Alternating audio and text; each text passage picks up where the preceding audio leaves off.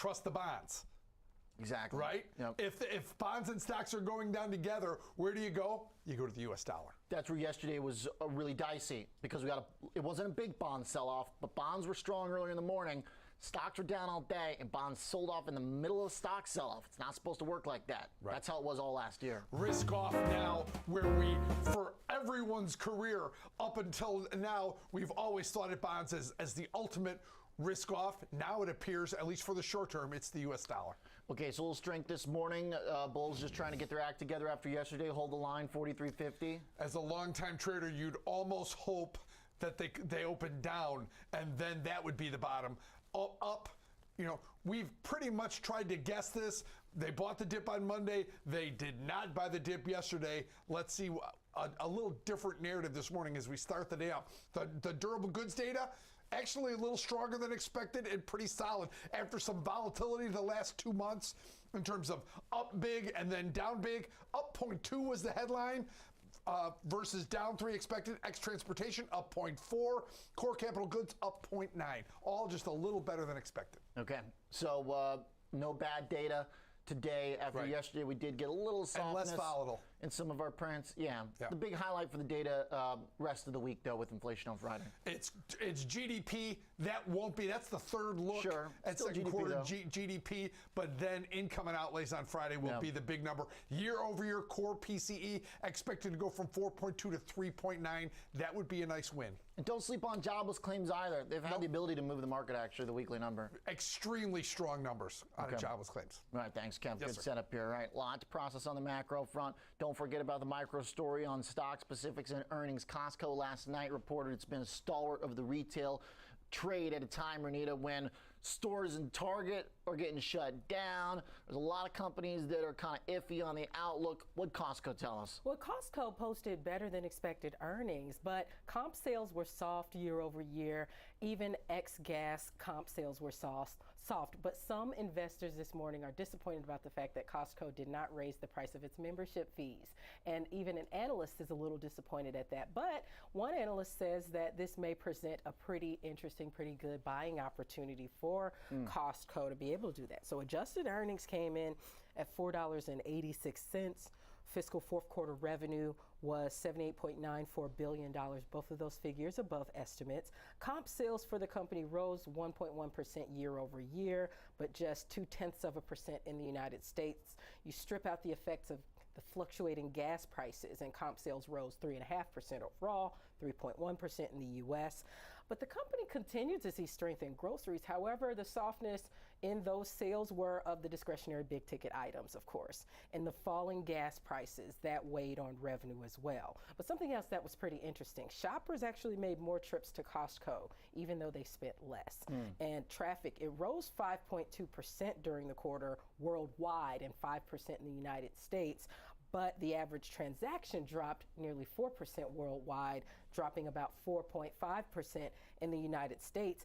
And that's why Costco introduced some tactics to get you to put more into your basket. So they introduced more of those small impulse buy items around the stores that if you take a thought about it, you know, Costco is a wholesaler. It doesn't have a lot of those small stores. You find those, or not small stores, but small items, you find those mostly at the checkout lane. But they've introduced more of those items around to get more people to put in their basket. But analysts, of course, they're raising their price targets this morning. JP Morgan boosted the price target on Costco to $571 a share from $525, keeping an overweight rating, applauding the earnings report, saying that now's a good time to own Costco because of its defensiveness and the fact that it still has people who are willing to buy. It's still got higher income consumers who are willing to pay the cost of business at Costco. And then Deutsche Bank raised its price target on Costco as well to $652 from $651, just a little bit, keeping an overweight rating, or keeping a buy rating, pardon me, at Deutsche Bank,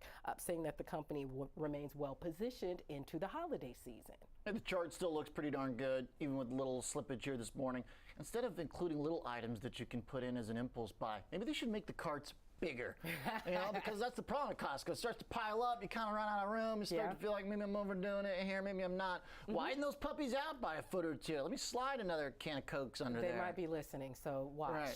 All right, so the response from the analysts generally still pretty positive.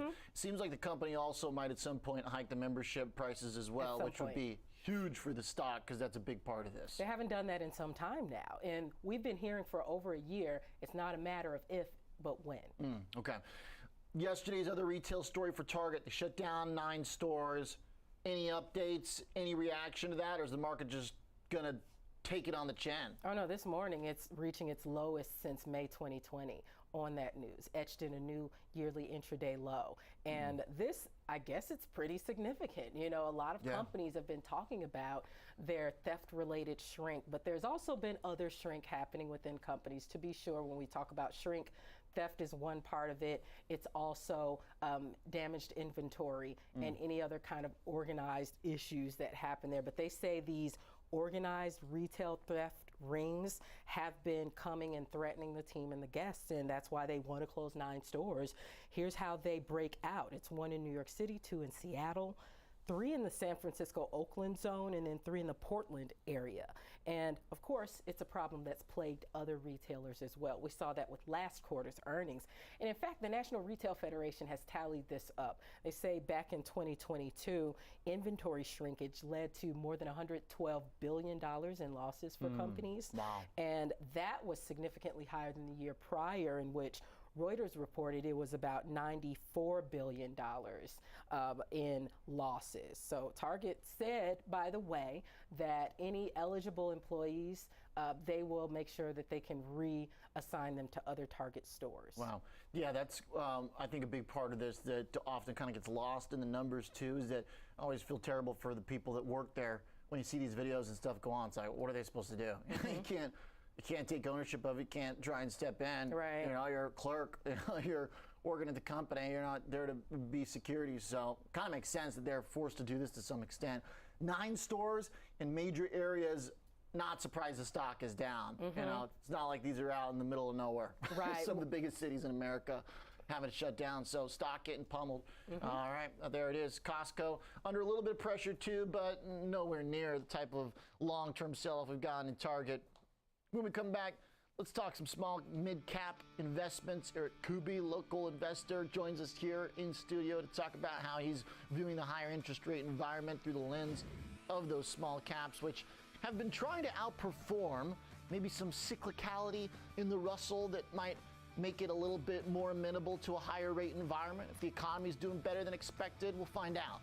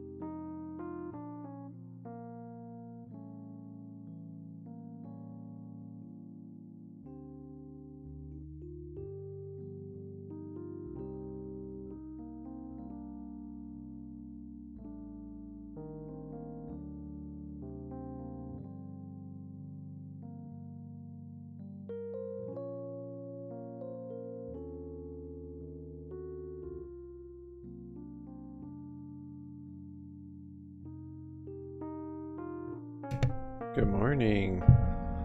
November 27th. We're going to be streaming stocks, options, futures trading today. Watching The Spy, GME, barbecue, AMC, whatever you guys suggest. Cosm's got a little pre-market rally. Sub up, like up, comment down. Happy money sticks around. Hope you guys had a good rest of your evening. Get ready for hump day. Happy hump day. Let's see. Follow us on Twitter at HappyMoneyYT. And we have a Discord server. Link for those are in the description. We'll throw a Discord link in chat and pin it.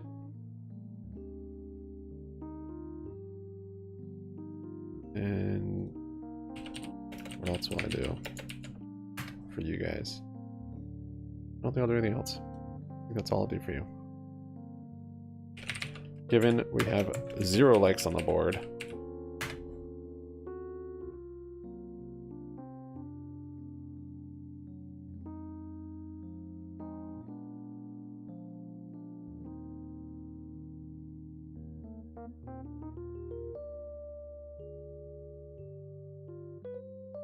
Oh, I'm gonna jump in voice channel, YouTube stream on the Discord server.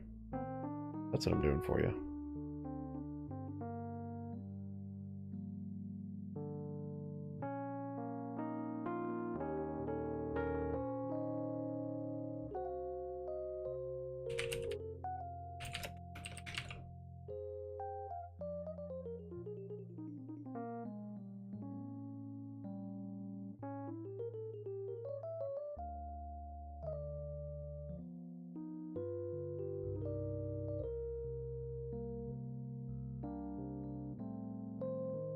World.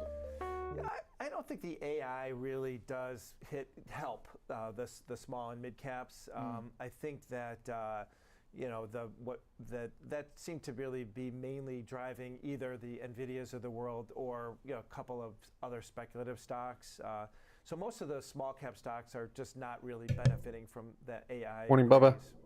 Right now, yeah, the Cosm. market's trying to figure out if the macro is gonna I look for another buy on that thing if it hits the bottom. Micro tech strength. Morning, Kitty Sounds Daddy. like it maybe you'd argue that the Bubba didn't hit and run. concentration of the market overall Didn't and hit the some of likes. mega caps around AI is Targeting from all fragile. sides. And if Yeah, I it's saw not they're making its closing way stores. down into the rest of the market, how long can it keep the whole market afloat?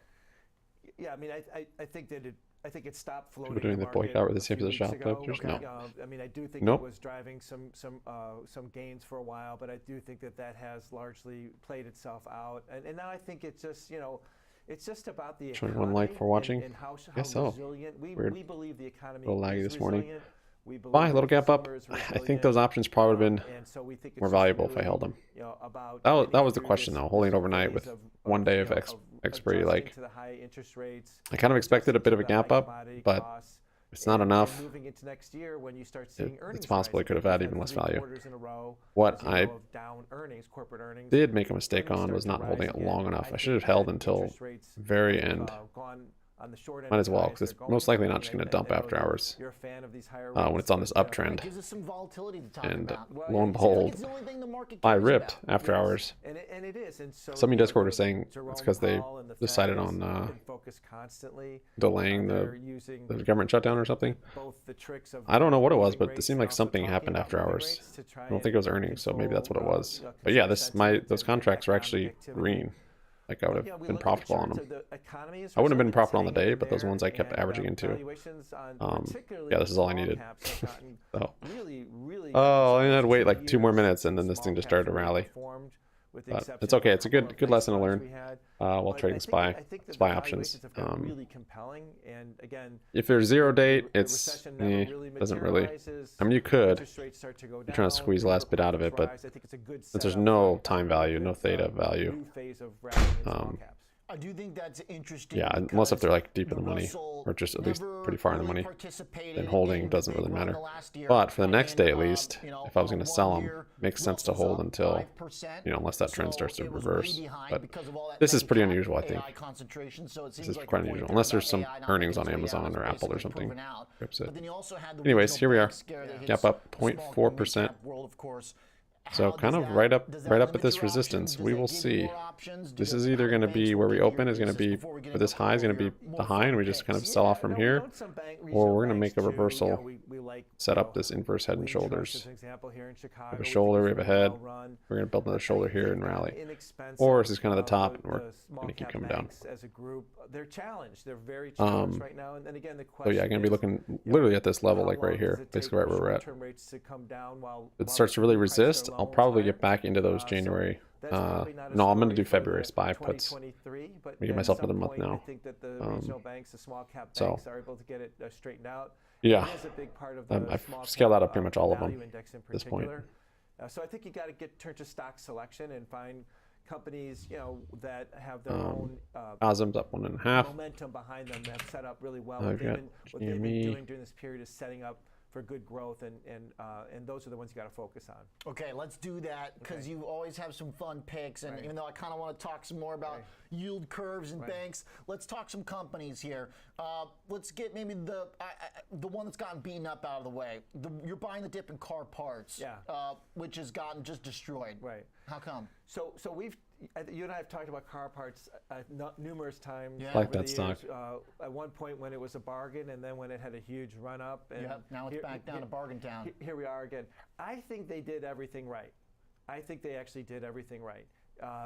David Mignani, the CEO, about a year ago, saw a stress on his consumer, and he pulled the lever back on growth and turned to, let's just make the business better, let's improve our margins, let's make our website better, and let's build cash. So they went from a high growth company to really a value company, and they built up $80 million in cash. That's $1.50, $1.60 a share in cash. Okay. They've been EBITDA profitable. They've improved their margins across the board. They brought in Michael Huffaker from Amazon, who joined them, a terrific guy, to help improve margins further. They've got like 90 bullet points of ways to improve their business. And the stock has not found any love from the Wall Street, where we think they're doing everything right. So we think it's a tremendous bargain, and I think over the next 3 years they get to $1 billion in sales and 8% EBITDA margins, and the stock will be substantially higher if they succeed. Because the market doesn't have a lot of room for anybody else but O'Reilly. Yes. Auto Parts, which is just doing O'Reilly, right. amazing. Because even AutoZone's actually done pretty well, but Auto Parts have slipped. To that point, I mean, there's a lot of old cars on the road that need parts. Yeah. And the cheapest way and the most efficient way, actually, and the best emerging technology is through carparts.com. So, I think that they're going to do really well. All right, your other pick here, which 1 I minute always learn open. something new from you, which is fun. Yeah. SPH. Awake now, good. If you wanna Focus. sound that out, Focus. It sounds like Sphere, because it is. Exactly, right. This is the Sphere in Vegas, the MSG Entertainment. Right. So this could be the future of entertainment. This is not, our normal cup of tea. We usually stick with things that are a little bit more boring. SPY's about to open. You've always got some kind of fun SPY's about to picks out open. there. Well, this one's It's basically super just fun. SPY. That is the market. It does open this weekend with the first of Oh, yeah, 23 gapping up this sold-out morning. U2 shows. You think that we recognize? Oh, so they haven't done anything inside yet. This is it. Oh, yeah, this the Sphere in weekend, Vegas. You're finally. They've done the outside. They lit up the It's outside. been such a cultural event, Right. just on the outside alone. Just on the outside. By the way, the outside, Pixie. the world's most prominent and biggest and most exciting billboard. Oh, yeah. I mean, so when you It's fly incredible. into Las Vegas, you see it. When you're on the Strip, you see That's it. crazy. I mean, the eyeballs. Pixie's that up see that 200%. Sphere, no one knows what that advertising revenue is going to look like, but it could be gigantic. It's It's going to be enormous. insane. It could be, and they got the Super Bowl going to Las Vegas this year, and gap Formula up on One Pixie. next Yes. month. I mean, there's just a whole bunch of stuff. Market is open. Formula One's going to go right Guten through the parking Morgen lot. Actually, the Formula Market. One, the Sphere is the home site for Formula One. Oh, wow. That's next month. First, we got U2. Generac. And the Gap up technology's 6%. incredible. I was fortunate enough actually to be Get back to the Yaz for first the member open of the here. public to walk in the morning they got the public access cool. permit, and it's super cool in there. Hey. And Okay, let's SPY.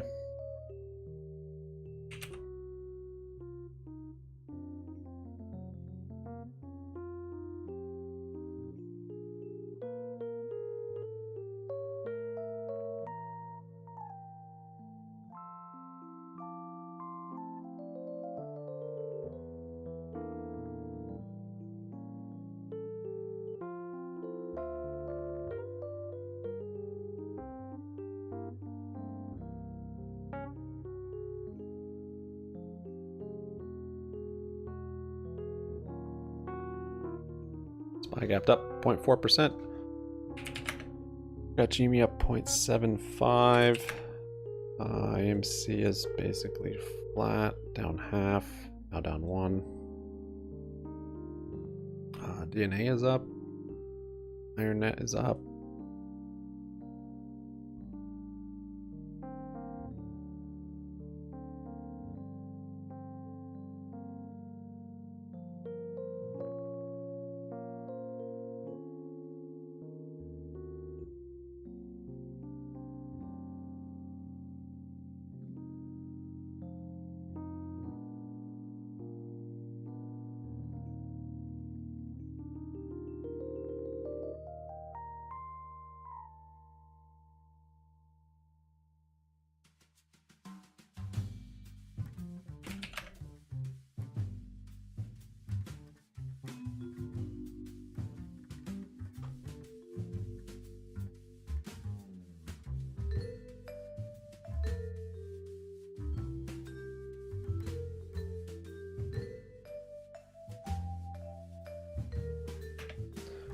Should have sold these AMC calls, man.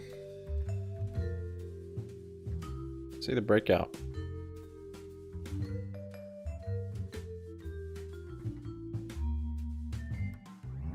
GME's up 1.3. Let's guess how far down liquor is. 3 1/4. What'd you guess? 5? Just you wait. Barbecue's at 8 cents. GNS up 2.5. Osmo up 1.5.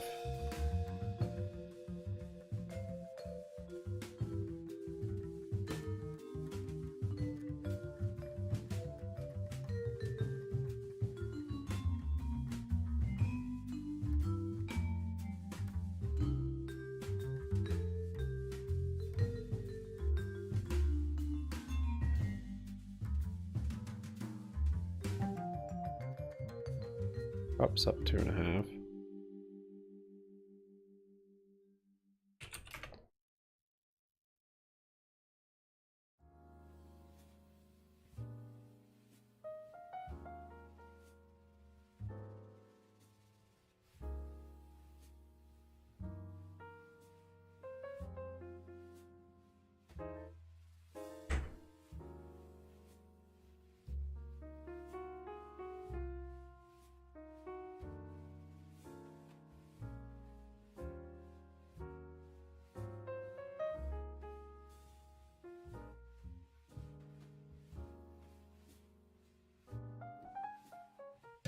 See, highs up 3.2. Pretty nice sell off on it last couple months. Let's see, like $10 again though. Got Nerdy up 3%.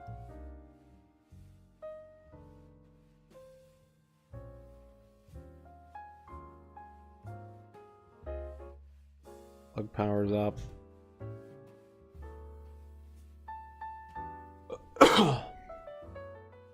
Rumble's actually green a little bit. That's interesting. Get Laser. Laser maybe out of support.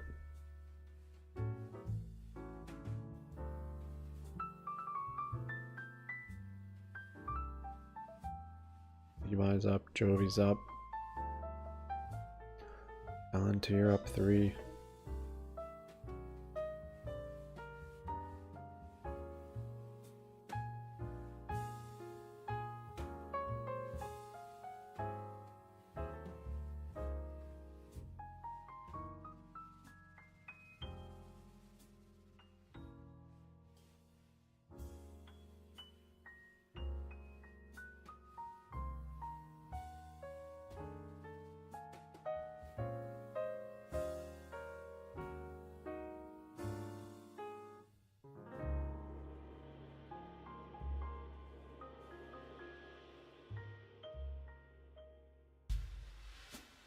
Rad's up 2.5.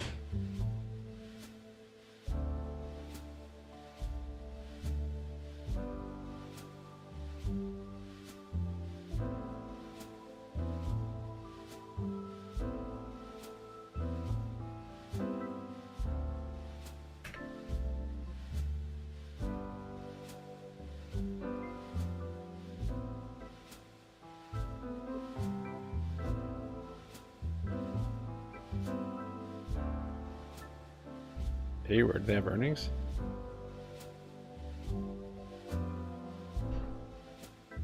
Oh, S&P small cap 600 inclusion. That's what it was. Expensive full company, full brand.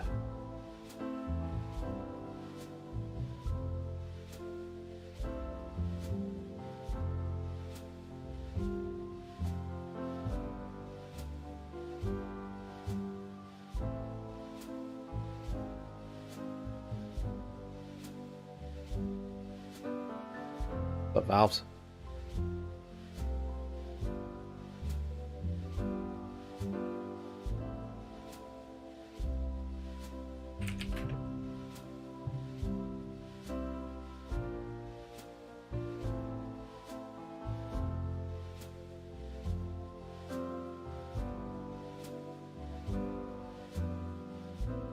AP been up to.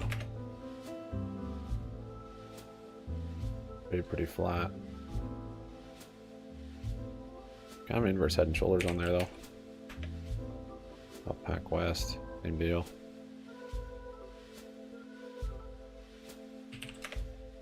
BFS down 4.8. Stop saved me.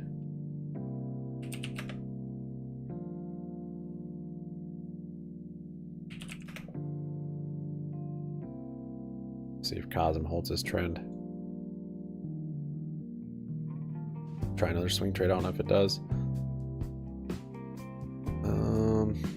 Let's see. Do have an RSI divergence there though.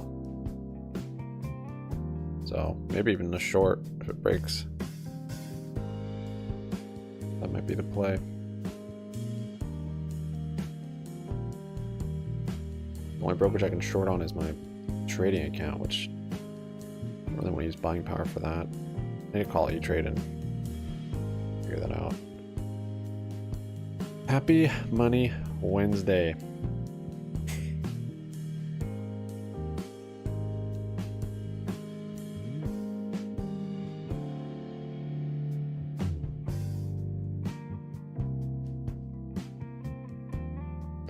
Buy as a gap down to 426. If wants to fill that before we start rallying.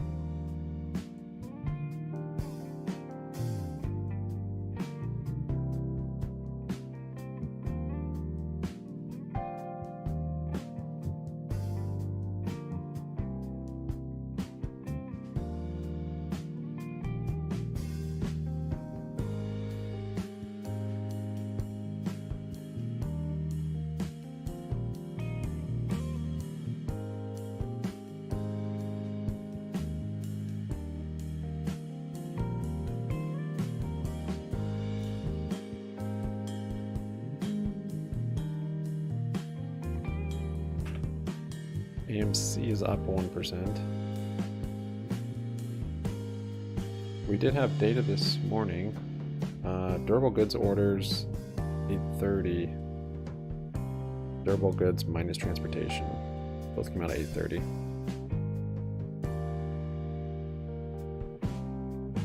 Right here. A little rally from it maybe.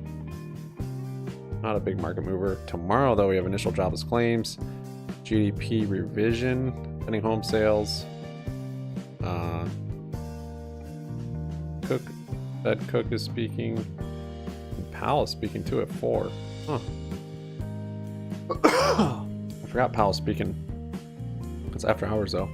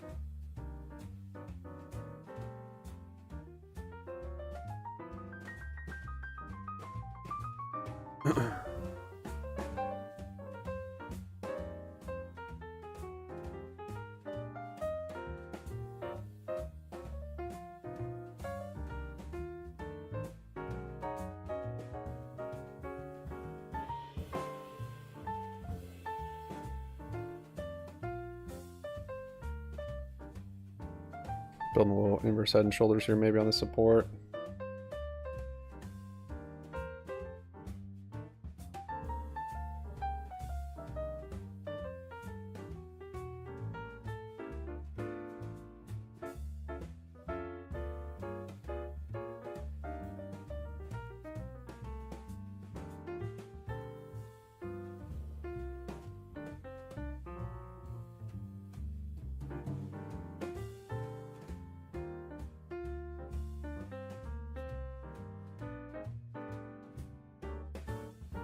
Yeah, this candle closes.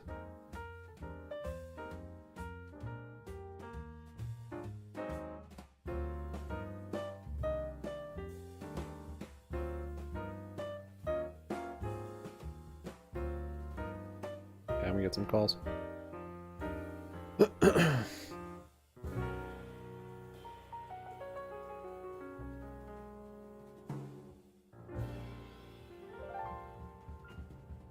Close one out. Probably top of the channel. If we break it, I'll add to it.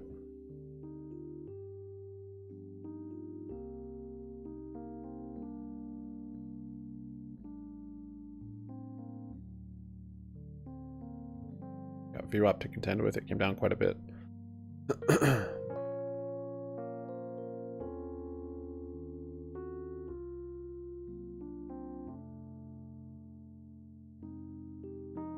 There's a nice rip.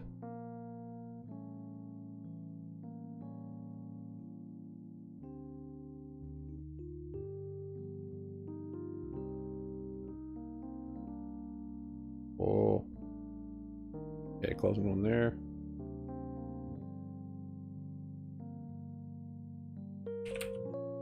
Oh, could have added.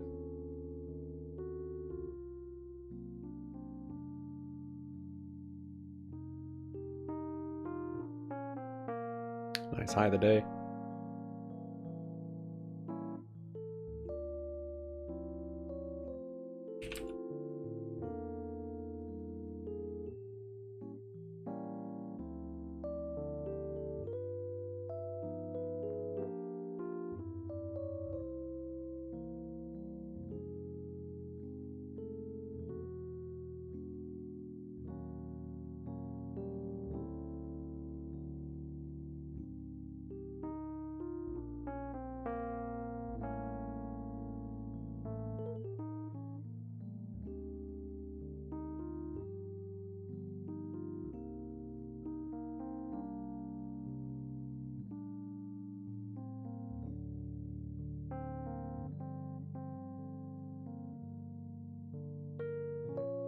Back down to VWAP.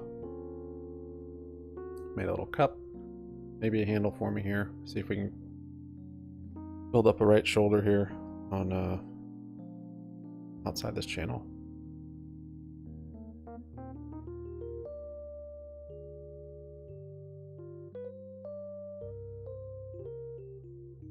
Barbecue's up 33%. Yeah, little pop up there on barbecue, 12% to 9 cents.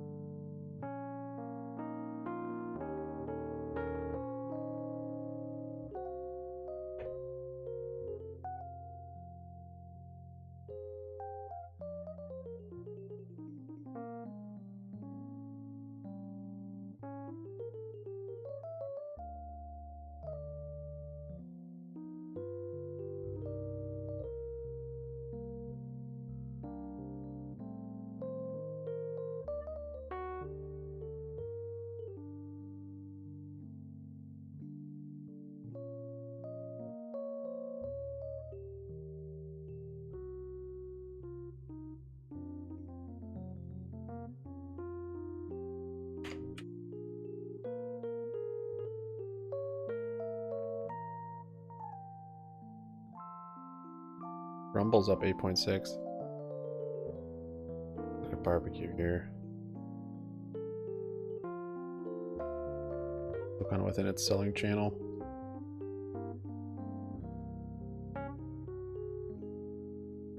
See how this candle closes on SPY.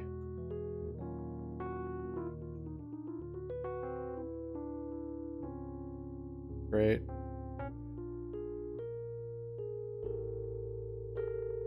You have a little right shoulder to build here.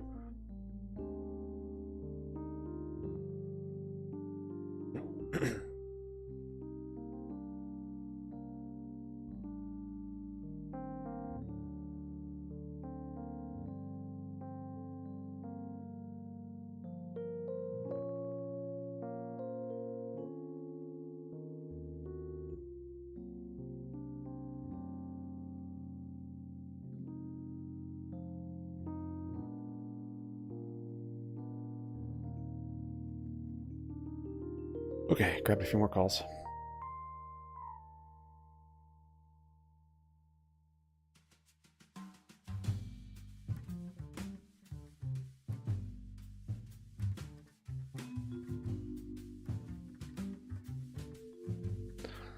Liking around VWAP.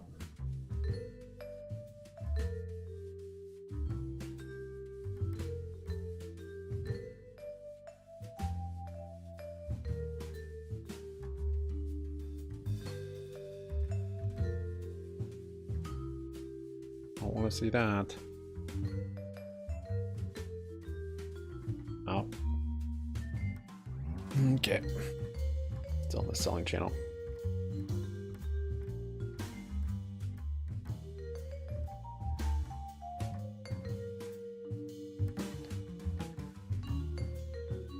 .5% on barbecue.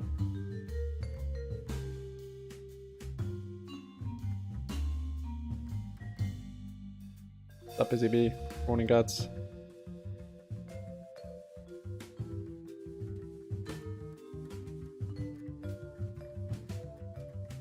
Yeah, now barbecue's out of that range.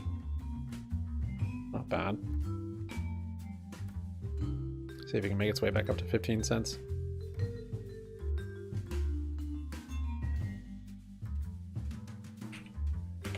See if I can buy it on Moomoo yet.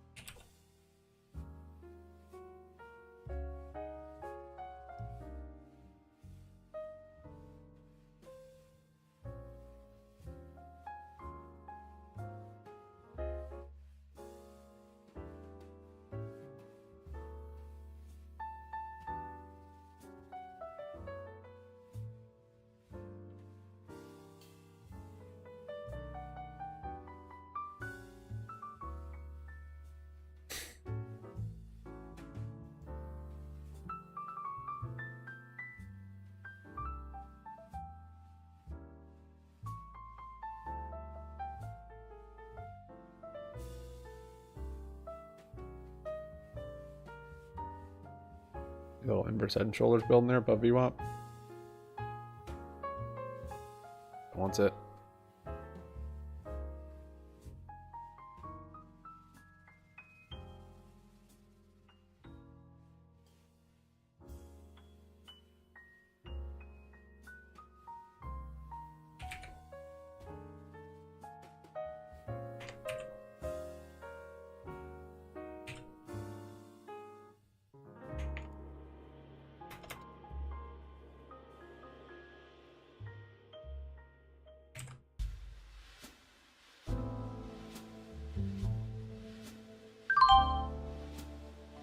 Still getting an air on Mumu.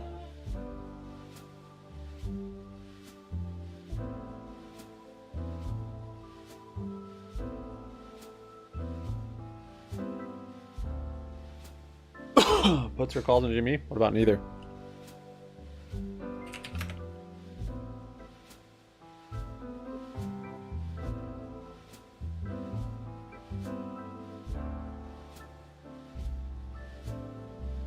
It's not at a great spot for either.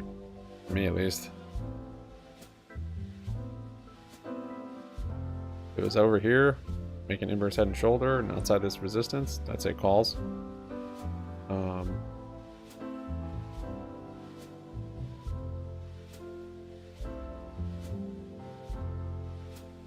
And back in those calls, SPY.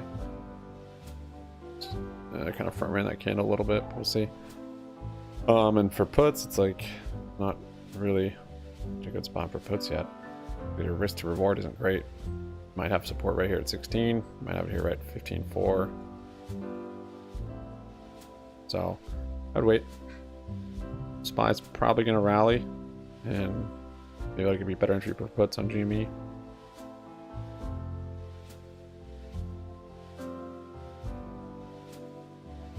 These little head and shoulders here, this inverse. Do it.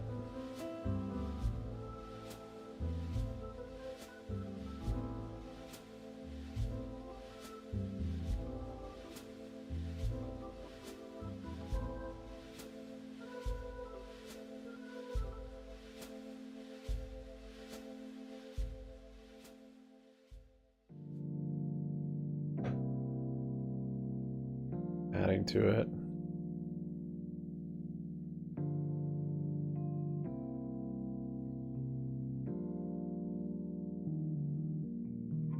Okay.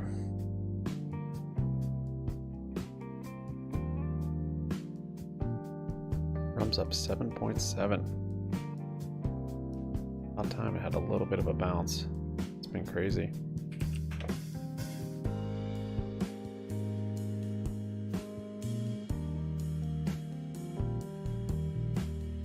AMC's up 2. SPY coming below VWAP. GME up 1%.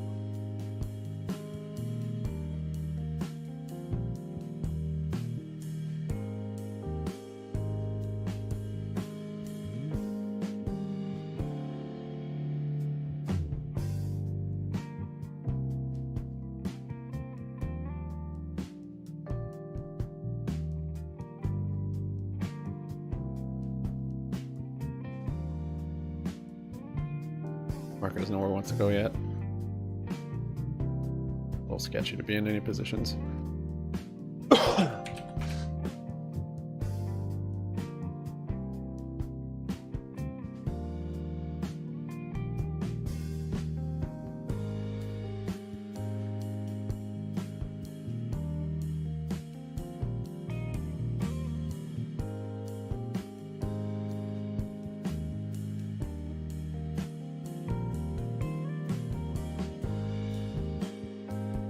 .15 on AMC. What's Kramer doing? Kramer came down a little bit. It's up 0.5%.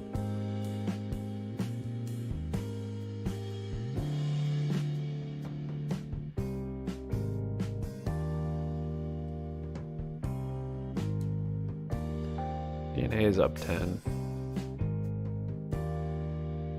Rite Aid's up 20%.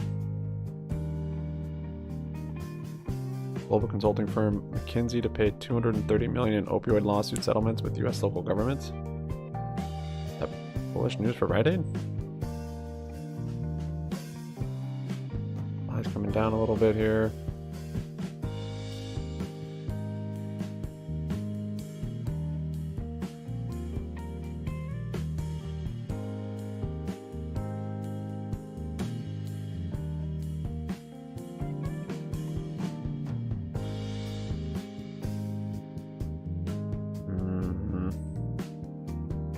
Out. I wait.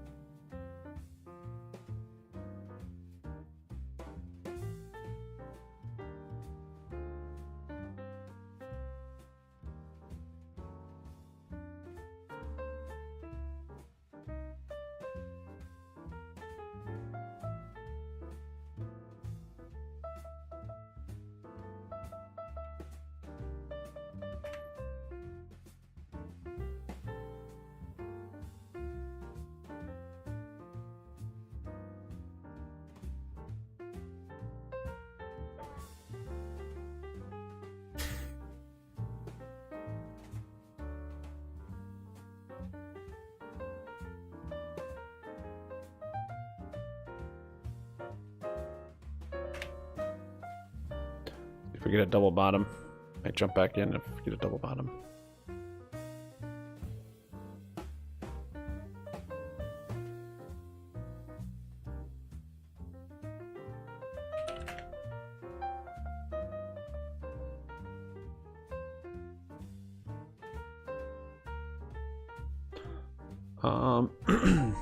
A wide spread.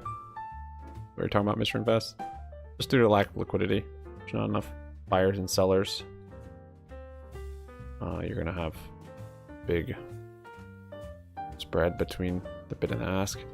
Something like Costco has a high stock price, so it's just relative to the underlying options trade on their on the underlying assets, derivative of the underlying, which is Costco, and the Costco share price is 562. So the price on your options is going to reflect that, so that's why there's a big spread. And it could be these aren't super liquid either. So if you look at ones that have a lot more open interest and volume, they're going to have a tighter spread. But if it doesn't have much, it's going to be wider.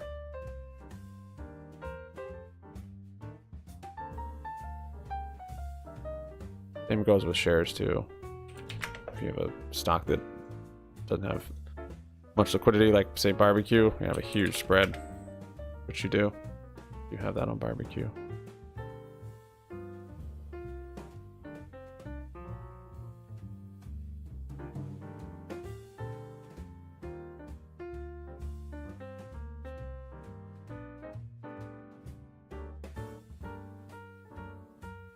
Market is chopping this morning.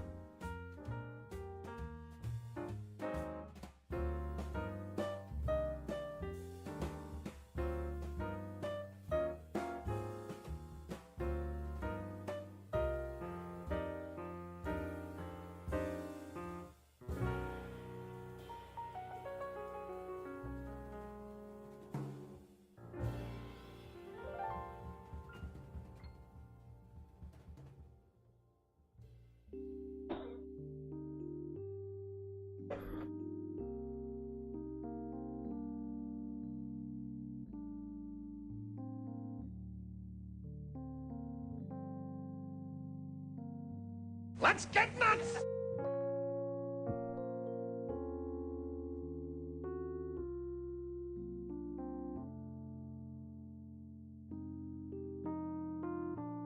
Tasty. Appreciate the generosity, man.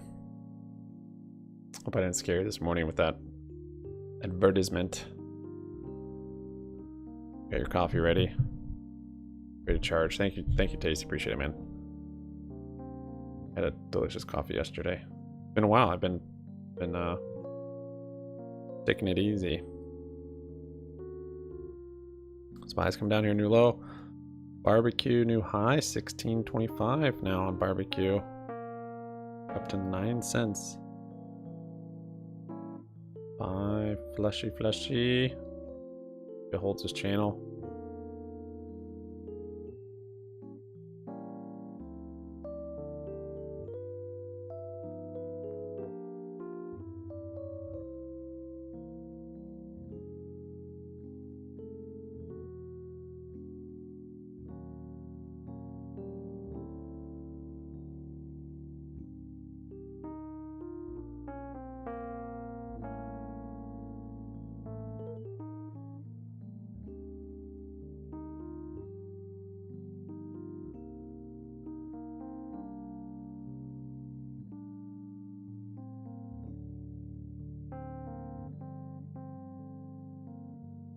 We're gonna get another day where I'm fighting it the whole time.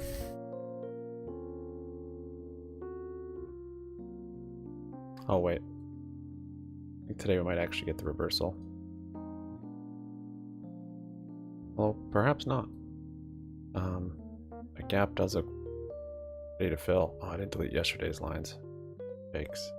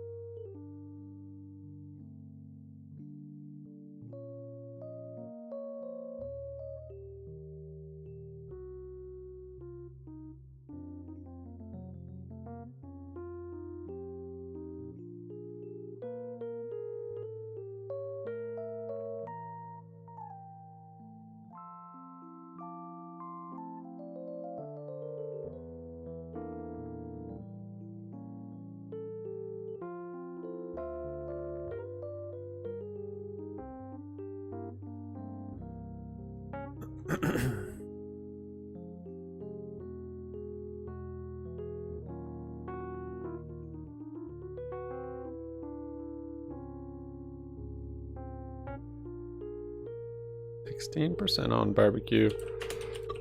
What's Kramer doing? 0.3.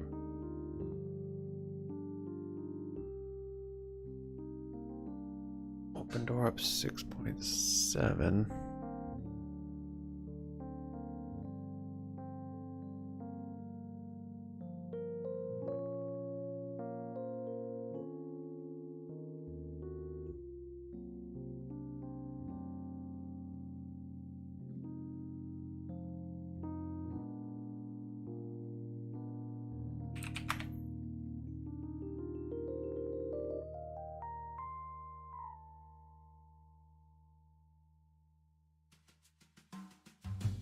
Oh, hi, Maui. Bump up?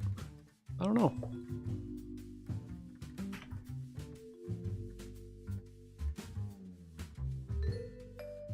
It is out of the resistance range though, so it looks good. Looks good for a move up to, I don't know, probably 15 cents.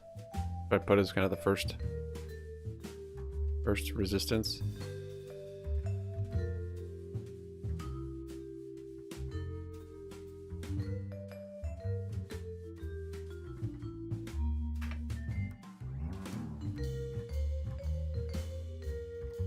GNS is up 1.7.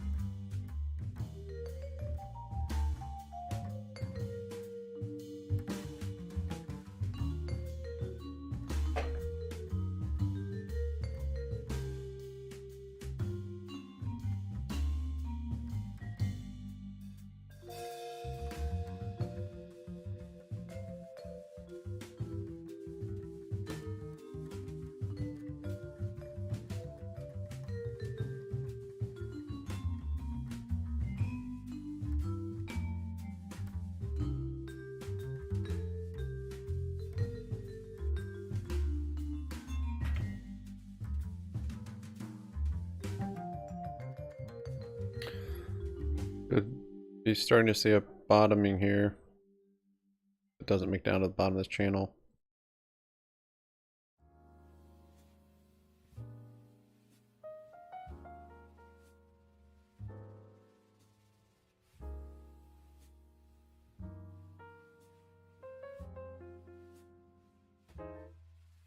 See if this plays out.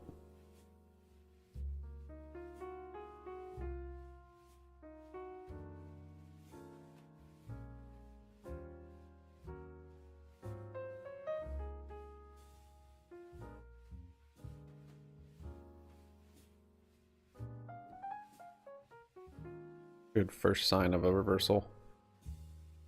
If it happens.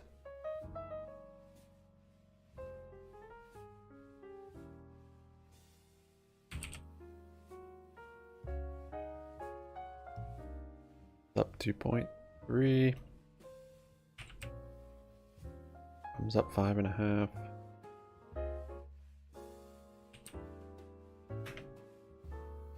Etsy's up 1.3. AMC doing AMC's up 0.7. Runs up 1.3.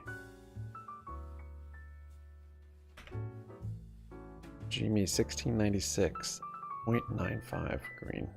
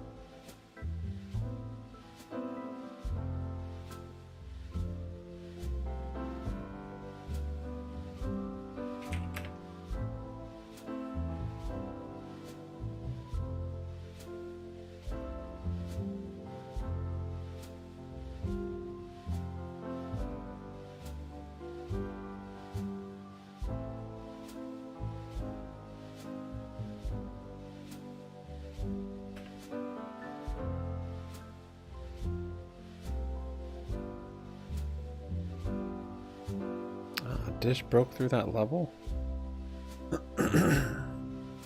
Dang. That $6 level's been holding for so long.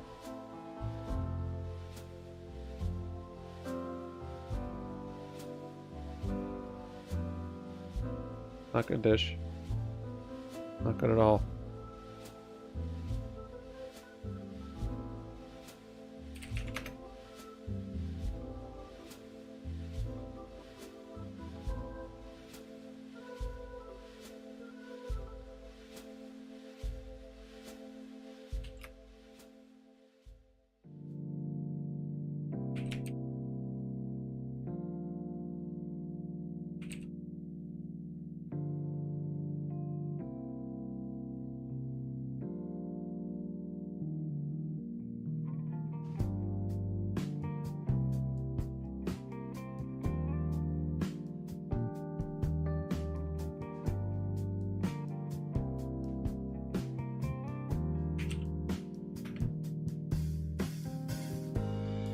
Oh.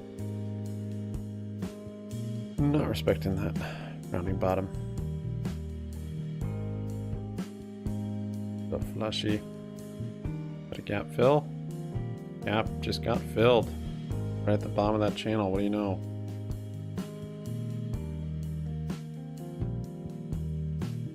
Balls on the gap fill. Might grab one.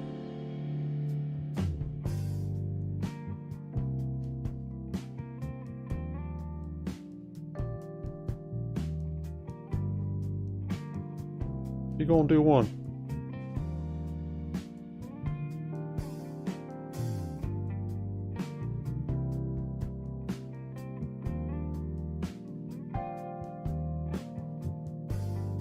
Green, about to go red.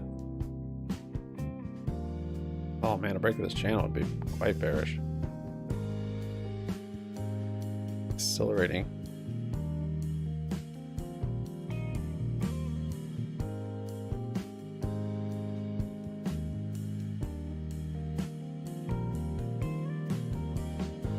$0.15 never looked so good. Did we make it 15 cents already?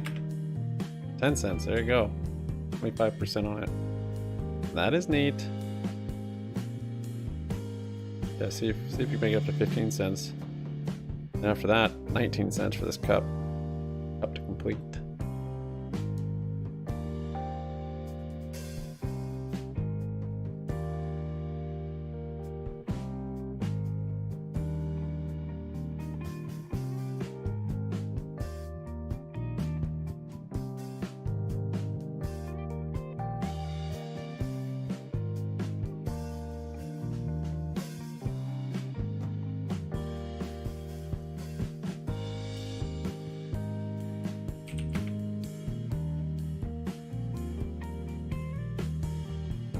I'm down 1.5. Let's see here.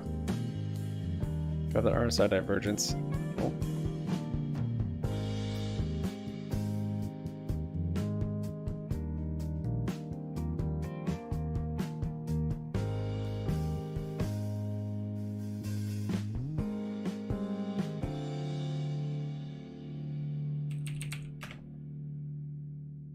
Yep, 10 cents on barbecue. Like that 7.4 cent level or thereabouts might be the winner, the support winner.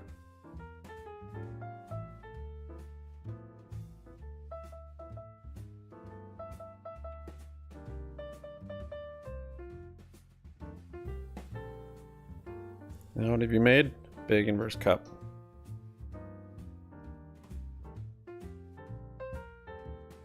So you can see retracement. Yeah, back to that 19 cents.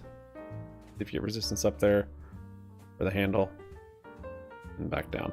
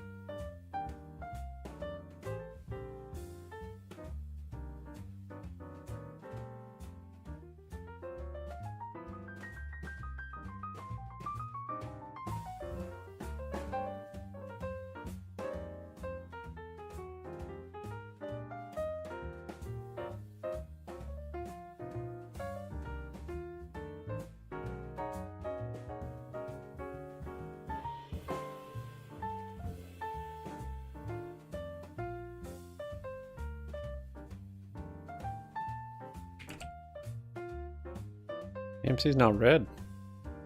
Down 0.5%. At the end of this cheese wedge. Do we get a prize at the end? Bankruptcy.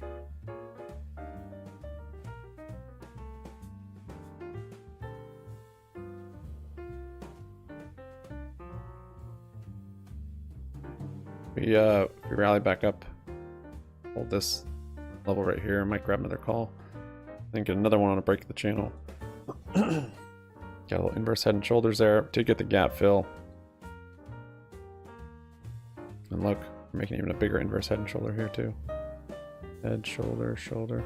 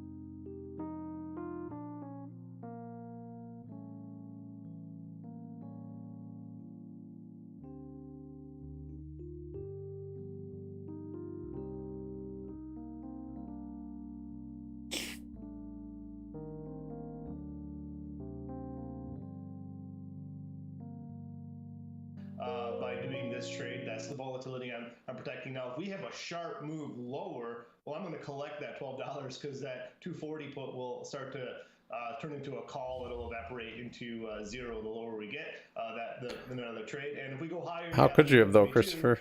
Some collecting I money. think you can buy anywhere. People are saying call So you're Schwab, looking but for I don't know about some that. action here. That's what this trade Yeah, is for the next basically, week, I'm right? looking for some action, and I'm also just looking for it to be higher than 240 in December, which is I think that's a reasonable expectation for me. Now, I also am collecting 1250 for this trade, so break even is really 227.5. So that's that for me is also also some area of comfort for me. I think it'll be higher than that. I like my chances. If we get a nice big move the next week, that'll be optimal. I can take it off in 1 week and maximize my gain just for 1 week. Okay, give me the. Yeah, an RSI contract divergence here on again, 'cause I think we got Peloton. a typo up here. You're not buying and selling the same put on the same strike. No, I am buying the October 6th 240 put, next Friday's put. Yep, and then sell. Oh, the D's 15 you're selling there. The D's 240 puts. Yeah, it's the same strike. Yeah, different calendars. Sorry, it's the same strike, different month expiration. Yeah. Yep. Okay, got it. All right, that makes sense then. All right. Yeah, so I'm getting the gamma on the next week's one. That'll move a lot more sensitive to the price. I'm selling the vol because there's more vol in the back month one. It's kind of a fun trade. You're giving yourself a little bit of a roller coaster. Whoa, tonight, look at that right? candle It's form. near-term See that? That was softness, crazy. And then a bounce back basically would be the ideal trajectory. Which is exactly what I'm expecting, given the seasonality of it all. And I do like the market's chances to rally mid-October, excuse me. I do like the chances for the market to either find some good economic news to rally on, or flip side softening in some interest rates. That might be a nice rally. Now that said, keep in mind falling interest rates on economic news. Eventually, that'll catch up to the market. Excuse me. I still think there's some room to run though. In this economy, it really comes down to the consumer. As long as the consumer is out there, a little bit left to spend, I think the economy will be just fine for the short term. And as long as SPY bouncing up there a little bit. Unemployment rate is as low as it is, I'm pretty confident in that assessment. All right. So Got a buying right the shoulder over October here. 6th 240 strike, selling the D's 15. Next resistance with will be the this same strike, channel break. both puts. All right, like it. Makes sense. Little dip and a little People are still in bounce. this selling Thanks, channel. Joe Tige, portfolio manager, the Rational Equity Fund with the Tesla trade. When we come back, let's talk travel and paying for it. Lifestyle and payments together makes sense ahead of cruise line earnings. We've got CCL coming out at the end of this week before the market opens. We'll also talk MasterCard.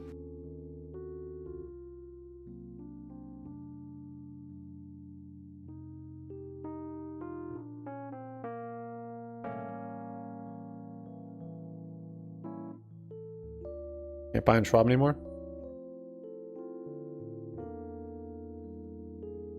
I heard if you called in, you can. Try calling if you want. See what they say.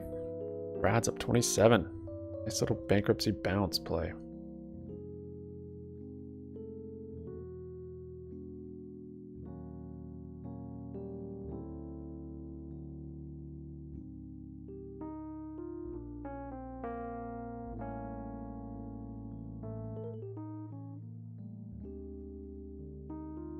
Whoa. That was a poppy move. Dude, the market's crazy right now. Oh my gosh.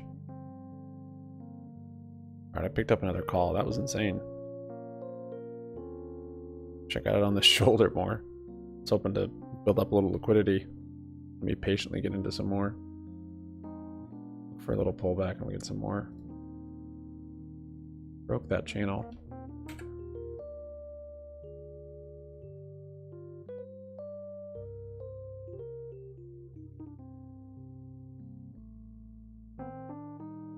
Now it's VWAP chop.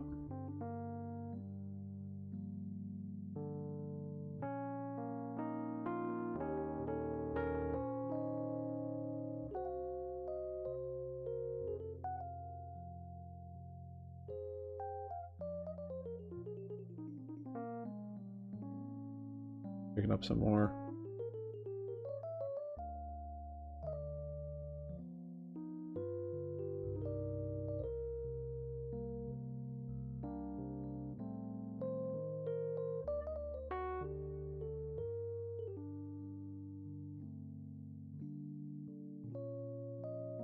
Here we go.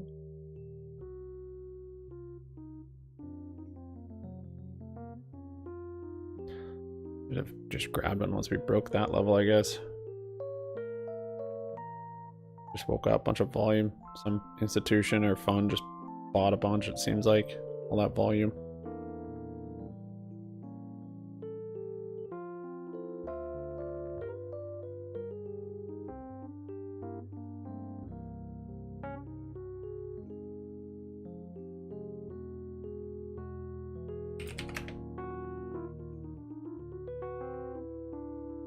Okay, a couple resistances to contend with now.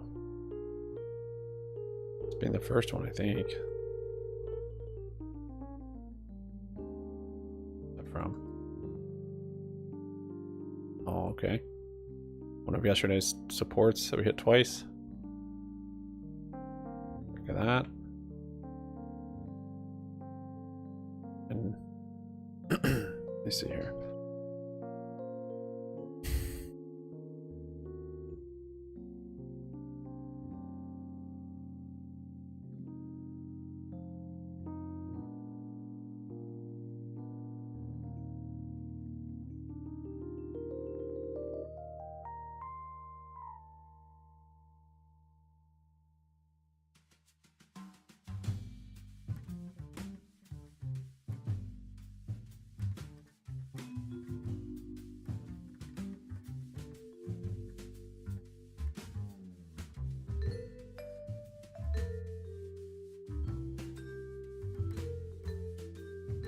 And cents on barbecue, up 25%.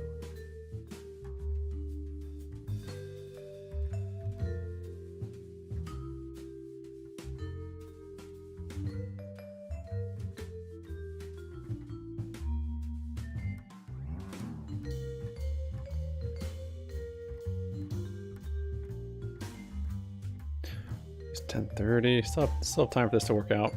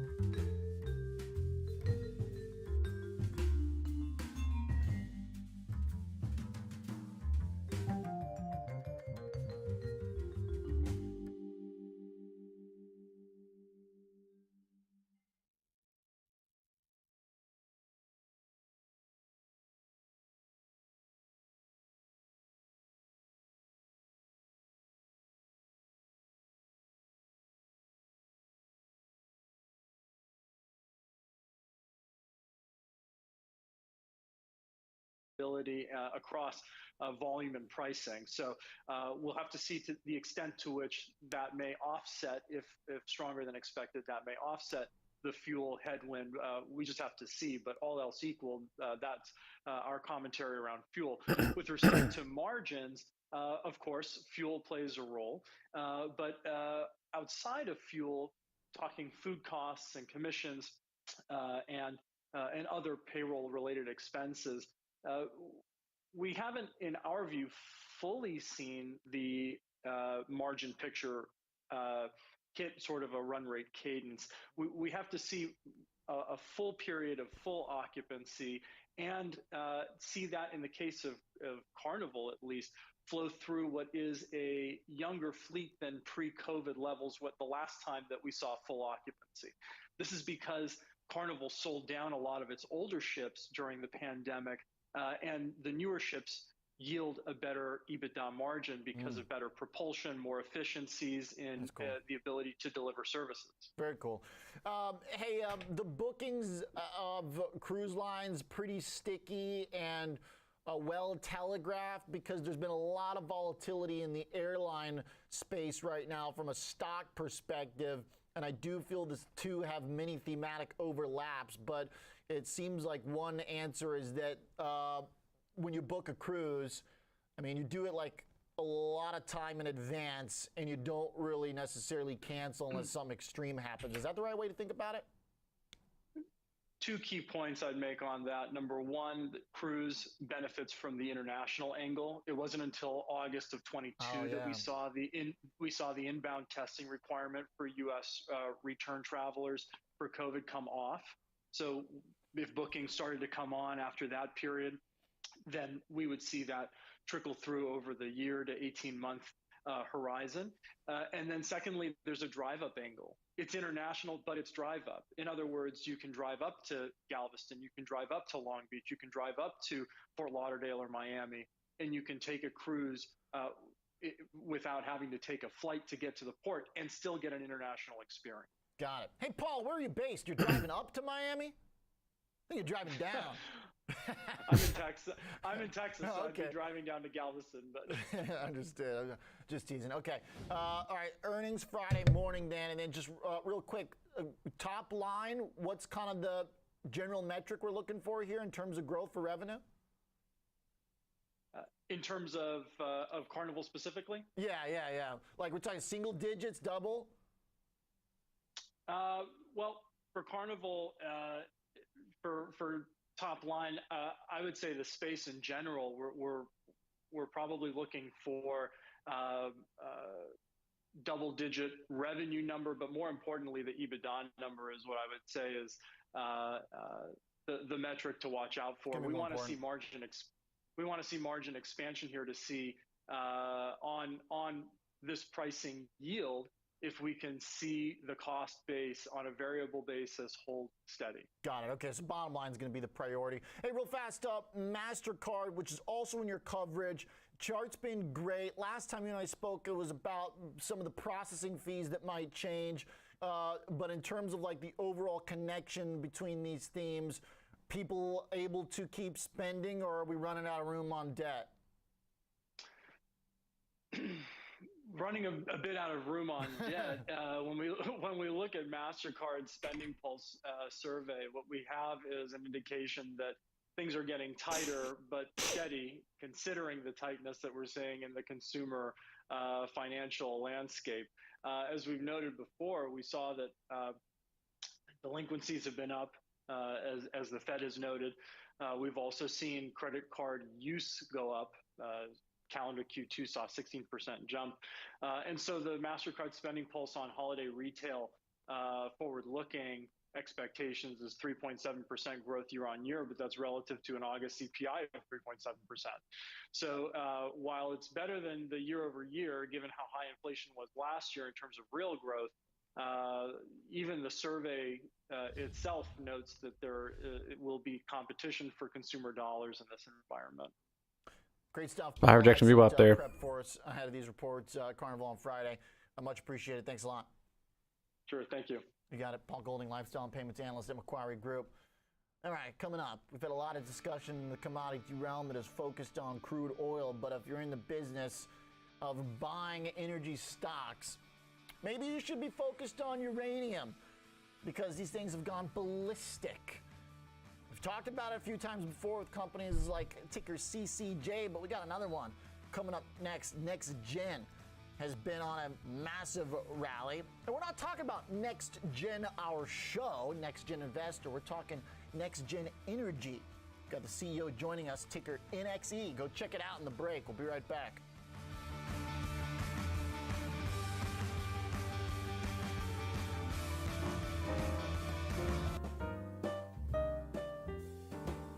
Did we find support here again?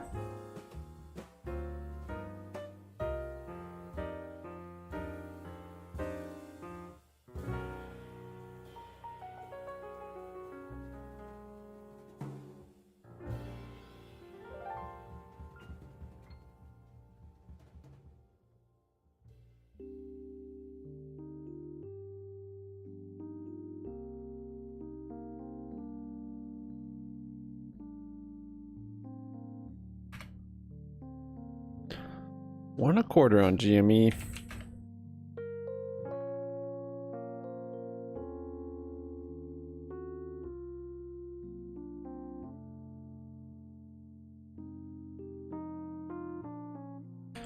Barbecue at 10 cents. 10.50.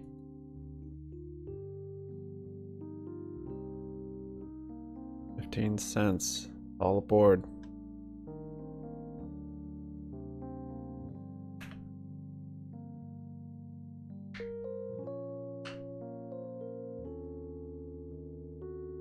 Cosm had a pump there. That was weird.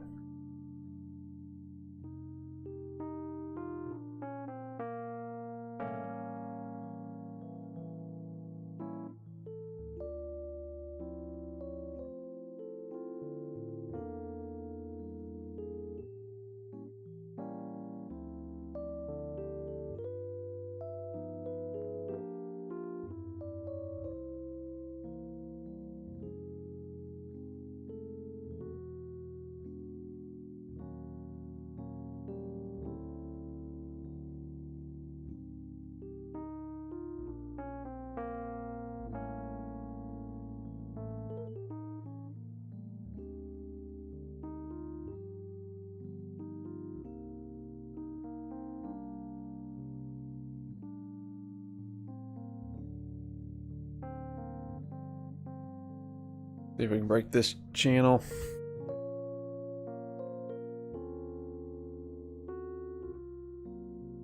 Broke out of this one that was more aggressive. There's a less aggressive one. That's good. Showing a bottom.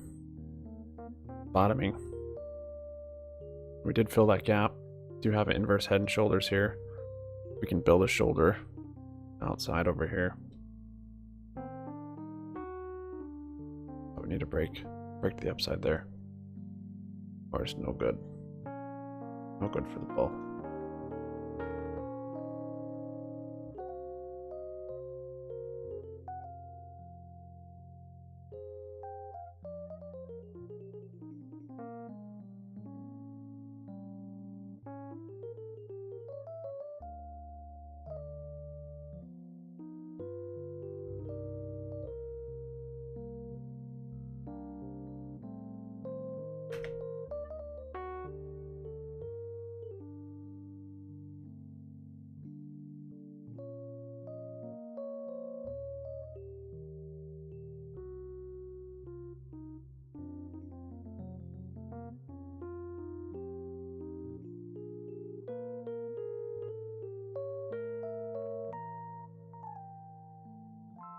No break for you.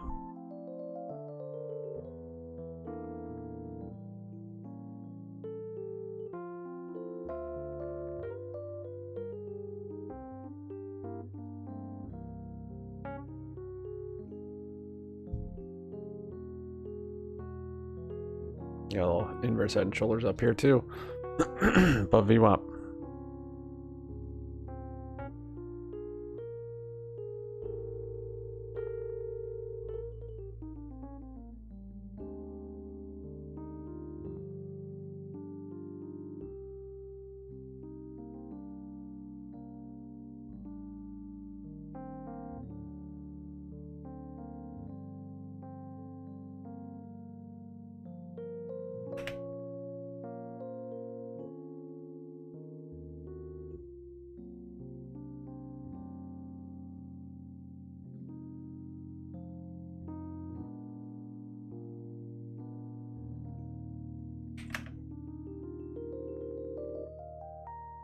Rana's up 4.3.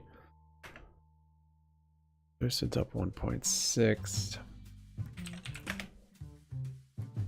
Up 2.8. Fisker 3.7.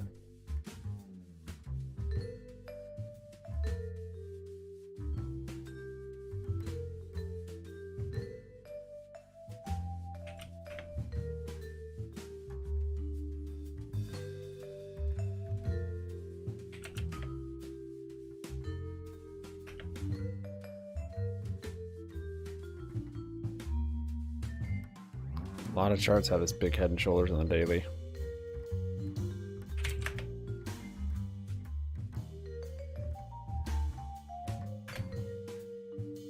Base up 1.7.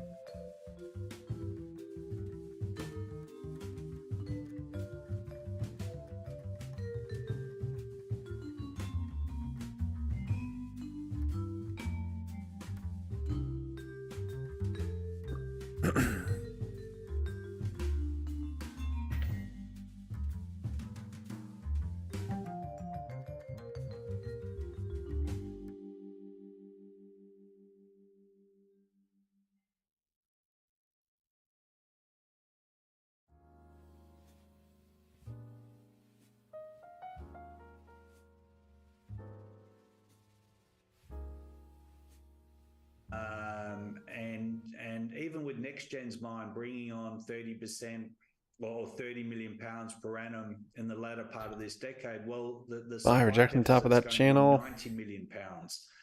And so, as I mentioned earlier, the ability for mine supply in the Western world to respond is very, very limited. And so the world needs not only NextGen's mine, but also the other mines that have been in development over the last 10 years. The world is going to be short. There's no doubt about it. The demand for uranium is going up with the advent of small modular reactors coming in online in early 2030. And then you're seeing extensions of reactors in the US. We've seen it recently in Illinois under the Inflation Reduction Act. The incentives for nuclear energy in the US is very, very strong. Where right now do you see the strongest, most reliable commitments? Oh, red candle there on SPY. Are you able to kind of price those contracts out? Like when somebody says, all right, an energy company Looking to see if it bounces on this. There's a new plant going up. Could bounce on the outside of this channel too. That's a possibility. Customer demand looks like right now?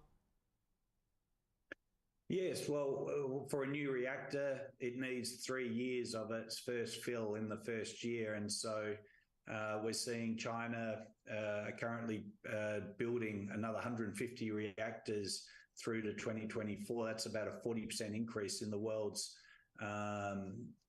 consumption of nuclear energy.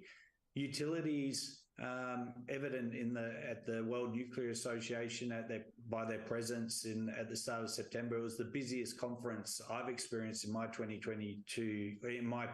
years in the sector. And what was interesting was the presence of Japanese utilities at the conference was very, very strong. And so, as I mentioned, we're in the early stages of this developing, but I've seen it before. It's reflecting what happened in the 2000s, and you're going to see increased contracting by utilities with producers and emerging producers imminently. And we've already seen a bit of a lead in that with the spot price going from $40 a pound over 12 months ago to just recently breaking through 70, which is as high as a price since 2011. Wow. Ali, on the financing part of it, I saw that you guys just announced about $110 million convertible note issuance. What does your financing look like to get those projects done? Do you expect to have to come to the market to get more runway, or do you have what you need for the how many years, how many months? Yeah, so we have approximately $350 million in the Treasury as I speak.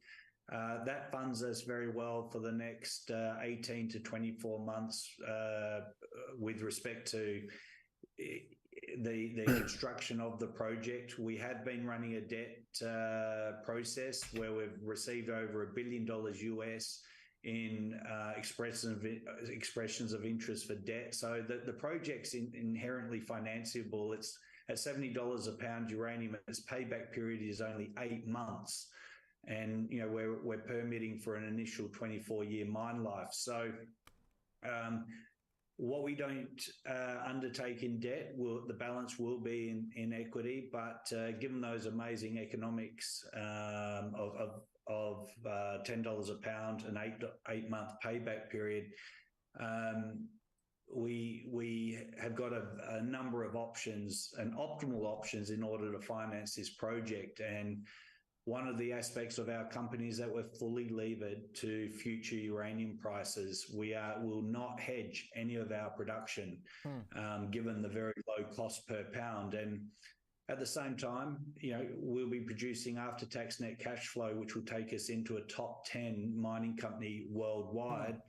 And that's coming from a project located in Canada and has the profile of removing the equivalent of 70 million vehicles of CO2 emissions a year. Wow. Now, there's no project with that type of carbon emission reduction profile globally other than NextGen. So not only will it make enormous money, its ESG profile is absolutely elite. Sure.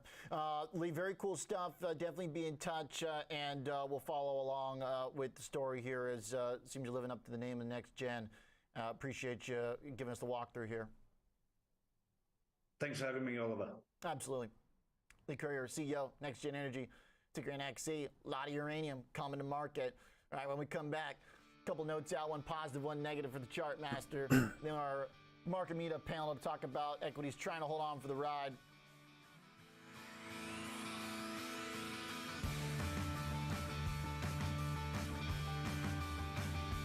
My dad was a hard worker.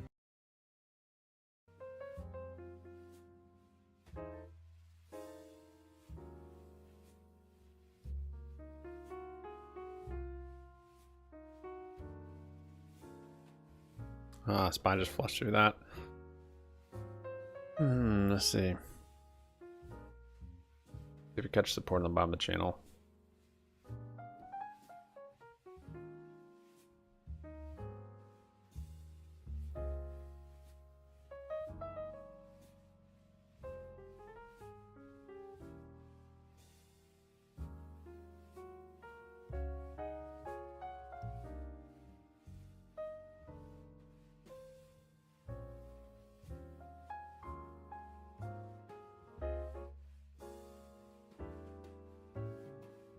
Same thing as yesterday. Look at this.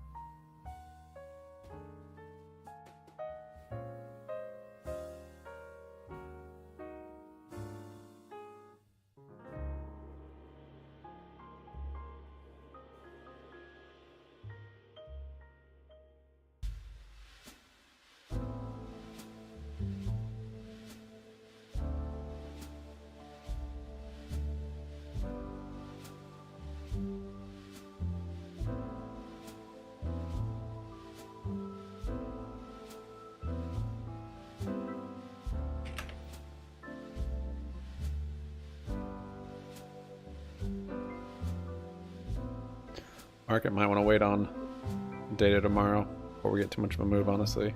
It'll just be a pretty tight range shop day.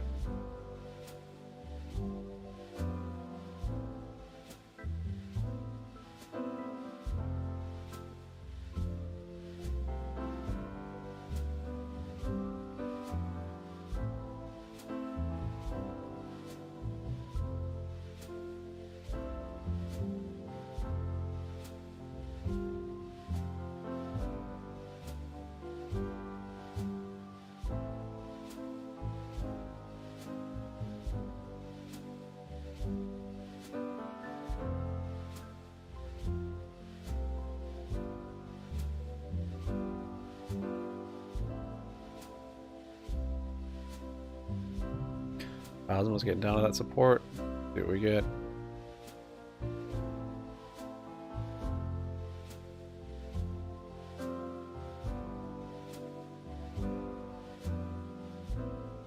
Liquor's down 5%. How many more shares do they have to sell?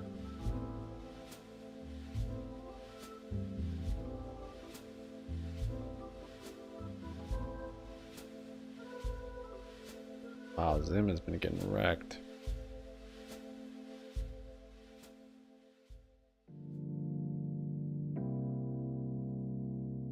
Been getting just totally obliterated on the chart. It Analysts has. not terribly positive. No, not positive. So this stock is down more than 45% year to date. Ish. And this analyst over at Wells Fargo actually cut the price target to $60 a share from $70 a share. That's below where it's trading right now. And the analyst says that top-down analysis suggests that Etsy could possibly return to 10% gross merchandise sales growth in 2024, but that'll likely come at a cost. It'll come to a cost of about 300 basis points of EBITDA margin investment. And share price exit, just like I said, it's down. It's underperforming the market, underperforming the S&P 500, down 47% year to date, more than 45% year to date, and it made a new low yesterday as well. Yeah, actually up today, so I misspoke a little bit there, but yeah, I mean, it's very slim in the perspective of this downtrend, Rick, which has been at least reliable. You can say that about it. I'd say it's gone from bad to worse, and this was kind of a thorny chart to analyze here. The downtrend going across those yearly highs, easy enough. This white dashed line here, this gives us sort of a falling wedge type shape if we go along the lows, but we had this downside excursion here and this breakthrough here. So what do you do then if our trend line doesn't really work anymore? I duplicated it and put it across the lows. It matched up pretty well with the lows we've experienced during the past couple weeks. So this gives us kind of a support zone here. And we can also see we've got these volume nodes here centered around 74, 65, around those areas. Those are key areas to watch here. And we can see as well, momentum, actually kind of a mismatch. Momentum is improving a little bit, but price is falling. But we also have to couple that with these repeated crossovers into the oversold area, which is a bearish signal. I don't think that I would be hanging my hat on a little tiny bit of bullish divergence in the RSI when price is taking such a beating here. True. If we do keep falling to the downside, -1 standard deviation channel would be a place to watch for some potential support just below 57. That's 1 standard deviation below our linear regression line. To the upside, 21-day Spy EMA flushing point to there. watch New here low. around 67, but really Ugly. a rather rough chart here. All right, yeah, I call this the vortex of pain pattern. It's just brutal. Okay, all right, thanks, Rick. Sorry about the chart. Renita and Rick, thank you very much. All right, both of those shares up, though, but the big move in Mattel. Let's talk about another rally underway. It's intact. Cloudflare shares are up 6%. Ticker net. Caroline Woods has the developing story for us. What's up, Caroline? Hey there, Oliver. Yes, shares of the cloud company Cloudflare are popping today on news that it's partnering with Meta, Microsoft, and NVIDIA in its AI efforts. So let's break those down. It's partnering with Meta, making its Llama 2 large language model available to developers building AI platforms or applications on Cloudflare's developers platform. So now Cloudflare developers can build applications with Llama 2 from anywhere. In terms of Microsoft, it says it's teaming up with Microsoft to, quote, build the railroad tracks that AI traffic and tasks will move on. That's according to Cloudflare CEO Matthew Prince. He said that they'll work together to make it easier for companies to run AI in whatever location makes sense across devices, networks, and cloud environments. And then Cloudflare will use NVIDIA's GPUs and Ethernet switches, as well as its full-stack interface software to accelerate AI application performance, saying with NVIDIA's state-of-the-art GPU technology on our global network, we're making AI interference that was previously out of reach for many customers accessible and affordable globally. So Cloudflare shares up about 5% on this news, chipping away at those steep monthly losses, still down about 8.5% month to date, but great day for Cloudflare, at least so far. Okay. Yeah, Cloudflare and Llama 2. Cool. Love that name. I must have missed Llama 1, but I'm not a tech railroad engineer. I believe you said they're right. The railroads of AI. Well, that's for Microsoft. So Yeah. Llama is Meta's large language Meta's, model. Yep. I guess it makes sense. Microsoft is the Llama, railroad. LLM. I think that's kind of Yeah. what they're going for there. All right. I think that's it, Oliver. That's cool. All right. I would kudos to whoever was on the naming committee for that system. Thanks, Caroline, for the update. All right. Stocks, though, have lost a little of their early mojo. We're still higher in the Russell. Got George Tillis and Alex Coffey joining me here for a quick thought to close out the show in our market meetup panel. What happened here, Alex? I mean, kind of seems like what we were talking about earlier. Bonds faded and the dollar just got stronger since our convo 53 minutes ago. Look, the equity market's sick right now, and it shows. I mean, every rally is being in a bad sold. way, not like sick, cool. No, sick as in like has an illness and is struggling pretty mightily right now. It's been a really, really nice year thus far. It's probably got the gains to give back, if you will. Maybe had no business being at 4,600, given all that's still going on. Got a little ahead of itself. But at 4,300, I'm not sure it feels like there isn't still a lot of room that could be given back on the downside. Pretty, what we were talking about earlier and what I talked about yesterday in particular, because if you just kind of looked at the net moves yesterday, it looks like bonds didn't do much, but they actually did because they were bid early in the morning, if you recall, George. And as stocks sold off, bonds sold off too. It's not supposed to really happen like that unless we're in a really problematic inflation situation like last year. And we just did it again this morning. I mean, stocks faded hard off of the early bid, and bonds are now down too. Yields have gone up. Yeah, I'm seeing that too, Mr. Invest. It's a pretty dirty move. Maybe a double bottom. Don't like GT. 425. Well, I mean, I think, just looking at the markets, we're in a distribution condition. They're selling the rips to the upside versus buying the dips. I think there's a possibility we continue down to the 4,200 level. I think technically that looks like an area where there's pretty substantive support. I think it corresponds nicely with the seasonality of this month's weakness on a typical basis. We're actually seeing that. I think the government shutdown issue essentially will pass. It will pass in terms of when or if we have a shutdown, I can't say. I think that's already been priced into this market. And I think at the end of the day, the markets are falling relative to what the Fed was talking about last week. I think that's sort of accelerated the decline that we've actually seen since July. Again, I don't necessarily see a reason for them to raise rates any further from here. And I think the talk of that is still problematic for the market. So, look, I'm still bullish right now going into the end of the year, but doesn't mean we can't fall further down to that 4,200 or so area on the S&P. I think right now the sentiment is rather bearish as well, and sort of take that into consideration from a contrarian standpoint that if institutional investors become more bearish, that's time to buy. That was Joe Teagay's trade basically this morning for Tesla. Faded short term. Get ready to buy it back into the end of the year. Here's the good news. Got a little of that curve expansion again here this morning, Alex. Doesn't seem like it really matters for the NASDAQ. Rates going up may just be rates going up. Crude oil, though, at almost $93. It's like unstoppable, WTI. And we don't even have any big data to support it. Again, and it's just going to come down to, can the economy support it? Are costs pass on? Or is this sort of the nail in the coffin for the soft landing? And is it ultimately what undoes the soft landing? Okay.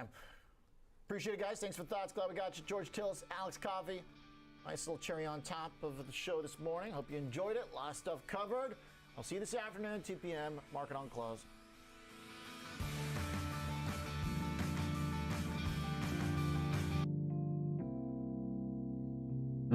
No news on barbecue that I'm aware of.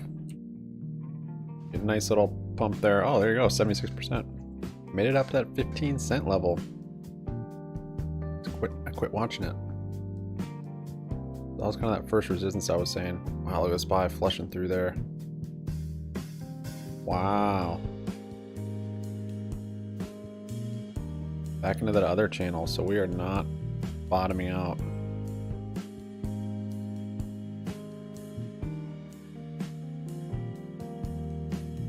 That's crazy. Thought we're starting to make less aggressive channels, but nope.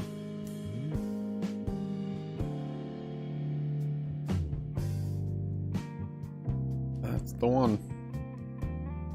Yeah, 50% on barbecue. So hit the 15 cents. The first resistance I was talking about. Break there, probably complete the cup at 19 cents.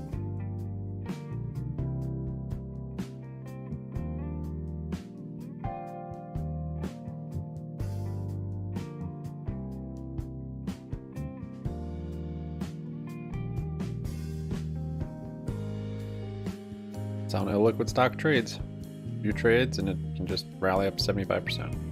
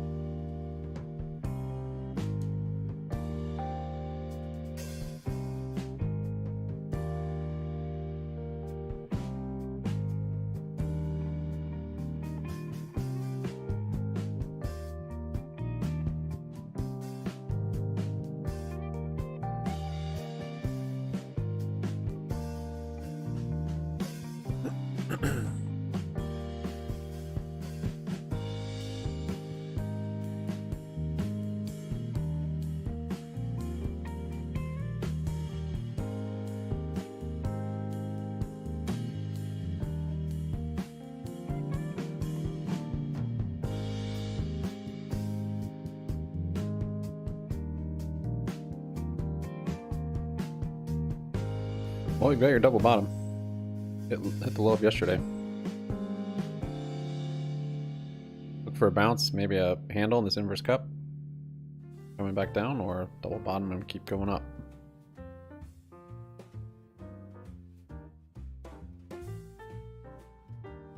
Could average into my calls, but I'm out of buying power. I'm not out, but I only have enough for like one or two contracts, and rather wait for confirmation.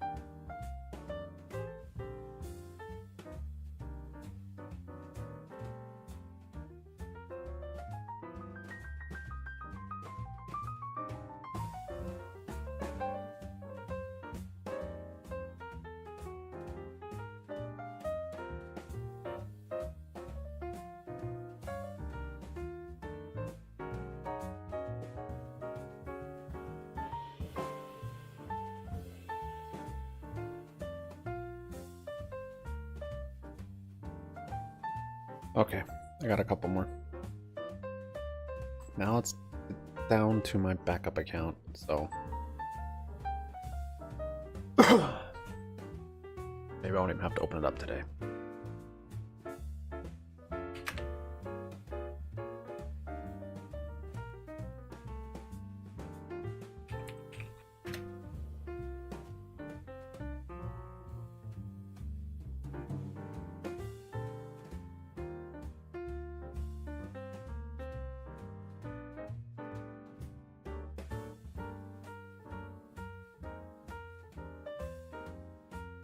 That competition GNI. difficult.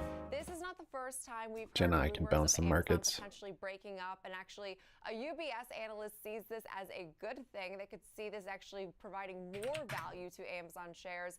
A Telsey analyst also updated their coverage, raising their price target to the upside. So the street doesn't necessarily see this as at all a major headwind. And just to paint a picture of that, this name gets so much love from the street. Of the 52 analysts covering Amazon, 50 have buy ratings, 2 holds, not a bear as far as I could see. And the average price target at around 170 does imply, about 36.5% upside from here. So the street still really likes this name. And I think these read-throughs for more of the midterm is something important when you see the headline 69% Amazon. barbecue. Thank you for all of that. Obviously a huge story. I was listening to Lena Khan this morning and some of the commentary there. A lot of this was expected, and as you said, Wedbush saying buy the dip here. How about Tesla? Some concerns about deliveries going forward and a price target cut today. Right, so not seeing the same degree of optimism from the analysts, although Tesla is making a more modest move to the downside, down less than about 1% here. But Deutsche Bank lowering its price target here to 285 from 300, keeping its buy rating though on shares, and 285 does still imply some sizable optimism from where we're currently trading, given the fact that Tesla's pulled back about 20% from its 52-week highs. But they said that Tesla's third quarter deliveries and production could miss street expectations. But more importantly, they said they see meaningful downside risk to their 2024 consensus estimates due to limited volume growth next year. For the third quarter, they did lower their delivery expectations, down about 6% sequentially, driven by the global plant downtime the company has taken over the summer for some upgrades and its Project Highland. However, they do see the larger risk as downside expectations more for their growth and earnings now into fiscal 2024 for Tesla shares. So the base case they now said for Tesla is to guide between around 2.1 million deliveries next year, below consensus, which calls for around 2.3 million units. This name, though, just to paint a picture of where the street stands on Amazon versus Tesla, far more mixed when it comes to Tesla. We have 18 buys, 20 holds, 3 underperforms, and 4 sells. And the average price target at 241 actually implies about 1% downside from here. So street definitely loves Amazon, a little bit more mixed overall on Tesla. Look, they cut the price target. See if we get a little inverse head and shoulders here at the bottom. The clear leader when it came to EV. They just had that leap forward before everybody else. 285 from 300 and still a buy rating. 285 is the price target. We're at 241. So while they did cut the price target, it still has upside potential, according to Deutsche Bank. So a good report. Thank you so much. Jenny Horn, good to see you, markets correspondent. Let's get some insights in the news shaping the markets. For that, we welcome in Melissa Armo, founder, owner, Stock Swoosh. Thank you so much for being here. We haven't spoken in a while. How are you feeling about this market? Let's just, before I get to some details, what's your vibe these days? Well, we're selling Gotta call that. Forget a pair that comes out there. I'll have a full house. He probably has a straight though. Pocket kings? Come on. Could possibly be the Give it exact to me. opposite of what the start Full house. to Nailed it. 2023 was. Remember, we started out the year very It's not a bad bullish, first hand. and I was surprised by that. But now we're getting into the fall. Earnings season starts in a few weeks, and the market has done nothing but sell off the entire month of September. Even the one-day rally that we had on Monday went absolutely nowhere. So the market is upset about a lot of things. You can blame it on interest rates, the Fed. You can say the possibility of a government shutdown. You can say a lot of things. But unless the Fed changes course, which to date they're not going to do, they've already stated they're going to raise rates at least one more time between now and the end of the year, I think it's going to be problematic for the market to hold up going into the close of 2023. Got a 425, got a 425.6. So at this point now, you have some Are you trading shares that are the on SPY? overhang, the headwind and a government shutdown that's getting closer and closer. Right. And I think here's the problem, Nicole. When you look at what's happening right now with interest rates, for a 30-year fixed mortgage with someone with a 700, Oh, 0 days. 725 Nice. No, you got it. I mean, you got a good entry. right now for 30 years. I would just That is probably gonna scale have a out the top of this continuing channel. impact on the housing market. And then it's going to also trickle down into other markets and other retail places like Home Depot, Lowe's. You saw Target now is closing stores. Many of these companies that were hoarding employees after COVID, 2020, 2021, are now going to start laying people off if their sales decline. So I think it's going to be a very interesting earnings season, which starts again in a few weeks, to see what is the outlook for many of these companies for the calendar If year it breaks of here, you're gonna 2024. And on stoked. top of that, you also have an election year. So I think we're actually in the start of a mild recession. Whether or not we go into a real full-blown recession in Nice, Mr. 2024, Investor. Yeah, you probably got a better entry than me. I saw the double bottom and I kind of hesitated a bit, but really is going to depend a lot on it's not going to matter this little bit if we break out. If we don't, that would have mattered more, I guess. But despite knowing what it's doing to the economy. And I mean, you we have break. to look across the board. People are paying more now for everything. Inflation is still a problem. And that's why the Fed raised rates to begin with. But it really I just didn't want to add more this early in the day. as far as I'm concerned. I'm going to wait for the afternoon, honestly. Yeah. So let's get to some stocks. First up, FedEx. You had some thoughts there. Well, FedEx had earnings. FedEx had a nice rally for about 5 minutes. And then, unfortunately, the day that FedEx had reported earnings, the market fell. Very difficult for anything to hold up against a selling off market, or if we turn bearish. But FedEx then had a nice big fat rally a couple of days ago, a few days after the earnings. So if you really wanted to do something or buy something or go long term out, FedEx, I think, is holding up the best of the retailers so far. I see. And then you're a little bearish on some of the other things, such as Netflix. Netflix obviously has had its problems. And I think, again, their earnings are one of the first to report once earnings season starts. I think it's the third week of October. But they had a massive, massive, massive sell-off in the last week, even bigger than the market, because they're having problems, obviously, with the writer's strike and the actor's strike. And supposedly they've come to a deal. We'll see if that actually follows through. But again, if people are cutting back on things, paying for Netflix is not like paying for food. You have to buy food. You don't have to buy Netflix every month. So people are going to start cutting back when they cut back on things, and Netflix is not a necessity. Yeah, well, for some people it may be, right? I always said I'll eat Cheerios so I can, get all these great things for my dog. Leave it. I mean, people's priorities can sometimes be a little wonky, but anyhow, but I agree with you. Already on my backup account. If we break this, I'd like to get more calls, but I might get some puts up here if it rejects. Well,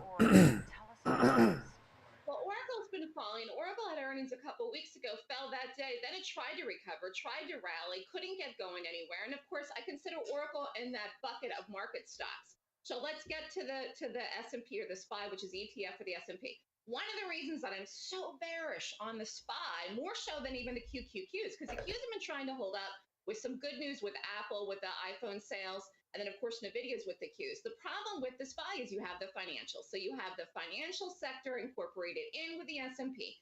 And I do believe that, again, earnings season is going to be critical for the banks because they start out earnings season. But I think there's a possibility that some other banks could go under. I'm not saying any large banks, but even small banks between now and the end of 2023. That would be unexpected for people, unexpected for the market.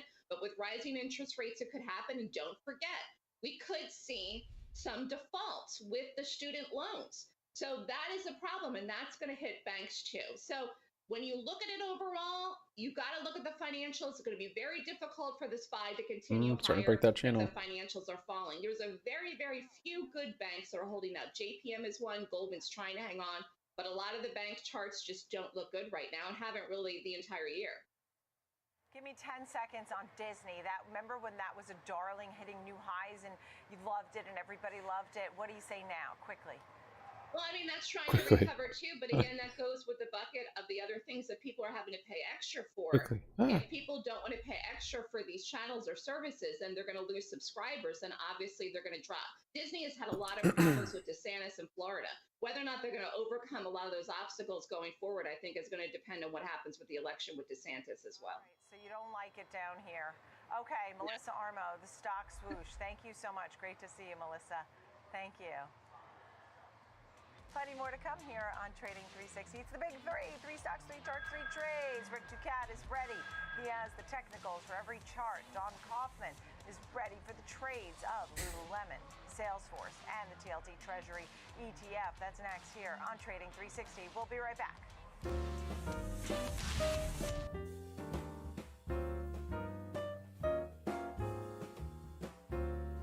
Okay, I'm getting some puts there. I'm gonna keep holding my calls. Throw in my trading account.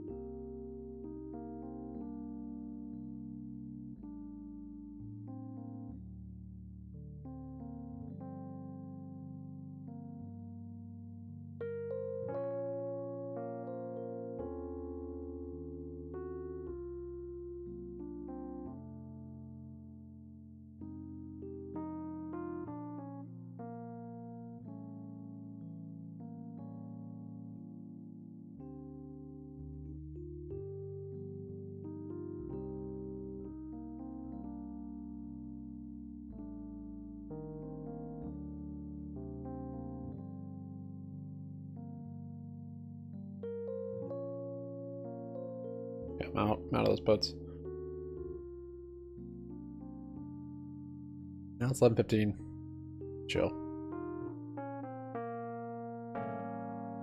I'm back. Fox, anything's possible, man.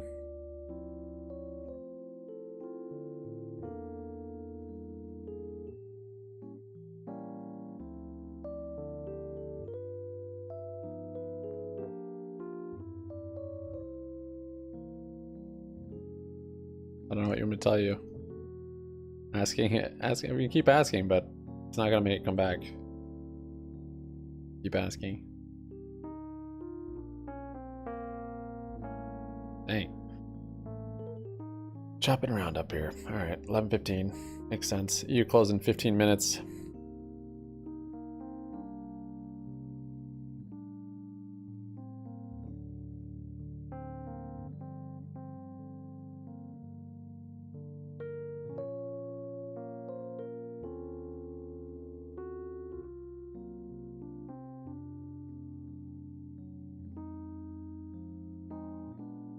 All the puts.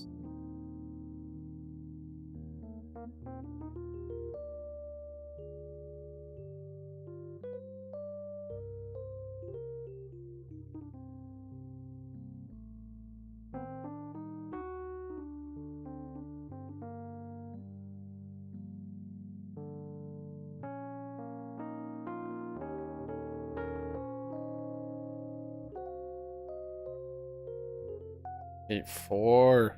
Got it on the turn.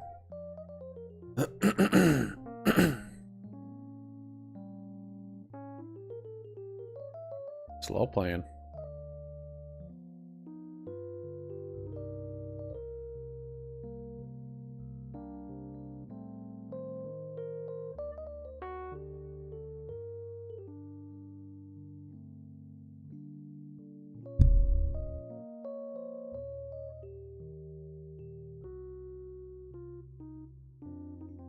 $87 on barbecue. It's back up to 15 cents.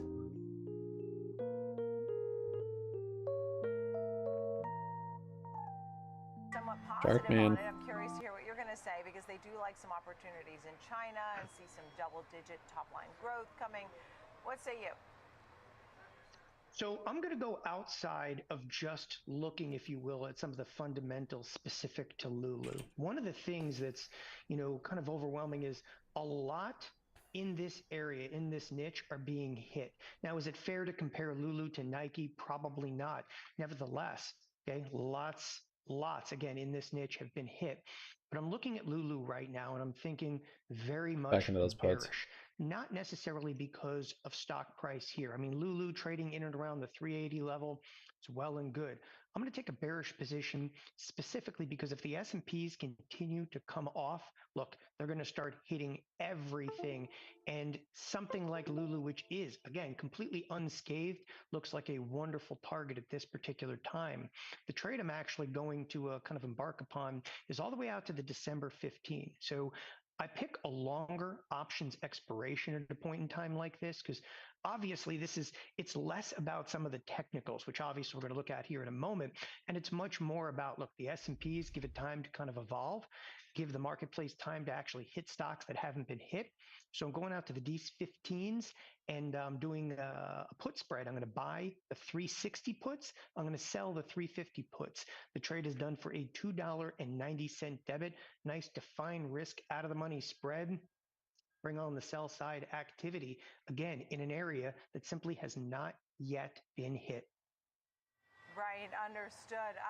At this point now, to your point, if people are cutting back on some of the luxuries at Costco, and you wrote that here, will luxury high-ticket items be next?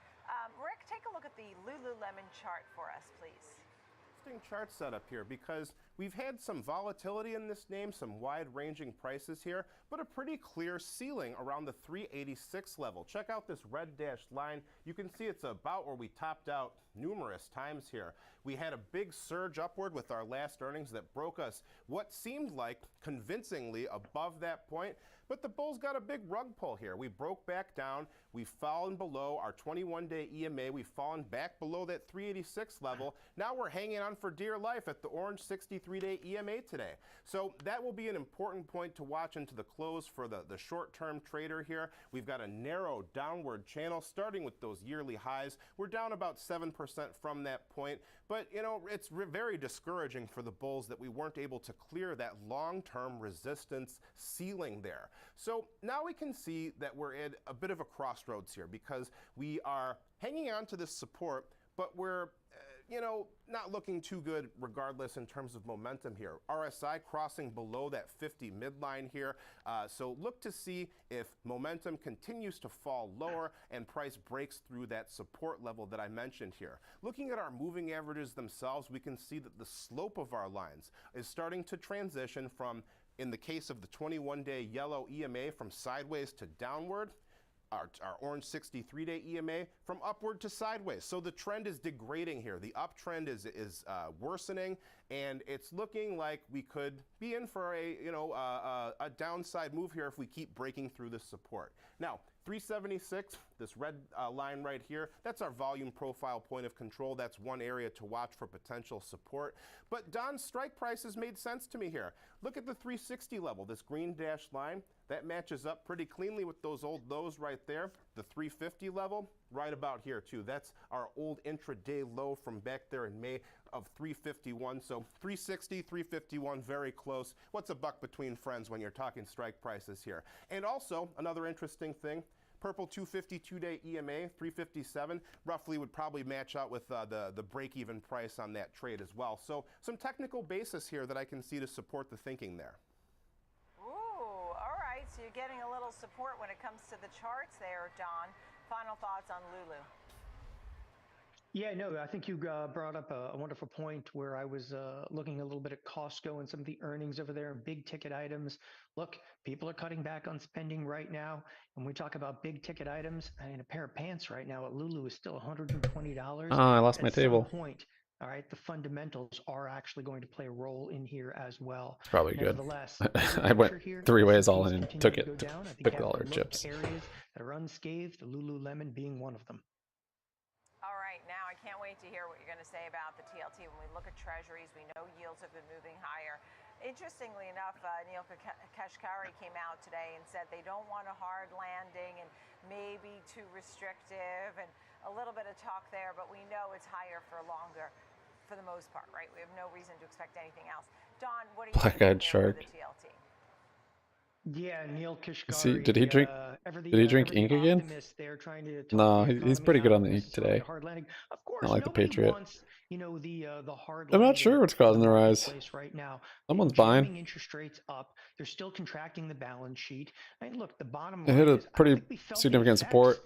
of what That the Fed 74-cent actually area done. is where I Maybe had, we're on the or cusp of 7 that. cents. We've seen some of that, you know, That throughout was the like the course of inverse, this summer. But right obviously, here on the inverse head and shoulder. When it entered OTC. Or no, I'm sorry, that was down here. Here in the That one. TLT, this trade is just one where, look, okay, it is in wildly. Look, his hair's down oversold actually. He's not a conditions shark at this today. point. This is a trade where you just kind of got to hold Doesn't your usually breath, have like go a in with defined risk, and mohawk. look for the rip to the upside. Maybe not. So at some point in these oversold conditions, we will get that quintessential, you know, bear market kind of rally. In the TLT, I'm going to try to take advantage of that. And as I said, you kind of got to hold your breath and go in with defined risk. I'm going to go out to the OC20 expiration, not too far out. I'm holding calls and puts right now. Calls, I need a big move up, breaking the channel, etc. These puts, we just retest or even hit this channel. Obviously defined risk. But I'm going to close them out if we break to the upside of this channel, 80-cent debit. Nice upside which looks like we're potential. doing now. Anytime But it is in the next, you know, 11:30 about almost. if you Chop get that city kind of time. back to the 7 upside, minutes as to long you as we get close. above 92, we're home Little on this volume coming in particular there trade. too. Okay, I can't wait to I'm hear out of what those Rick puts. has to say about this. Dang. It's somewhat narrow, and you're always trying to think out of the box a little bit. Okay, Rick? Well, definitely a downtrend here. A difficult situation for the bulls here. You can see that things weren't My looking calls too take me to terrible Valhalla. until about June, when we started having this downward sloping Good day to trend probably sell line here. premium. These two white dashed lines encompass most of the price movement we've seen since then, and they're just parallel lines. I started by drawing a downward trend line across the highs, duplicated it, and matched Hammerhead it pretty today. well across the lows. That might be a way you could project some GameStop does potential move so support, slow. but we're at a key Jeez, look at point this. here on this Look at chart this here. chop. And this Mess. is a What situation a where mess. our typical study that we use, our moving averages, not really that much help at this point because of the severity of the decline. Moving averages lag the price movement here. So the moving averages haven't really caught up to this significant drop down, these two big gaps downward that we've seen here. So they're not much help anymore. So I use standard deviation channels. We take our blue line here, our linear regression line, our line of best fit based on closing prices, then we extrapolate standard deviations to create these channels. -1, -2, which is right about where we're at right now, right near that -2 channel, and we're breaking False below it. breaks and so chop. now as traders, we have this difficult situation where we're breaking through support level, but not really getting a huge downside breakout yet. So the question is now, do you think we're in for some mean reversion or some trend continuation based on this? Maybe he is. If Maybe you are Pulte's of buying the it. more bearish side, RSI is kind of in your corner right now here. We can see that it's oversold, typically a sign of bearishness, and we can see as well that if you did factor in a further decline into your trading plans here, the -3 channel would come in around 85. That would be quite a stretch from this point here, but certainly not impossible. Certainly not saying that's going to happen either. This is just where we can project some support based on our study. Down strikes once again made sense to me here. 90 is about where we had our highs after this gap downward here. So that's the point to beat to the upside in the short term. The 92 level also matched up with some lows way back all the way here from about a year ago, right around this area. So we've got this little kind of area here. We've got a small volume node forming. We did have some trading at those lower levels here. So 90 to 92, I could see it here. Resistance further at our channel and our confluence of our yellow 21-day EMA, but certainly a difficult situation for bulls in this name right now. Right. Wow. You know, and the question is so many bearish indicators here, Don, but maybe a reversion to the mean. Maybe you can get a little something going there to get to your trade. Yeah, you know what? Sometimes taking a position like this, it's not pretty. I mean, we're stepping in, as I said, kind of holding our breath and looking for that rip to the upside. Look, it's gonna happen. Like there will be that kind of relief rally in the bonds. Maybe I'm a little bit early. That's why I've got, you know, all the way out to the OC20 expiration, and I'm not asking for a miracle over here. Just a few dollar move to the upside inside of TLT. And then we turn our attention over to Salesforce, where Kramer. we have a bearish out of the money spread. Oh, Kramer, I might get some. Together here for us. Why is that? Yeah, I'm getting some Kramer. So we can look at the technicals here, or we can cite the fact that Salesforce really provides, services to tons of firms inside of the S&P 500. So if you want to go for an economic slowdown, obviously Salesforce could take a significant hit. What I'm actually looking at, though, more is in the technicals over here. I mean, Salesforce has actually hit the 230 level, and right now we're approaching this 200 level, which if we break through it, the downtrend looks like it's going to be pretty phenomenal. Got my Cosm As such, shares. Again, I am going to take a bit of a bearish position over here. Go Take with me the to trend, Valhalla Cosm. not only in this underlying, but of the market in present time. I'm going to go out to the D15 expiration, give myself plenty of time over here for this trade to kind of mature. I'm going to be Am I buying breaking up out of the that channel? 190 puts. Again, buying the 190 puts. But we are just selling in a the chop. It's 180 puts. 11:30. Nice EU close in 2 $10 minutes. wide spread. Maybe they'll release Going the for a shackles. $2.35 debit. It's what I call kind of a cheap shot to the outside, a little bit lower probability. But I think if we break through the 200 level, there's going to be some acceleration to the sell side, specifically here to CRM. All right, last one here. Rick, you're up. 200 level look key to me as well here. This green dashed line on our chart represents I mean, if we do break, highs that we we had have a from long this ways we go short up. range that we had here and some lows that we established. So that's definitely a short-term pivot point that I would be watching if I were in this name here. We can see as well the trend is degrading. We were trending sideways for much of the time since after we broke above that level. We established our volume profile, point of control, this thick red line, area of heaviest trading. That's roughly where we've been centered around here.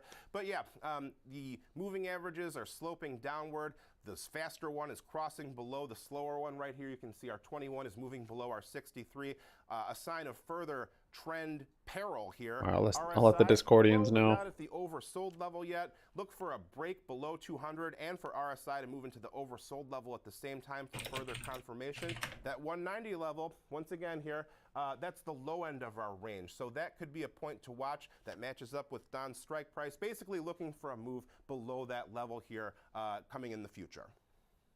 All right, great big three today. We had Lulu, TLT, and CRM, Salesforce.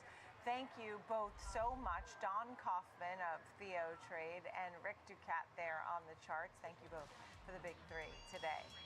10 seconds, EU closes C. Spotlight a new market index that you might want to track.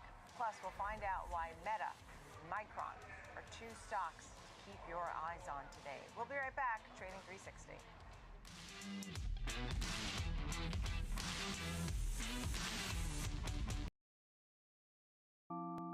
Oh shoot. Kicked out all my tables.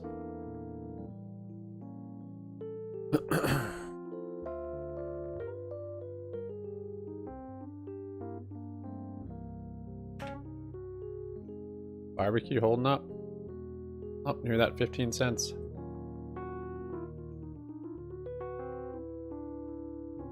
When I said 15 cents, we're at 9 cents. Given that it is a liquid OTC stock, I guess it makes sense it would happen so quickly. I wasn't expecting it to happen in the next hour.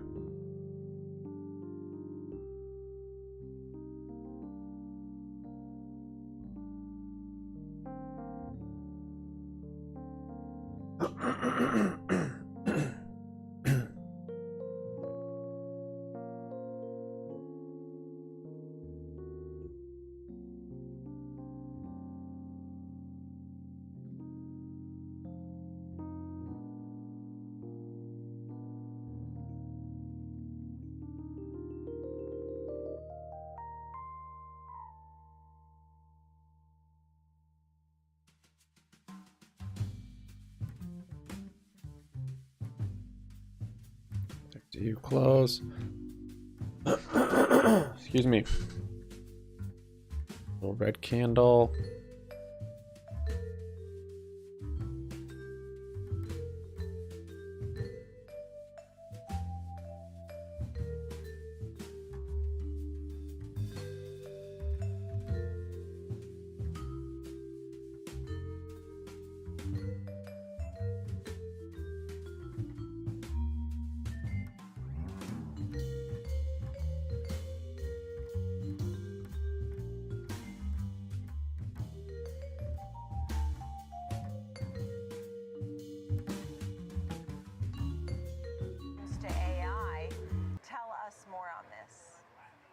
Yeah, definitely. So let's talk about the developer conference first. They are expected to give a little bit more detail when it comes to artificial intelligence, as well as their VR and AR headsets here. I think that's going to be one of the main focuses for this 2-day conference. And today, Mark Zuckerberg will be kicking off the conference. And then around 10:45 Pacific time is when we'll start to get some more insights on the AR, AI type of craze here. When we have actually seen Barbecue the stock coming down. obviously move to the upside here after they had their year of efficiency. The market has really started to appreciate the fact that they've been able to cut expenses and also focusing on the core parts of the business and also having this exposure to AI. And that's where Cloudflare comes into effect as well. We are seeing Cloudflare up about 5% in the session. Yesterday evening, they actually announced a partnership with Meta where they're going to be able to give access to the Llama 2 Got this open little inverse source head and shoulders LLM, being built here very outside the large channel. model to Looks good. Cloudflare It is coming into midday though. Cloudflare users or developers on their platform, and that actually expands their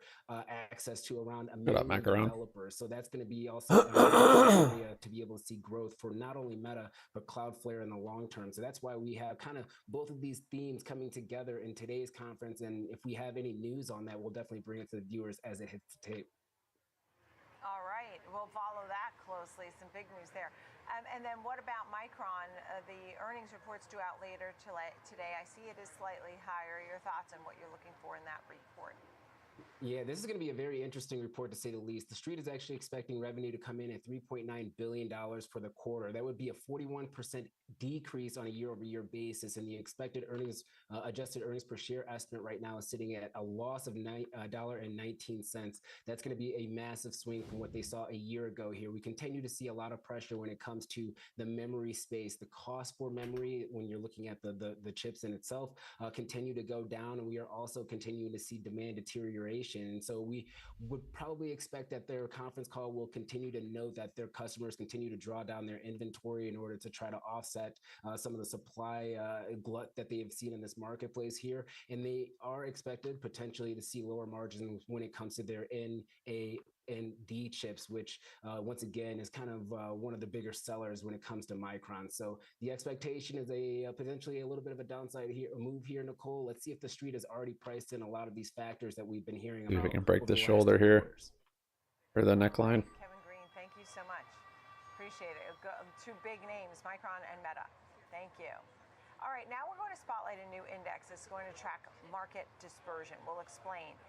Tim Edwards is with us, Global Head of Index Investment Strategy, S&P Dow Jones Indices. Thank you so much for being with us. So CBOE, S&P Dow Jones Indices partnering on this dispersion index. What is this? Why should people be interested? What kind of a pullback and test on this channel now? Yeah, that's right. So it's a bit like the VIX, which is a partnership product between CBOE, an options exchange, and S&P Dow Jones Indices, an index provider. What is And it? barbecue right back up. Well, it's like VIX. It's paramount a measure of market sentiment. But whereas VIX tells you how much, I guess, fear you like there is in the market, the dispersion index is about opportunity. So it's a measure of how different. Yeah, I think that could be Miguel. Expects stocks to perform from each other. So, for example, You're holding for a new company, earnings season, lower for equity in a new company. on the Fed.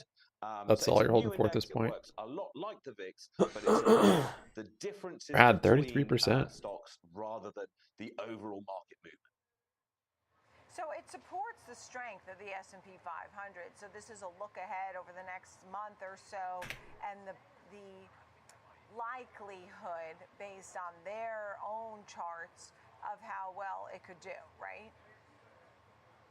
Yeah, a little bit, but it's really about how much noise we expect. So if the market expects a lot of big moves from some big winners and some big losers, then dispersion will be high.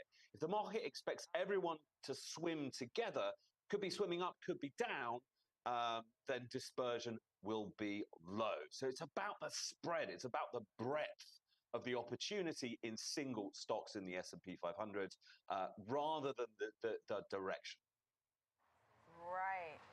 And when you look at single stocks, sometimes you do have big moves. But when you look at the major indices, I mean, we haven't had 2% days. We really just haven't, right?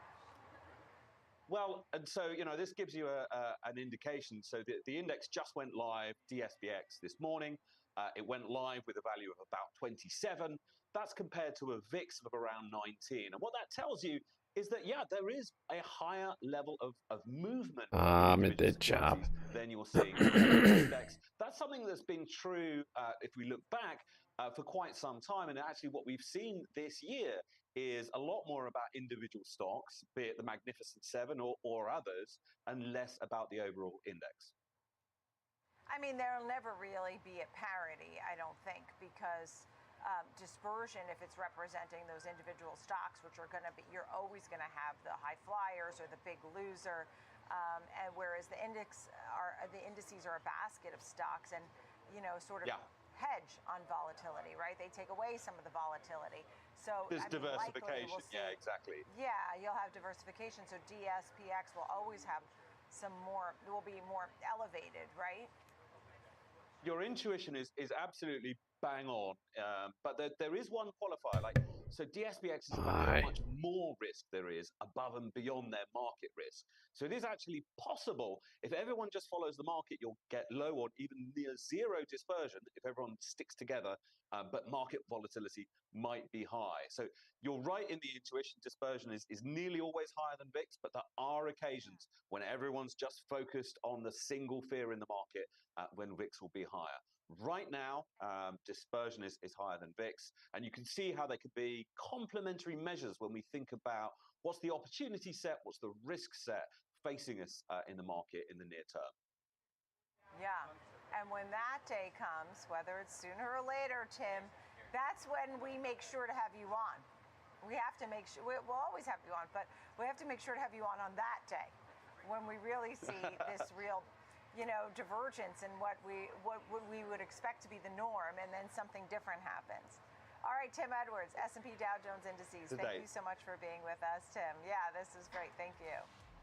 Coming up next, the NYSE Bell Ringer is with us, looking at emerging markets and some new ETFs that you might want to keep on your radar. We'll have all the details coming up next.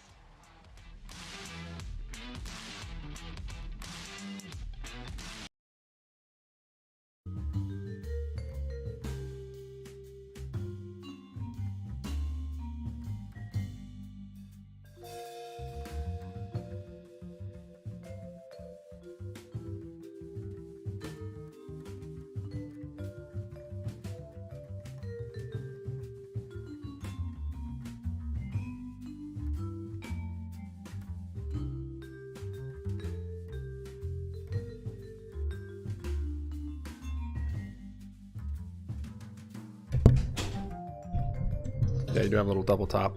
Mr. Invest, that's true.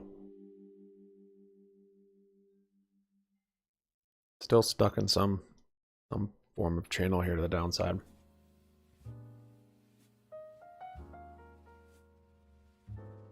Monu's on barbecue, no? Not that I know of.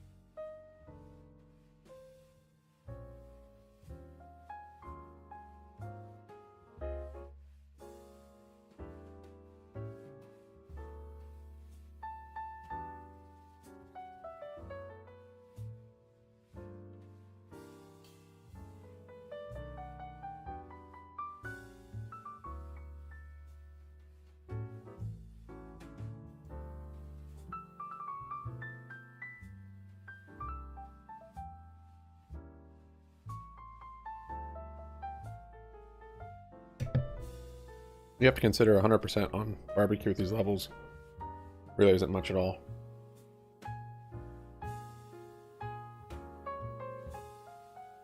Given this is the price that it was 6 days ago.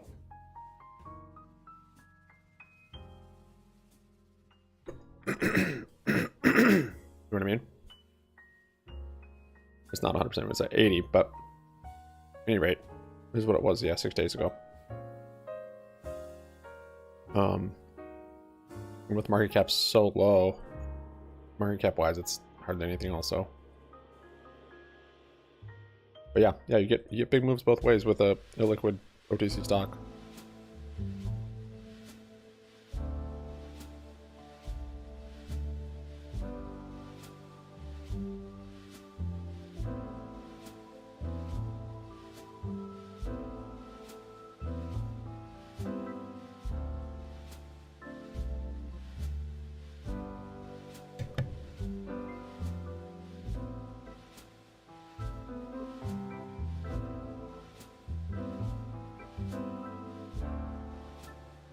Come down more here. Not breaking.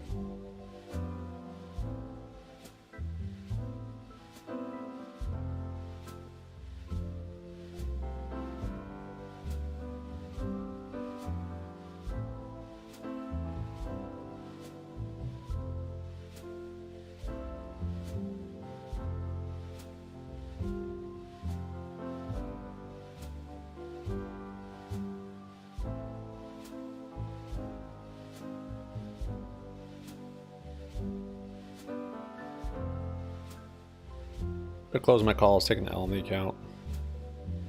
That's the problem with trading with cash and not much. You don't have more buying power. You don't want to sell what you have. You can't buy back in. Then you end up just holding. Shouldn't. Or to be defeated on the count on the day. There's another bottom on SPY. So maybe form me a triple bottom. Or no, that could have been the handle. It's inverse cup. Handle. Yeah, we might get a flush here.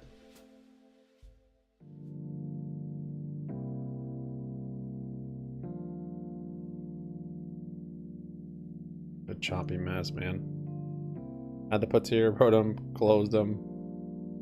I got another call somewhere in here too. No, I got it down here, never mind. Made a new high and then coming down here is about to make a new low. There's a new low on SPY. Crazy. Oh, bounce out of there. Excuse me.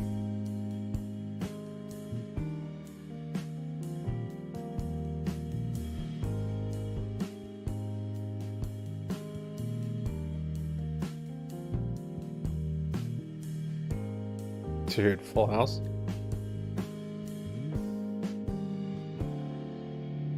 You want to have hearts? You had literally nothing.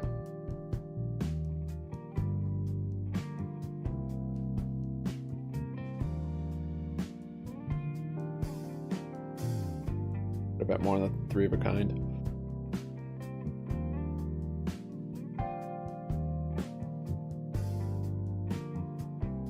I'm not quite sure how it works, honestly, Mikkel.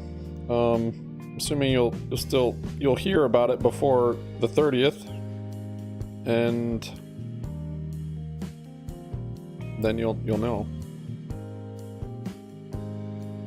Perhaps it'll be in a holding company,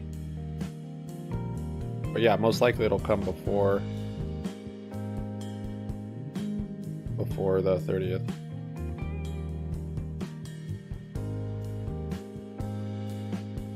You have a queen? Oh, the king came out? I guess I have a full house. You might also, though. I like this one a bit.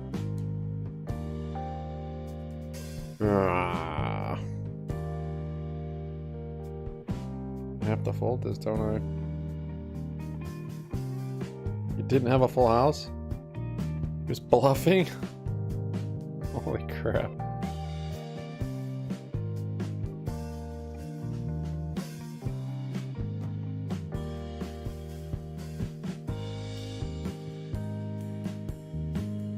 Yeah, SPY's flushing out here, man. Kind of crazy.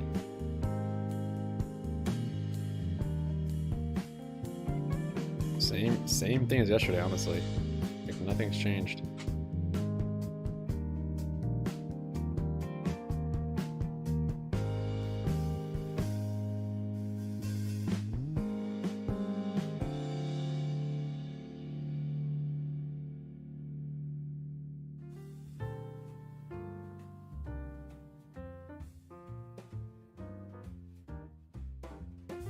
Can't bring myself to take puts.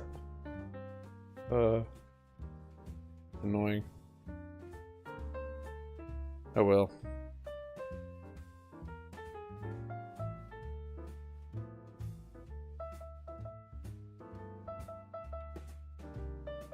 Get a bounce on this less aggressive channel.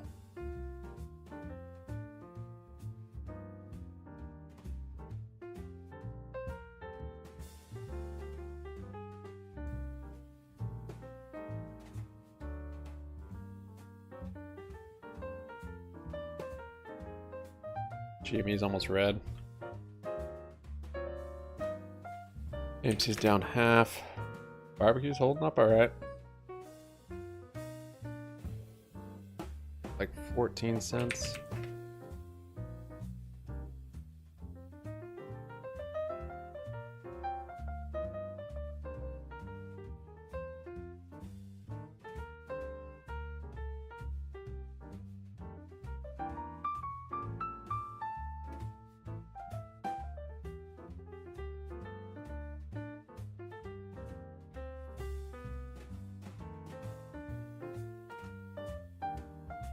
I don't like my kicker here.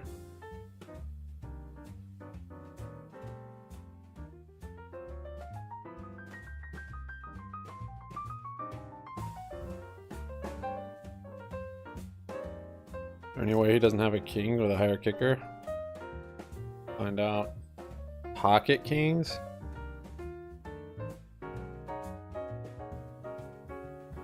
There's your bounce in the bottom of the channel.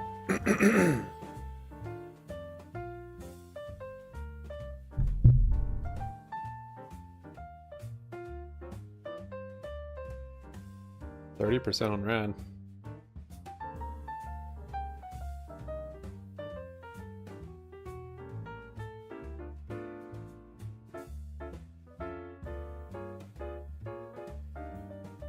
He's this guy again.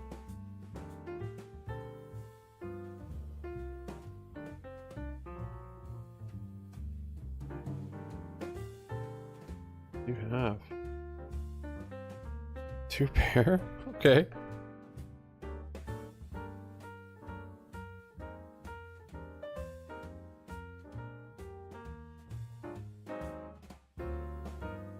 Double top did hit.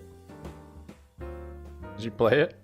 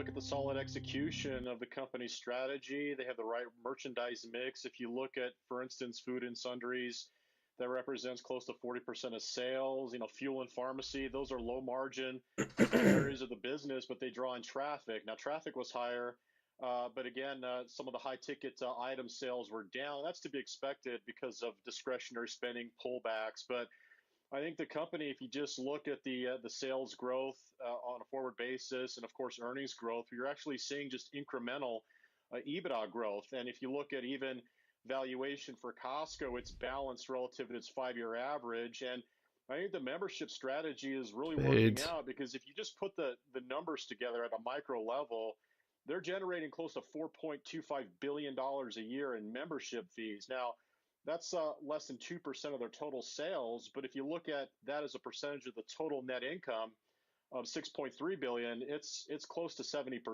So that allows them flexibility on pricing, and I think that Actually allows found them the to table where continue to people execute. fold. Not to mention, the company's been raising cash. They've increased their cash position by about a year's worth of membership fees, about $4 billion in the last year, and effectively they're growing their sales and EBITDA incrementally on a forward basis. So I mean, it's just been solid execution, and I think it's reflective in the chart, as well as the slew of analyst upgrades, which I think are justified. Yeah, and the renewal rate of the membership is 93%. People love Costco and they renew. And they have been doing so at home and abroad. They just do. Tell me, Jan, as you always say, as you've been saying, right, the recession just keeps being 6 months away, and you're not wrong. It still seems like there's confusion as to where or when the recession is. That being said, George made the point about the high ticket items, and I know you've been following this, that there's just been a fewer purchases. Maybe people are pinching the purses. We just finished covering Lululemon a short time ago. Are you concerned about some of the higher priced items for the holidays? I mean, when you think about some of the hot name brands for the holidays, which ones do you think are going to be the winners or losers, Jan? Give me a list.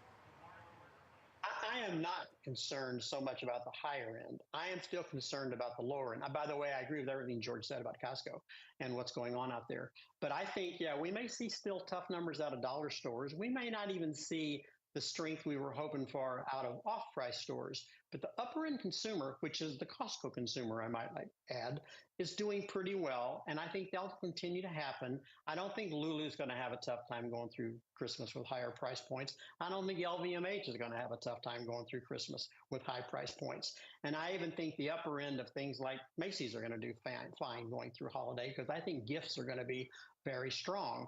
I think the lower end could be a little tougher. Those lower end consumers are still spending a lot of money on groceries. That's not such a bad thing if you're Costco or Walmart, because you are the lowest price guys in grocery, but it still puts a lot of pressure on that lower end consumer. And I worry about that. I don't worry much about the middle. I'm not much worried about the credit crunch that you're hearing about. I don't think we're going to see big issues there. I think the upper end consumer is going to be fine through holiday. Right. And just so that people have the targets, Truist has a 619 target. Morgan Stanley has a 585 target. Roth MKM raised their price target only to 502. And Bank of America 610. And most of these are saying overweights and buys. So they're in agreement with you folks. Thank you so much, both of you, always. Jan Rogers-Kniffen and George Stone. Thanks to you both. Thanks for being with me here on Trading 360. I'm Nick. Keep it right here. Fast Market is next.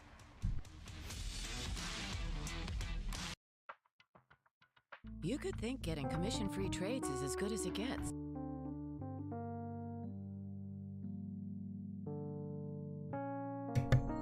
Okay, I put my stop for Cosm, excuse me, at 1.7. So, could get a wick down there as we've seen it happens. But if it breaks this upside channel, that gives me plenty of room if it's a smaller wick.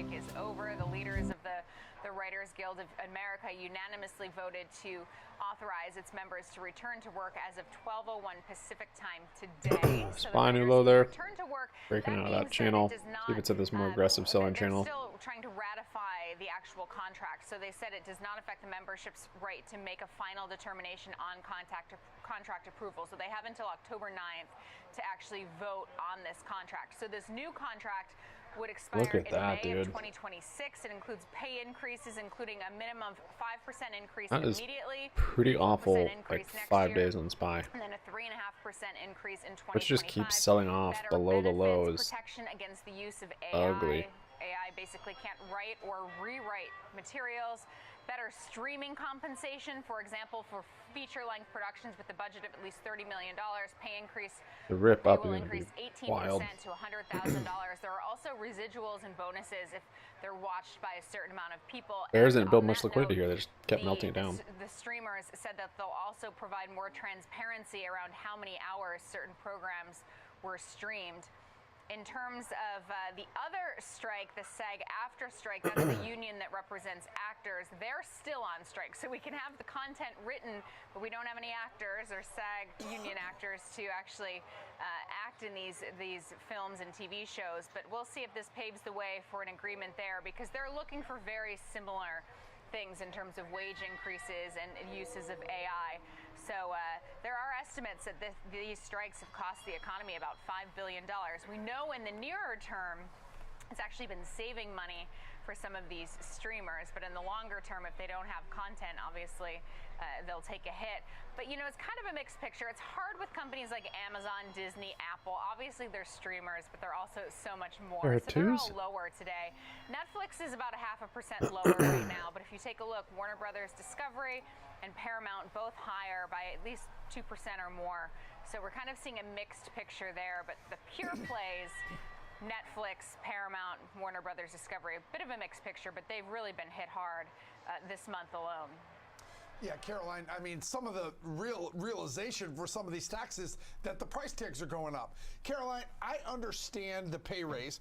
I understand sort of the piece of the stream. How do they guarantee that AI is not going to replace their jobs? How can you look at this unknown, vast landscape of AI and say, oh, no, it's not going to affect you guys. Don't worry, we'll agree on that. And number two, that's my first question. And number two is, how come these two groups didn't stick together? It's kind of a, hey, we got ours, you know. How did that happen? Well, they're separate unions, right? So the WGA is different than SAG and AFTRA. So they're negotiating for very similar things, but they are separate unions. I don't know what that AI oversight board or whatever it is actually going to look like. But I think just the protections in place in their contract probably give them some peace of mind, because I know I have writers in my life who are very concerned about the risk of AI basically replacing them. I mean, we joke about it here, even with us as well. You know, those voices are getting pretty good. We were talking about yesterday. I think the bigger issue, or the bigger question in my mind, is what does the Fed think about this? Because obviously 5% immediate increase, 4% next year, 3.5% next year, not as large as the 40% increase that some of the, you know, the big three are demanding. But wage increases obviously give people more spending power, which can be inflationary, and this comes at a time when the Fed is trying to really quell that. So it makes, you know, me question what the Fed is saying about all of this, because it's not just the WGA and SAG-AFTRA that's on strike. We also, of course, have the big three, and now there's this potential looming strike among culinary and bartenders unions in Las Vegas. I've seen some potential healthcare strikes. So it's certainly the season of strikes, which obviously for the workers, higher wages are important, but just makes you wonder how we're ever going to get out of this inflationary environment that we're in and get the Fed's target back to 2%. Yeah, higher for longer. That's going to stick around. I think. Has several meanings. Yeah, and Netflix was $7 higher than it is right now, so that's actually pulled back the overall market as we're near session lows.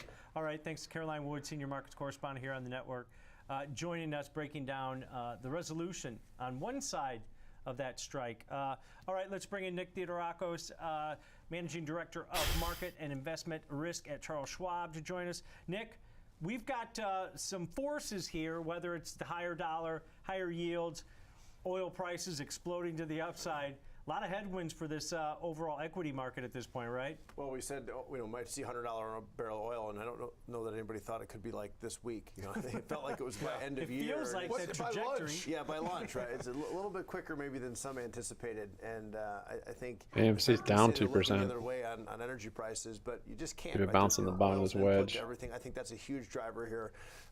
You look at the sterling and the dollar, right? Lowest levels of kind of this move. Dollar's just killing it again. So not surprising to see that sort of correlation between those moves and tech, over the last couple of weeks, right? There's just such pressure on these big tech names because of that, and particularly the multinationals. So when you love, the top 7 names, they're all tech. When they're doing all this business around the world, and the dollar's as strong as it's ever been, and now you get into the situation where this FTC situation with Amazon could bleed over into other, monopolistic type accusations. It doesn't paint a great picture for tech, and I think that's why you're seeing, follow through today after yesterday, more so than sort of the durable goods stuff this morning. But again, same theme as I think we were talking last week, and I was talking with Oliver yesterday.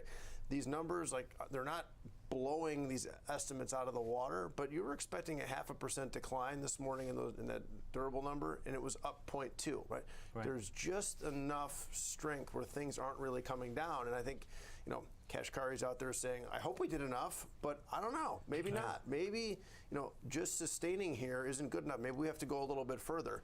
And I think that's obviously the razor's edge that we're standing on here, because if you go too far and the stuff crashes down, not good, but just not a lot of signs and really slowing, and no negative numbers. We're still in inflationary, in an inflationary world. We're not deflating in any way. And if you look at these asset classes, to Nick's point here, Kevin, these are headwinds for equities at this point. That's right. You got the yields, back above 4.55% on the 10-year.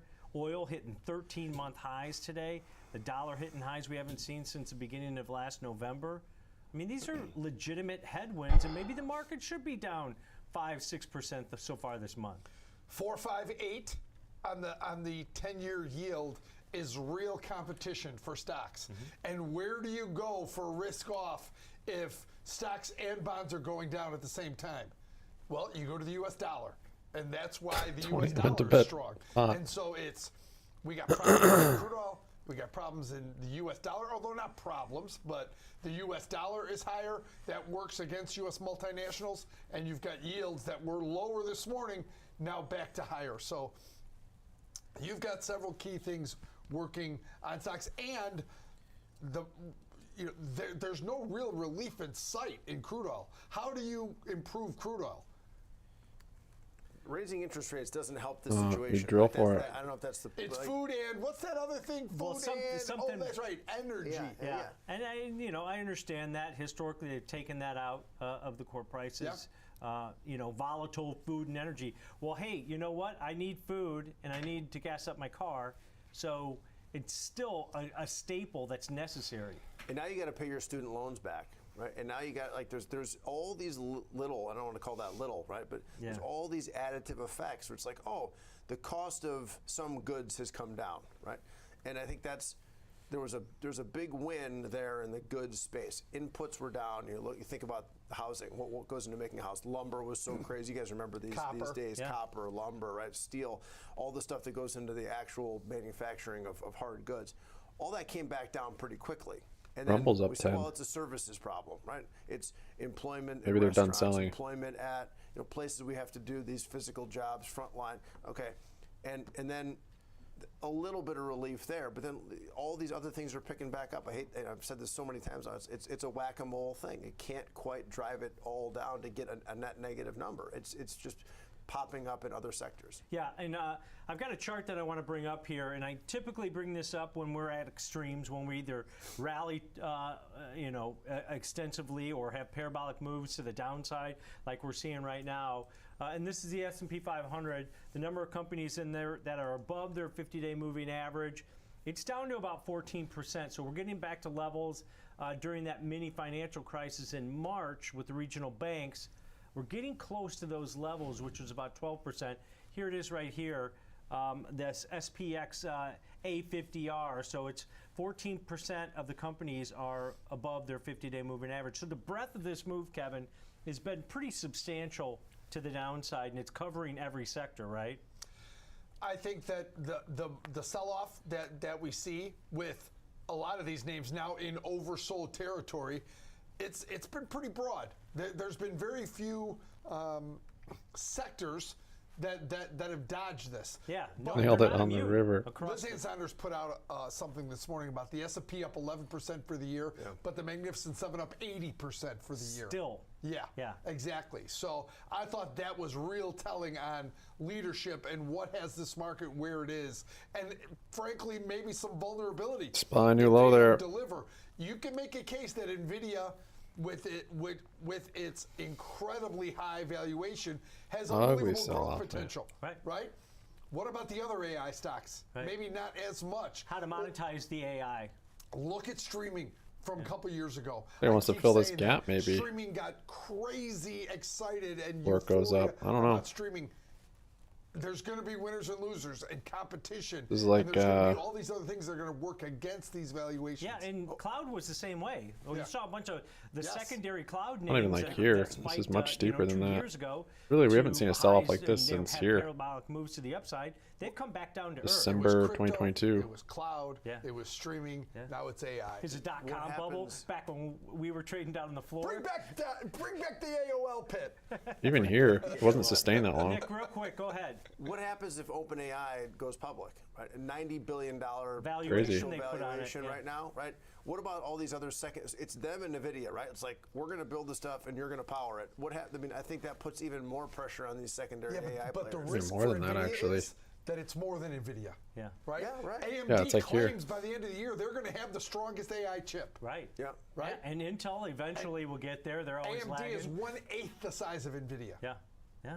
We'll have to continue to watch those competitive pressures. And, I'm not going to say, bubbles in the equity market at this point because we're down so much in September, but we'll continue to watch these pressuring assets, I think. All right, let's take a quick break. When we come back, we're going to take a look at Micron. The memory chip maker has rallied about 36% so far this year. Reports earnings after the close. So we'll see how their company's doing. Fast Market's coming right back.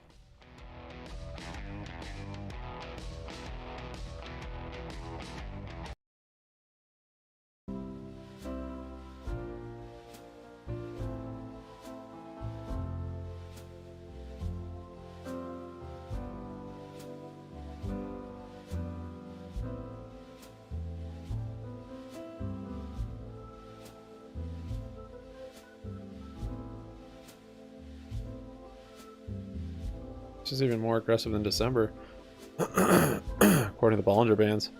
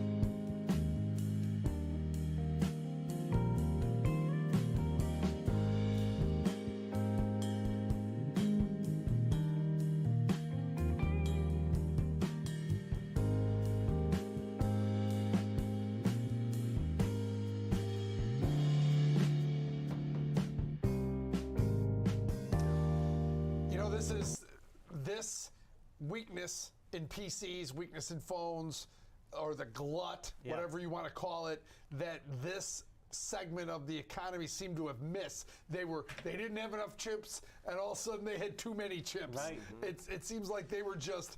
My mentor used to say, leaping when they should be looking and looking when they should be leaping. And this stock has taken its toll, but it's extremely cheap. It is a comeback story. The 1-year chart looks a lot better than the 3-year chart, Tom. Right, exactly. And I say that a lot this quarter because there's a lot of that going on. They've got opportunities in AI though. Right?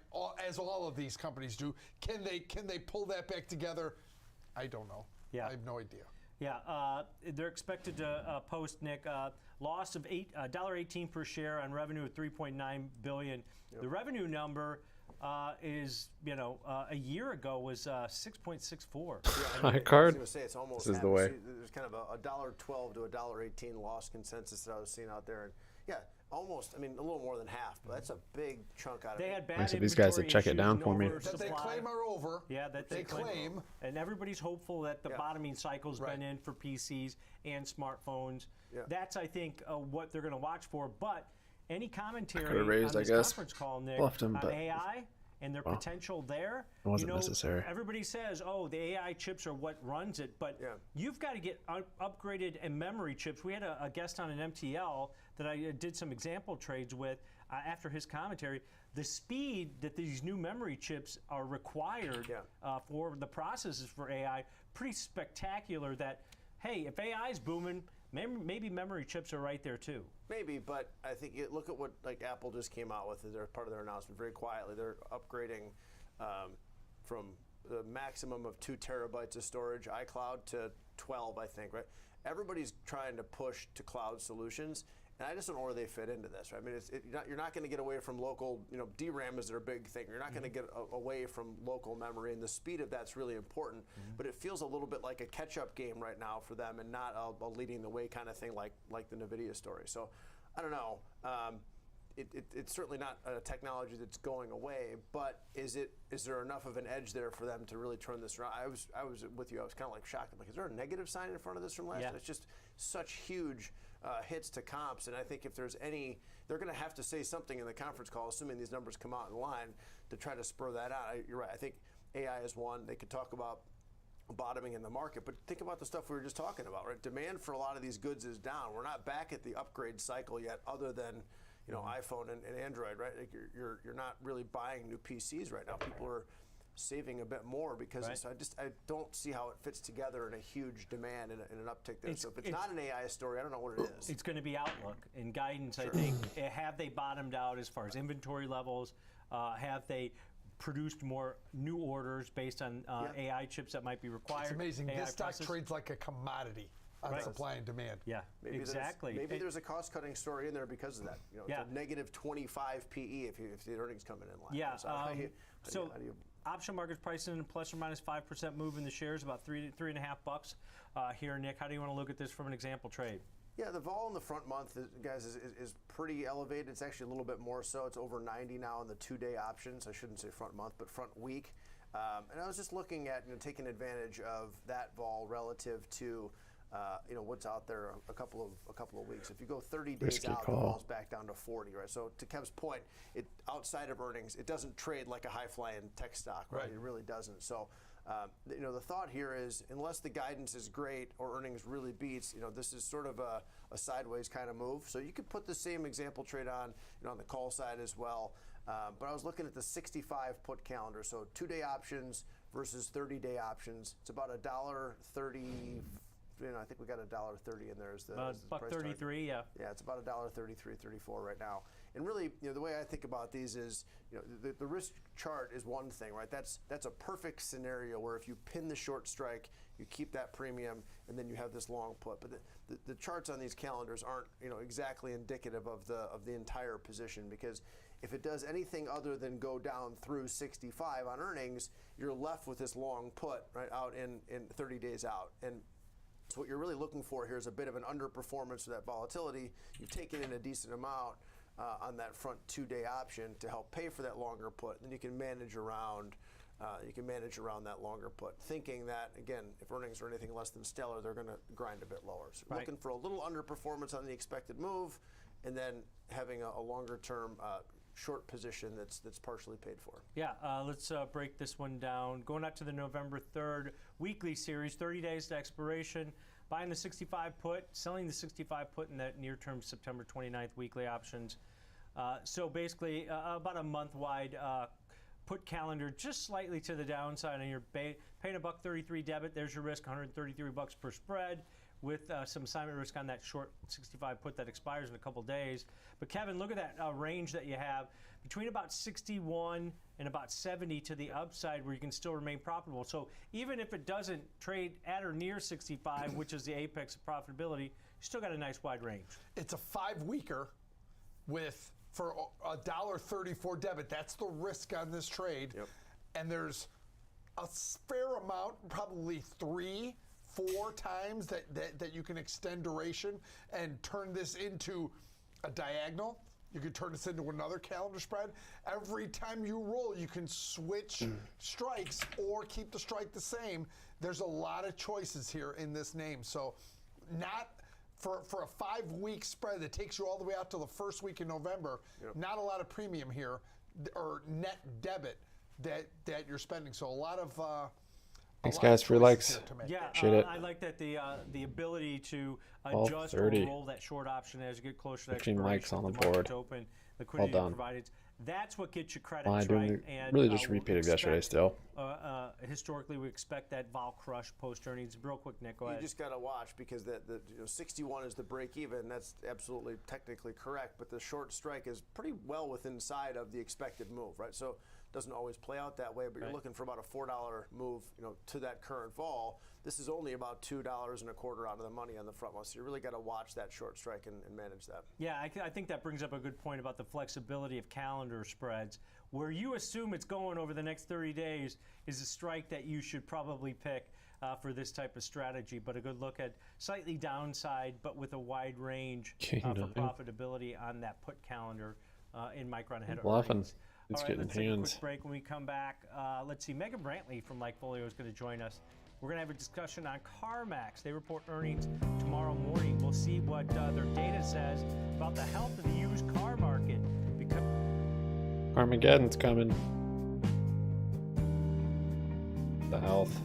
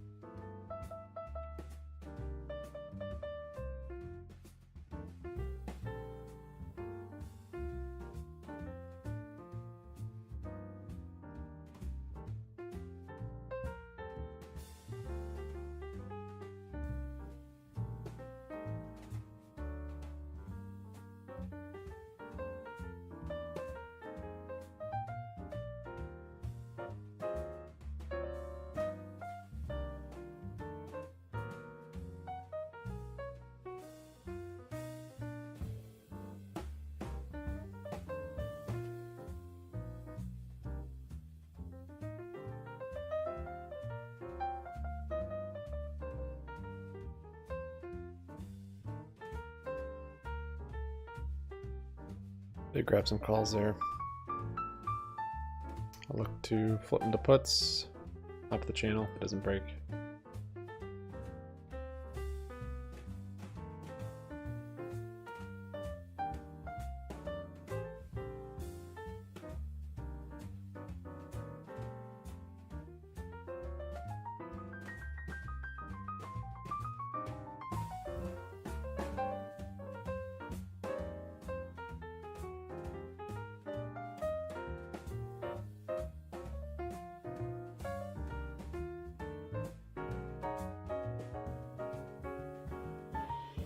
Oh, full house. You go all in with just a pair of 4s?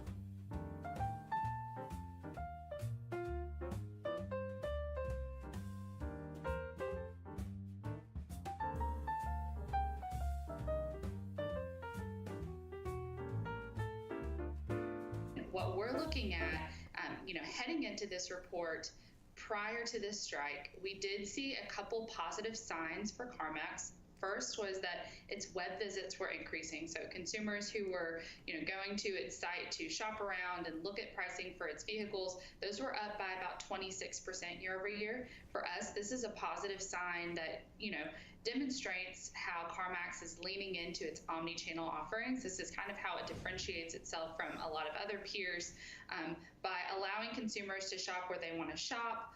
And I think that this is, supports continued expansion in its digital sales.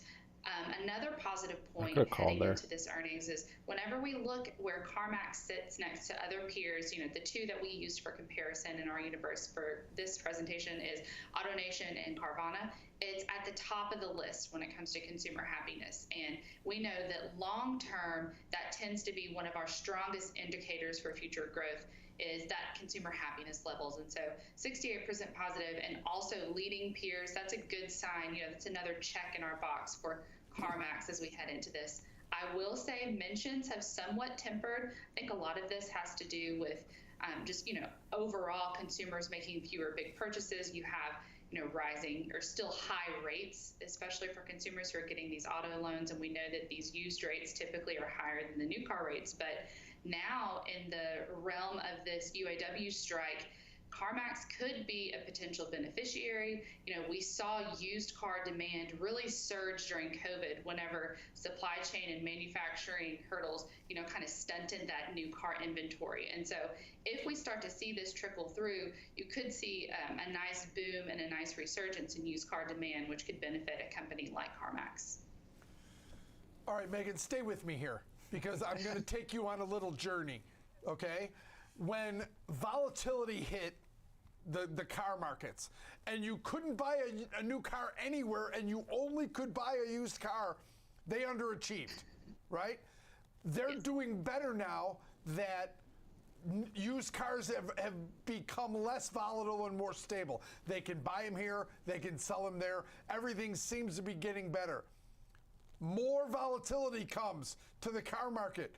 Are they going to be able to, I get the common sense reason why they should outperform, but they don't, Megan, when that happens. Explain to me how they can keep doing well if volatility hits, where they have no track record of doing well when volatility hits.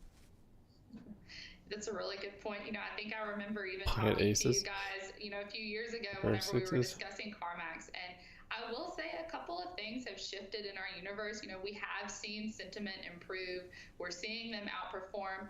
Hopefully this is a company that's learned, has allowed history to be a teacher and is now better suited to navigate those choppy waters. But it's definitely a point of uncertainty. And so I think that that's important to be aware of, that, we'll definitely be watching for CarMax to be able to sustain these sentiment levels and to be able to handle potential volatility, especially when it comes to pricing and how they're managing their own inventory as demand surges. So definitely a lot to watch here, but this is a potential tailwind for CarMax if they can capitalize.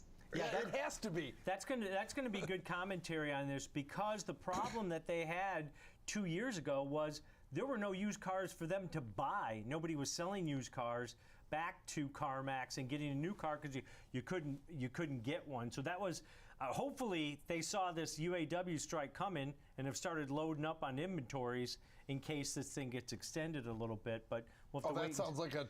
That sounds like a prescription for disaster right there. Yeah, loading up on inventory. Strike will end, and then they'll have over inventory. But Megan, when you look at this one, they've got some competitors in this space: Carvana, AutoNation, some other small ones. But this is the cream of the crop. Slow play according to worked. the street, and according to Meant their to go all in, numbers, I just You're raised. going to see year over year and comparables really pull back. Do you guys have any data that, hey, they're still knocking the pants off of all their competitors in this space? I think that happiness is our biggest, kind of separation data point whenever you look at this, to see them a couple points ahead of AutoNation and Carvana, who, especially AutoNation, has typically had really high levels of happiness. So to see CarMax pull ahead here, I think that that's promising.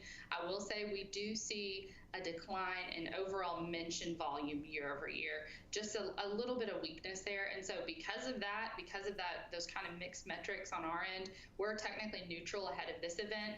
But, happiness, like I said, that's our longest term indicator of potential growth. And we do see these potential tailwinds coming in. So we really like the same long term because we do see it outperforming peers. But we're neutral ahead of this event, and also just aware of potential uncertainty related to this UAW strike. Yeah, well, there'll probably be some commentary on there. You guys are neutral going in to this report. All right, great stuff. As always, Megan, appreciate it. Thanks, guys. All right, that's Megan Brantley, Vice President of Research at Likefolio, breaking down the data for us. Kev, I mentioned it's up nearly 30%. Did you know Carvana is still up about 760% so far this year? Yeah, hasn't given up anything. It doesn't take a lot for it to go. I knew to you were show going a to big say percentage. that. All right, so the option market's pricing about a plus or minus $7 move in the shares. How do you want to look at this one for an example trade? I don't know. No, I'm kidding. But the answer is you don't have to know, right? The lesson here, what I want to teach our viewers is that what happens if you don't know? But there may be some edge in the vol structure, right? If you look at the front expiration, it's 150 and a half volatility. On aggregate, if you look at 1 week out, it's about 82. Right. So yeah, that's the average of them all. Yeah. So that may make the calendar spreads less expensive. Okay. So what direction now, right? Okay, we have an idea on a strategy. Now what direction? Again, I don't know, right? So maybe it's the double calendar. You look at the expected move about $7, right around $7, $6.90. We're traders, so we'll round to $7. And so you look at the 85 call calendar and the 71 put calendar, right? $7 times 2, that's about $14 width between the strikes. And that's trading right now, pricing based on the deviance in the vol structure, about 60 cents. It was trading a little higher. Now it's trading even a little lower. Right. I think vol in the front is going up, making this calendar spread even cheaper.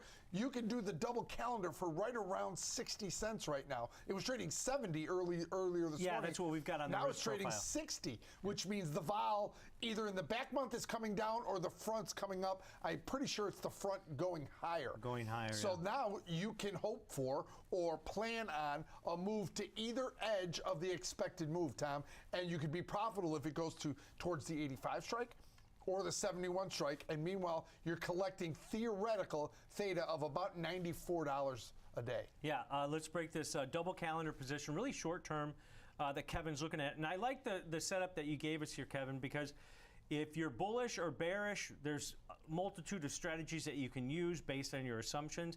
But what if you don't know, but you still want to trade something? This type of strategy takes advantage of that if you think that, hey, maybe a one standard deviation move, whether higher or lower, is in the cards post earnings over the next couple of days. So going out to the October 6th weekly options, 9 days till expiration, buying the 85 call, selling buying the 71 put, buying the 85 call, buying the 71 put. Same option strikes going into the September 29th that expire in 2 days, selling those same strikes, the 85 call, 71 put, paying roughly, we've got $70 debit up there, trading closer to 60 cents, as Kevin mentioned, it's come down in price, but that debit that you pay is your risk. So $70 per spread on this example on the risk profile that we've got there. But you can see here, Kev, the width of the break evens on this one gives you a nice wide range for this stock to trade in and still remain profitable on there. We've got about 95 on the upside, 65 on the downside. It's anywhere around there. Now, on calendar spreads, especially double calendars, the break evens that you put on price slices can sometimes move based on implied volatility levels and option pricing the next day. So these are not set in stone on calendar spreads like they would be on maybe an iron condor or a vertical. So you have to take that into consideration here. But you've got a nice wide range for this stock to trade in over the next 9 days to remain profitable. The whole goal here is it moves towards either one, the 71 strike or the 85 strike over the next 2 days. You've got some assignment risk on those short options going into expiration tomorrow. Kevin, any final thoughts on that real quick? This is, remember, these September 29th options expire Friday. So they may not max out the first day. This may be one where it works its way towards a strike. You can afford to be patient on this spread. Yep. A couple days into those short options, 9 days in the trade on this one. All right, good look at the double calendar. You don't have to pick a direction, just taking advantage of that divergence and implied volatilities that Kevin mentioned. All right, let's take a quick break. When we come back, we're going to take a look at Cloudflare. Content Distribution Network is partnering with Meta as it expands further into AI for developers. Fast Markets coming right back after this short break.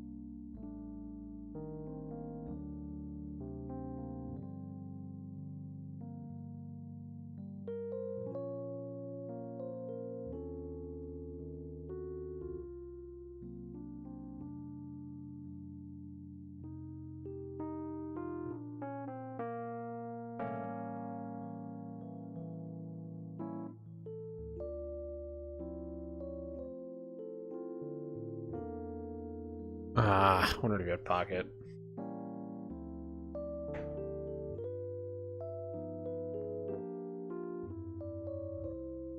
I've been card dead for hours. Till now.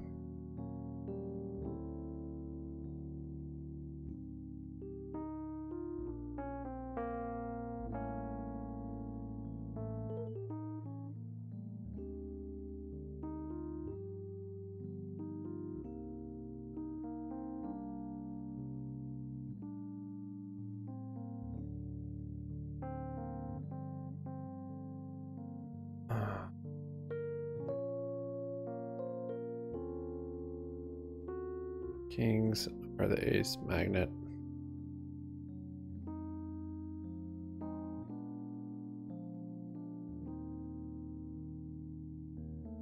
Holding pocket kings. Yeah, 9 ace. Ace queen. Yep.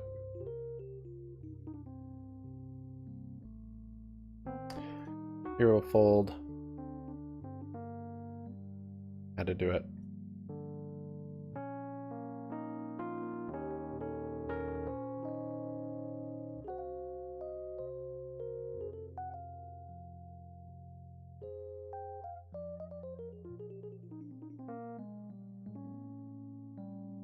Everyone folded pre-flop? What the heck?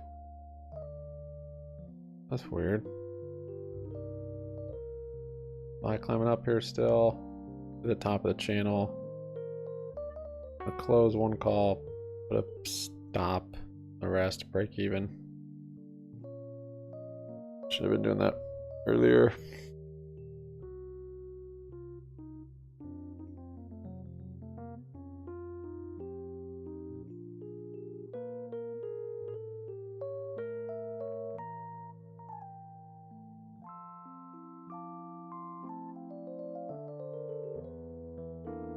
And bluff this guy out.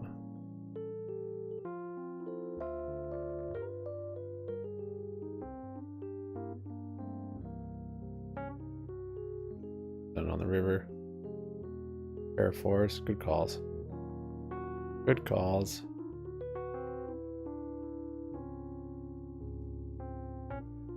Tilting.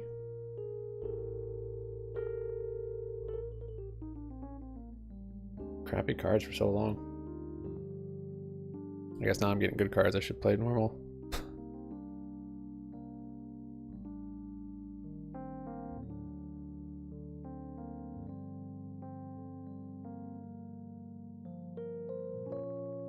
Ugh.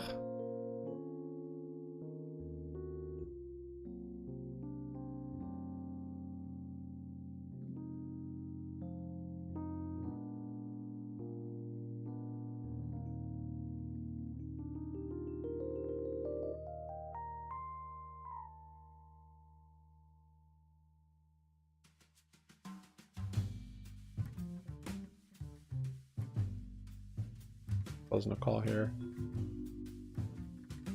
Stop on the rest.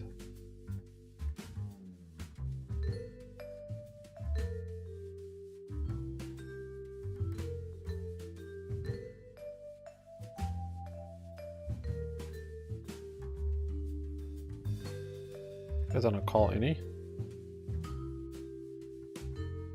Cash.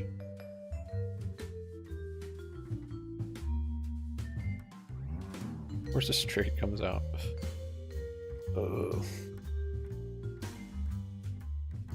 We had the same hand? Guys are bluffing? What in the world? What the heck?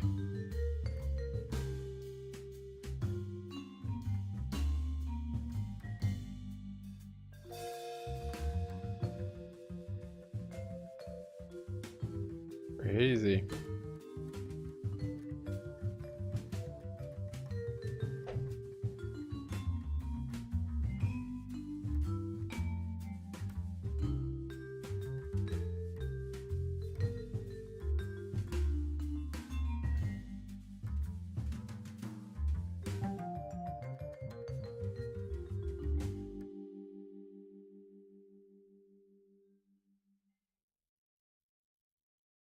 Run here, but how does this synergy work out for Cloudflare? Because stock's doing well today.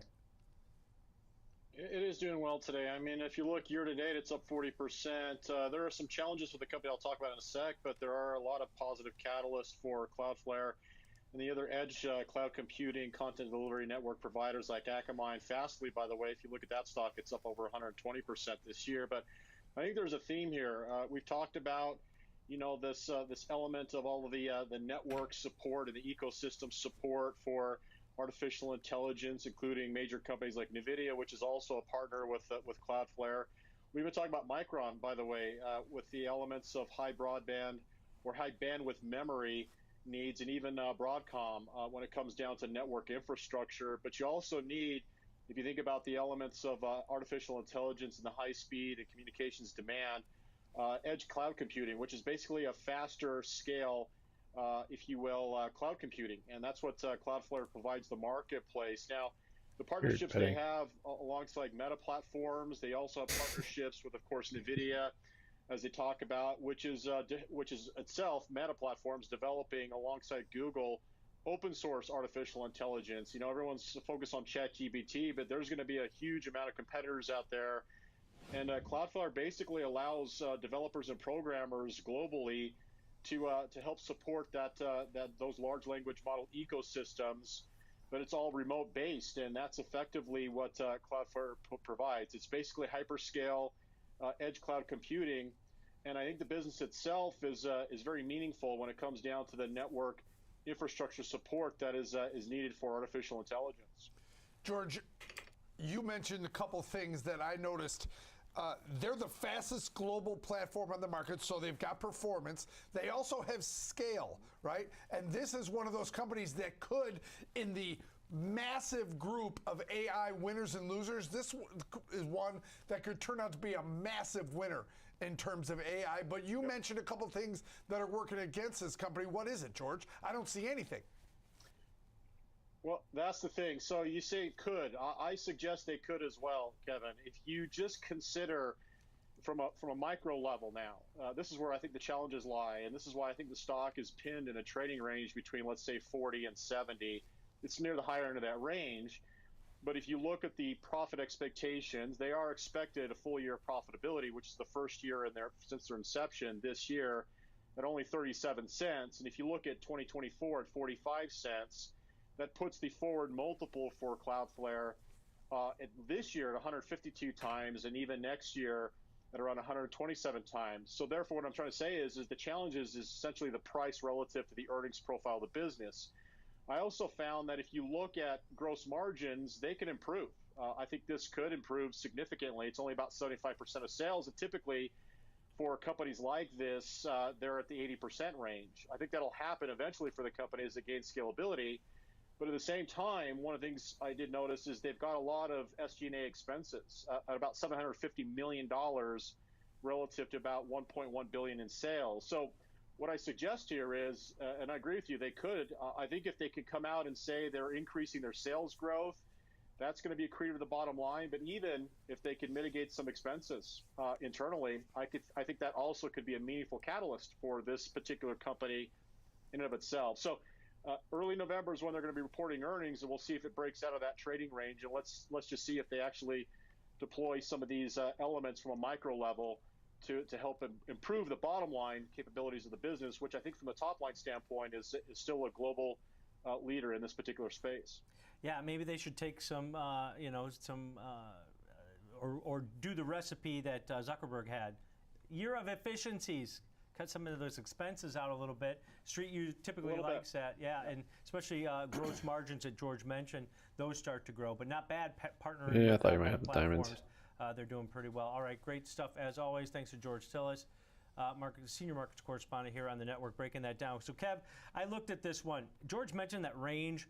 This stock's hit $76 just about 2.5 months ago, but then on 2 out of the last 3 earnings, big sell-offs post-earnings puts here maybe on this one. Now, they report on the 2nd of November. So I looked at a strategy as an example here that kind of avoids that event because, like I said, 2 out of the last 3 quarters, this stock sold off pretty hard. But this is a bullish strategy. I'm still in my calls. I don't think I got stopped out. Costs on this bullish yeah, trade. Still in those. Where I went out to the October 27th weekly series. So I'm going to avoid that earnings event that we have at the beginning of November. We're going to buy an unbalanced or broken wing call butterfly to the upside. Buy the 60 strike call that's at the money one time. Sell 2 of the 65 strike calls and then buy 1 of the 66 strike calls to wrap it all up. Paying roughly about $1.70 debit on that one. So there's your risk, $170 per spread. Takes your break even to $61.70 over the next month or so, Kev. So this is basically an upside type of trade, Kevin, offsetting some of the costs, but it's not one of those where you're swinging for the fences, right? You're trying to, in that baseball analogy, trying to hit a single or double, take a walk, that type of situation and then strategy. $5 long call vertical financed or chipping away at the net debit by $1. Just make sure this, for our viewers, a cautionary tale.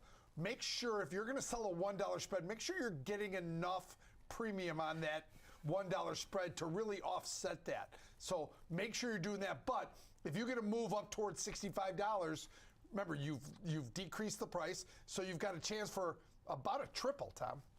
Yeah, and that $1 wide call vertical, 65, 66 in that cycle, trading 28 cents. So if you can get around 30 cents, that's probably a fair number. Right, but what that does is it offsets the initial cost. Instead of just buying the vertical on the 60, 65, you offset some of those costs. But the apex profitability right at or near that short 65 strike. So take that into consideration. But even above 66, it's more than a double on this type of trade. So good look at it. Unbalanced call butterfly to the upside here in Cloudflare if you think this one's going to go up over the next month. All right, that's going to do it for us today here on Fast Market, right here on the Schwab Network. But stick around. Next Gen Investing's coming up.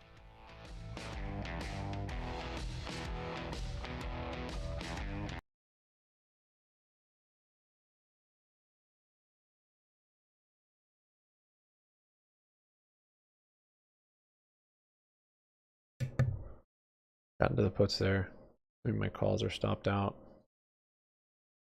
Yeah, call stopped out. Not very good risk to reward down here.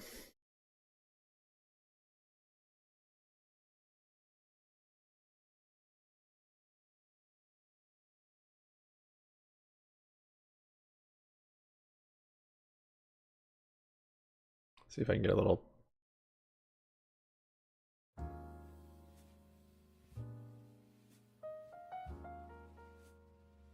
flush out there too.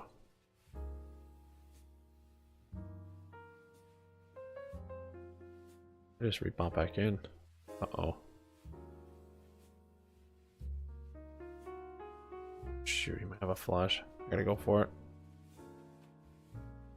Doesn't.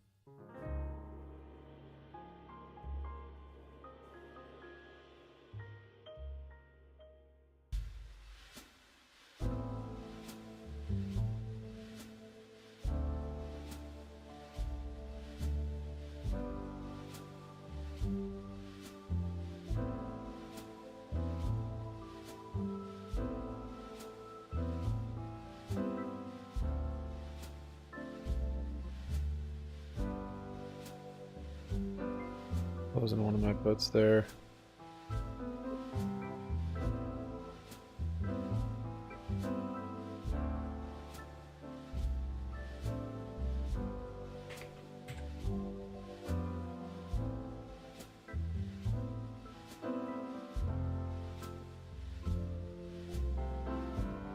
Yelling out a little bit. I think we could be tapering at the bottom here. I just don't know when.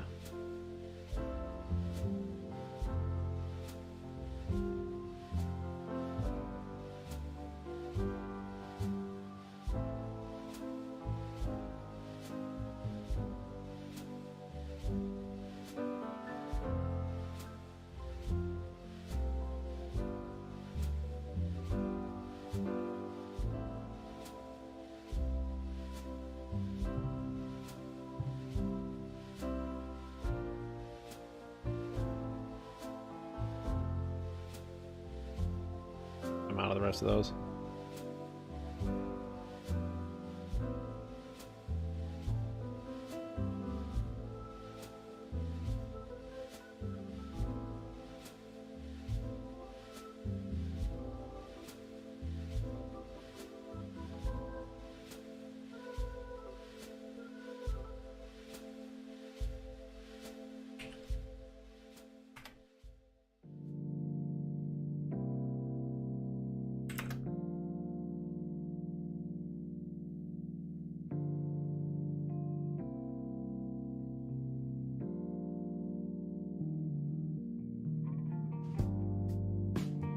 Yeah, looks like it's starting to round out the bottom here. Still have enough time. It's only 1 o'clock. 3 hours left for these options to get crazy.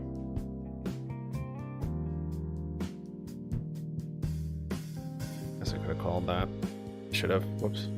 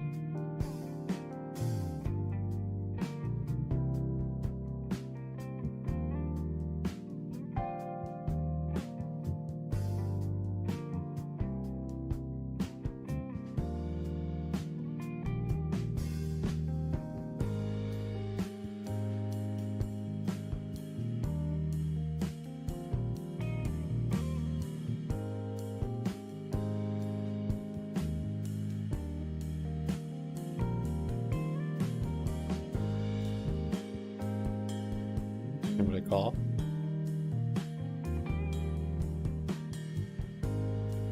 Two calls, that's great.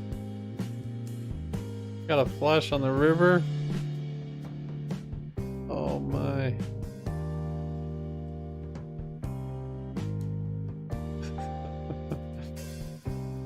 That's great.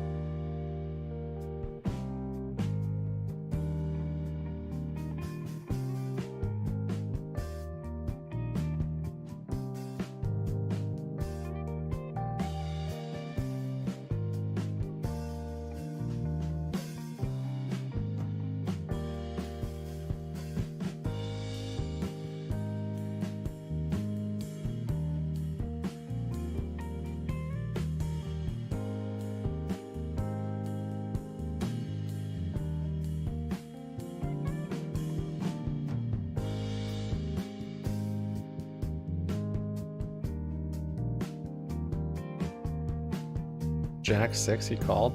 Oh, clubs, of course. Of course. These guys are just landing flushes everywhere. I should go all in with a flush. Without a flush though, like right here. It'll work for me.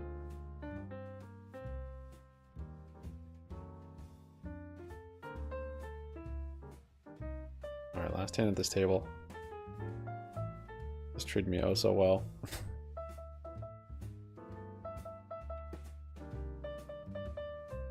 At king, no clubs for me. Don't have the same luck. What a shame.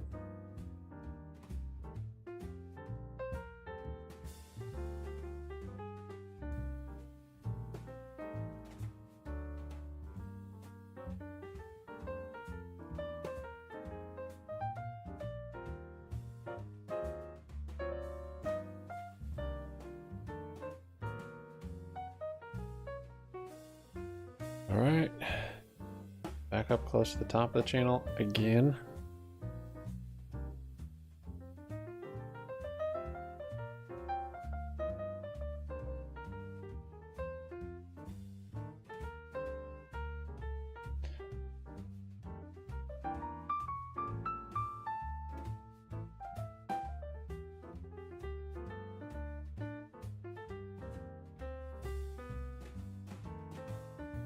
In major cities across the country, citing And violence, theft, and organized retail crime. Now, these stores will be in New York City's Harlem neighborhood, 2 locations in Seattle, 3 stores in the San Francisco area, and 3 more in Portland, Oregon. Those are expected to be closed by October 21st of this year. They said in this news release they cannot continue operating these stores because theft and organized retail crime are threatening the safety of our team and guests, contributing to unsustainable business performance. Now, they have cited really since August of 2022 the fact that they are seeing this shrink concept weigh on their overall bottom and top line, actually CEO Brian Cornell did say shrink overall is expected to reduce their full year profitability by more than $500 million this year compared to last. So this is a pretty major issue. We've heard it echoed from some other retailers, like Dick's Sporting Goods did mention this on their most recent earnings call, but it seems like Target is really taking the brink of it now, actually making considerable actions to reduce some of these stores that are dealing with these heightened levels of crime. And it's more than just the items that they're losing out on sales with. It's the cost for security. It's the cost of, you know, maybe damage to the stores or something Everybody were to called. happen from an insurance standpoint. That they've just looked at this and said the dollars and cents don't make sense to operate these stores. And so the problem is when they gave guidance, whatever it would have been a year ago, this wasn't factored into that guidance. And so we're watching the market in real time. Another crazy reprice table. These companies that are dealing with this and making these decisions with this new information. And so it'll work its way Nine through. king and nothing. I guess if you're someone invested in Target or any of these companies, Yes, what too. you're hoping is that this problem is isolated. my. It doesn't become an increasingly bigger problem and more stores impacted, because the bigger this problem gets, the bigger the impact. I mean, it doesn't take a genius to realize that, but we're watching this work through the system. We're watching these stocks under pressure. Target's gotten crushed the last few years. It has, and I would say that lowering that guidance already, that was disappointing. Range is getting pretty tight here at the bottom. See if you're a Target shareholder. But our next name today is Amazon. Now, Amazon, of course, did steal headlines yesterday with this suit coming from the FTC. As we did see, this was filed against Amazon. They focus on their dominance of their e-commerce business, really signaling that Amazon has around 70 to 80% share in the U.S. e-commerce sales across the 4 top online platforms, those being Amazon, Walmart, Target, and eBay. Now, they declined to say if they were outright just pursuing a breakup, but the agency did say they could be seeking some structural relief, were the terms that was used. But their numbers, I believe, are more telling, and I dug got two far pair too on deep the into river. this FTC complaint. Their retail business, Amazon's, is barely profitable. If they did have a monopoly over the e-commerce space, I mean, wouldn't we be seeing a huge stream of profits? So just to paint a picture of that, back in 2022, their business outside of AWS did deliver an operating profit loss of around $10.6 billion. So that Got a lot to me head and is a huge shoulders factor here, though. The fact that we could call them, they're being And being a considered bit of an inverse head and monopoly here, but shoulders. then they're not making huge profits on that business, to me is a bit of a misstep. Wedbush keeping its outperform ratings, still seeing upside with a $180 price target. D.A. Davidson actually said a breakup could not be the worst thing. They continue to actually really favor Amazon with a buy rating. B of A also kept its buy rating. So the street doesn't seem to necessarily care a whole lot about this potential lawsuit, Alex. I think that there's more to it than just profit and loss as it is now, though. If you look at it from the perspective of the consumer, if they squeeze all their competitors away and they're the only operator in this space, what's to stop them from then really ratcheting those prices up? That's the kind of concerns I think that the FTC and consumers have with a company like Amazon. Look, I long for the day that AWS and Amazon's retail business are two different things, just so we can more accurately pinpoint these stocks, because AWS and e-commerce have nothing to do with each other. So we're talking about retail companies. We talk about Amazon because it's a premier player in this space, but it's a massive cloud company at the same time. And if anything, it's more of a cloud company. So it's like the biggest e-commerce player, but it's not even the biggest part of its own business. Yeah, and I think that's a really Just good snap point. went all in? How'd I Also, do that? we know these FTC lawsuits sometimes don't always come to fruition. We know that's been the case with Microsoft and Activision. the Pair most again. recent This guy failed with his two attempt pair. At that agency blocking a given trend. But our last name today here is They're trying to block me Walmart. off. Walmart is interesting because Walmart has maintained a relatively strong position this year. It's only down about 3% from its all-time highs. Piper Sandler thinking that Walmart's local marketplace test could further accelerate momentum with its e-commerce business. They did reiterate their overweight rating on shares with a price target of $210. This name has no sells, Take all my 38 chips back, buys, 5 please. holds, and the price target of Need 179 two more does all-ins. imply around 11% upside here, Alex. Right One, place, two. right time, it seems, for Two. Walmart. Trade down effect really taking hold. Very grocery centric as discretionary spend is coming down as well. And it just seems that Walmart is slow but steady. This name, especially when compared to Target, which we've made the comparison a lot of times and we've talked about how they're very different, is running laps around Target right now. Absolutely, and I mean, we're seeing shares still hang on to a decent gain on the year. So we'll be moving forward with our 2 upvotes today, those being, I'd say, the most comparable in this space, Target as well as Walmart. We'll be looking at some example trades as well as technical trends. Stick around, Next Gen Investing. We'll be right back.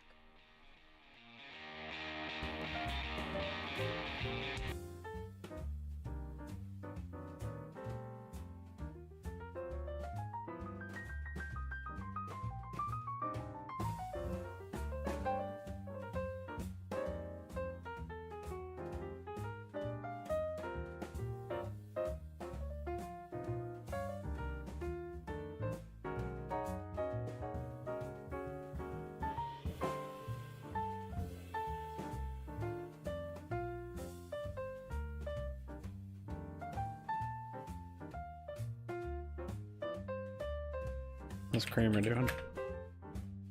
Kramer's testing the trend line again. Rumble's up 11. Guess insiders stopped selling briefly.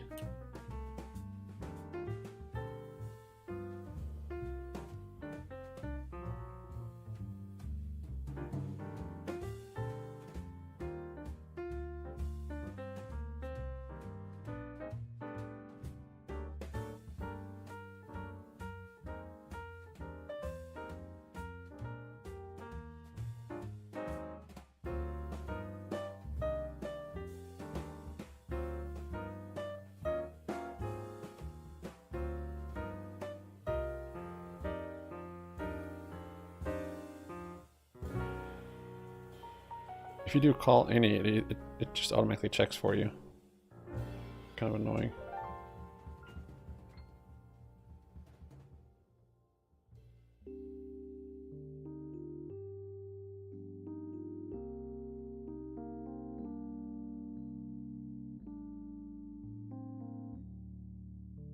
Wow, great.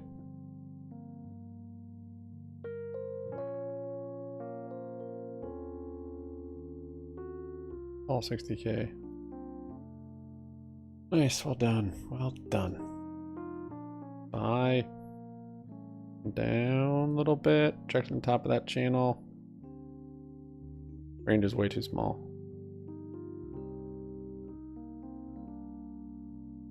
$115.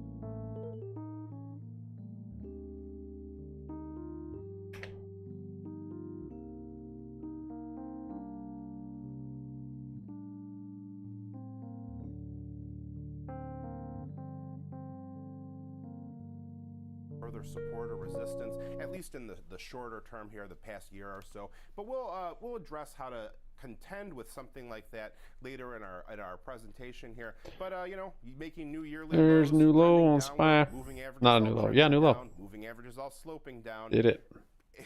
It's pretty much cut and dry.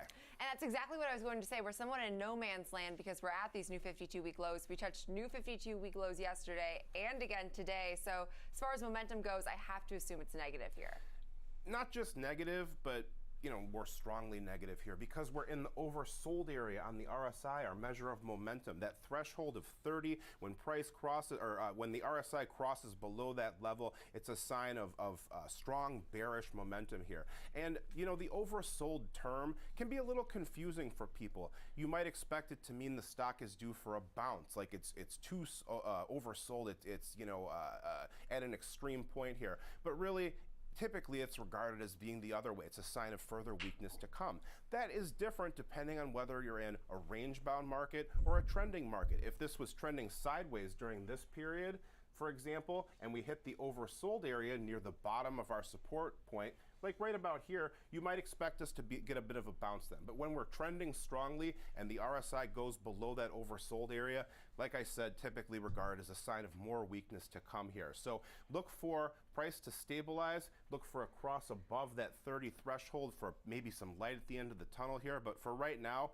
not seeing much. And don't forget, things can remain oversold for long periods of time. It's not going to necessarily be just a quick dip in and out. It can go on for quite a while here. So beware, you exercise some caution if you're trading this name. And I think that's probably what's been so frustrating to shareholders is the fact that I think that if you were looking for a pullback, you got in 6 months ago, you got in 9 months ago, and we've continued to see Lowest flush this ever. downtrend. So as far as price activity goes, what levels are you watching?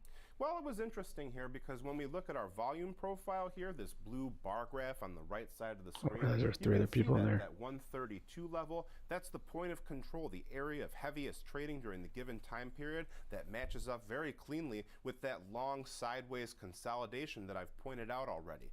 Now, as I said before, we don't have a lot of previous price history to work with here in terms of looking for some support. So I use standard deviation channels, and what this does is it creates a line of best fit based on our closing prices here, this blue line, and then we take standard deviations above and below that point here. So basically a measure of the variance in our price activity here, and it tells us whether price is at a fair value level, which would be our linear regression line, or an extreme level, which would be one of these standard deviations above or below it. You can see -1 standard deviation right there coming in around 112. We dipped Spy below coming that down point, more. so not a good sign. Even it actually looks even worse Got when you in on add his in puts. this study here. We're breaking Got below midday another chop. form of support. Now the question is, for you as a trader, do you bank on trend continuation, continuing to go to the downside, or mean reversion, which is that we're too beaten up and we're due for a little bit of a bounce here? If you're banking on the trend continuation, 95 potentially, that's where our -2 standard deviation comes in. That would be quite a slide here. Not saying that's going to happen, not a guarantee, of course, but this is a way to project where you might find support. To the upside, 121, like I said, that's the mark to beat, with a little bit of a road bump there at our 21-day EMA near 119. So 119, 121 to the upside, 95 to the downside. 95 to the downside, and as we know, given the historical nature of this trend, we could see a move that continues, like you said, just continuing the overall weakness in target shares, or we could see some upside. I think that's what investors are hoping for from here. But when taking this in mind here now, Alex, and trading this name, perhaps leading into just a middle ground, leaning more neutral with our example trade today. One thing that really stuck out to me, excuse me, on the chart was big downward moves and then sideways consolidation. So if you're looking for this consolidation Air zone Force to had nothing. continue, once that leg lower is Got a complete, 4 on the river. maybe a neutral strategy would be the way to capitalize on that. Past performance, not indicative of future performance, and just because a pattern has played out doesn't mean it's going to play out again. But I'm looking at an iron condor here surrounding the current share price, also leaning into the fact that we actually have implied volatility percentile over the 50 level, which is pretty high given the fact that the overall market has peaked up a little bit, but is basically just at long run averages for volatility. Looking at selling the 105, 100 put vertical, 115, 120 call vertical, $1.70 credit means $330 in max loss, $170 in max profit. And most importantly, how does this perform? Well, it does best if it stays between our short strikes. So in this case, that's 105 and 115. As this stock, this is one of the fun parts about an iron condor, if you're short that iron condor, is as the stock goes down, you actually watch this position become more bullish. It's a little bit of a contrarian strategy. As the stock goes higher, if it is, you become more short. So it's dynamic with the overall trend and price performance of that particular stock. So if you're looking for a way to get involved selling both sides leaning into that implied volatility, maybe this is a way to consider it, Jenny. Yeah, and I think that's a good way to play, sort of taking that middle ground between obviously hoping for that trend reversion or just hoping for the trend to continue to the downside, depending on which way you're positioned in target, obviously. Now to shift gears here, though, and look at Walmart. Not shifting gears too far, but I can imagine, Rick, a completely different technical setup for Walmart shares. Very different situation between the charts of our two retail giants here. Hello there on And you SPY. can see that we saw some outperformance here from Walmart as soon as we crossed above these old highs near the 153 level. Here's We maybe the dropped final down there support. and there, and then as soon as we broke above it, it became supportive. So old resistance became new support. It's a common thing that happens in trading. Certainly not going to happen every time, but it happens very often, and it's worth keeping an eye on these old price levels for potential support or resistance here. General shape, more of a rising wedge type price pattern here. Two trend lines, one going across the lows, one going across the highs, converging toward each other. Interesting situation today, though, because we're breaking to the downside below our lower trend line here. Not a huge breakout, but we're definitely moving below it in the shorter term here. We also broke below our yellow 21-day exponential moving average today. So kind of two more bearish signals to be aware of as we assess this price action here. You can see as well, yellow 21-day EMA Come down starting more. to trend downward here. We're trending upward, made a little bit of sideways movement, now trending down. A sign of potential trend shift here happening. So another thing to try to be aware of, the slope of these moving averages, that's a useful way to tell when the trend could be shifting here. So the 160 level, that's about those old lows right here. That's the mark to be watching as we head into the close here. And, you know, just kind of trending down from those highs. We're down Is that about absolutely 3% nothing? here. So a much better And the lowest situation than pair. target, to be sure. But still a little bit of peril here for the bulls. Right, and I'd say some of that peril could be attributed to the weakness we've seen with the overall market naturally. But as far as momentum RSI goes, walk us through what you're seeing. Well, not a ton to talk about here. Not a lot of crazy divergences, not a lot of clues toward potential future price action here. But one obvious thing to be aware of, we slipped below that 50 midline that separates bullish momentum from bearish momentum. So we're seeing a break below support from two different metrics, below our 21-day EMA and below our trend line, and momentum is breaking below its midline here. Put all those things together, not a great sign once again here. It's really important, though, that we haven't broken through that 160 level, those old lows. That's kind of the mark to beat here. So if we were to keep going lower, that would be the point to watch, and for RSI to continue to deteriorate below those old lows there. So, tally this up in the more bearish column for our signals that we're assessing today, but not necessarily head for the hills yet. Yeah, and it's sort of amazing to me that we could see this recent pullback where shares are still only down off their all-time high by about 3%. So recent weakness still, though, overall uptrend like you highlighted. But as far as support and resistance goes, walk us through what you're seeing. Well, the upside's a lot easier for this one here. We've got our yellow 21-day EMA near 162. That's an easy point to watch for some potential resistance. Beyond that, 165.25 represents our best close that we saw. We did have some intraday highs that were a bit beyond that, but the close is really the more important price to be considering here. That's kind of where the day's trading settles. Intraday highs and lows can be kind of wild swings here, but the close is the important point to watch.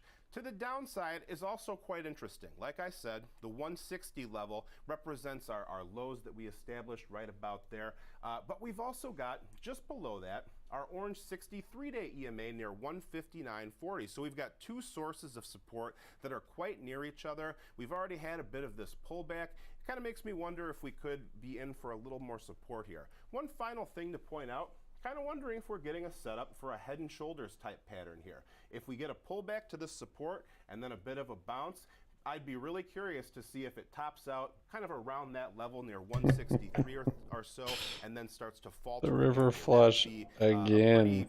Interesting setup for anyone who trades these type of patterns here. Ow. But yeah, 160 to 159 is a support point to be aware of. Head and Shoulders. I love it, Rick. Great breakdown of both of these names. Unfortunately, not more optimistic in either of these retailers today, but we'll consider that obviously when trading these names. Now, when looking at Walmart here, Alex, walk us through what you're seeing as far as, you know, an example trade goes, perhaps leaning into some more optimism. I know we've seen some recent weakness and a pullback as of late, but still a consistent uptrend in Walmart. The story of the tortoise and the hare kind of applies here when you compare Target and Walmart. If you look at Stupid volatility, response. Target fast moving, like 40% implied volatility. Walmart a little bit slower, a little bit steadier. peace out. And that steadier has won the race thus far, about 20% implied volatility. Spy new low there. Volatility though for Walmart is on the upper bound, and so we're still looking at a premium That selling Head and strategy. Shoulders. What I took away from Rick's charts It there was that we're trade in it a pretty for some critical reason. moment. This thing needs to hold 160 is what I took away, and so we have a strategy that looks for that to happen. In the event it doesn't, well, it's protected. It's risk defined. Selling the October 160, 157.5 put vertical for 75 cents. It's exactly 30 cents on the dollar. It's Flushing $2.50 some wide more. and 75 cents. So 75 cents is 30 cents on the dollar. When you look at this strategy breaks even at 159.25, but its best case scenario is for the stock to stay above 160. So if it holds that support line that's been so critical in recent months and weeks, then this thing can be max profit. If it does break down below 157.5, max loss 175. So neutral to bullish, Jenny, looking for the stock to hold the line, and then this thing can be profitable. Which, as we know, that's historically somewhat of the trend with Walmart. It doesn't make huge moves to the upside, doesn't make massive moves to the downside, which is why, obviously, it trades as a more consumer staple, more defensive type play. But we will leave it there. Now, coming up next, speaking of non-defensive plays, we are looking at Tesla as the selling on the day progresses. As one analyst sees some New low downside there. now to 2024 delivery estimates. We'll discuss that story more coming up next.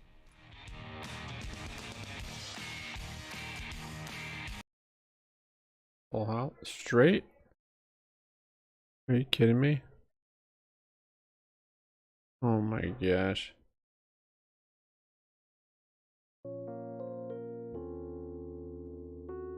Wow.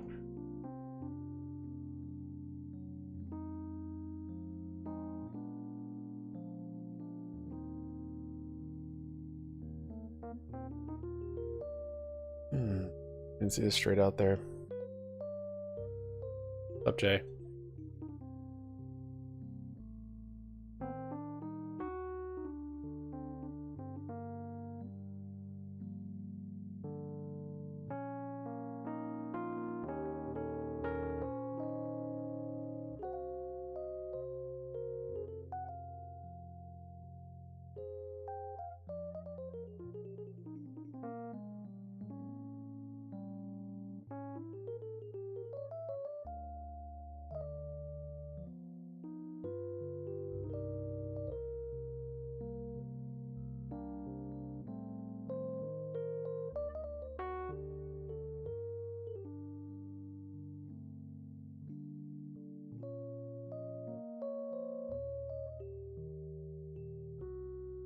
Breaking back into this deeper channel. Look at that.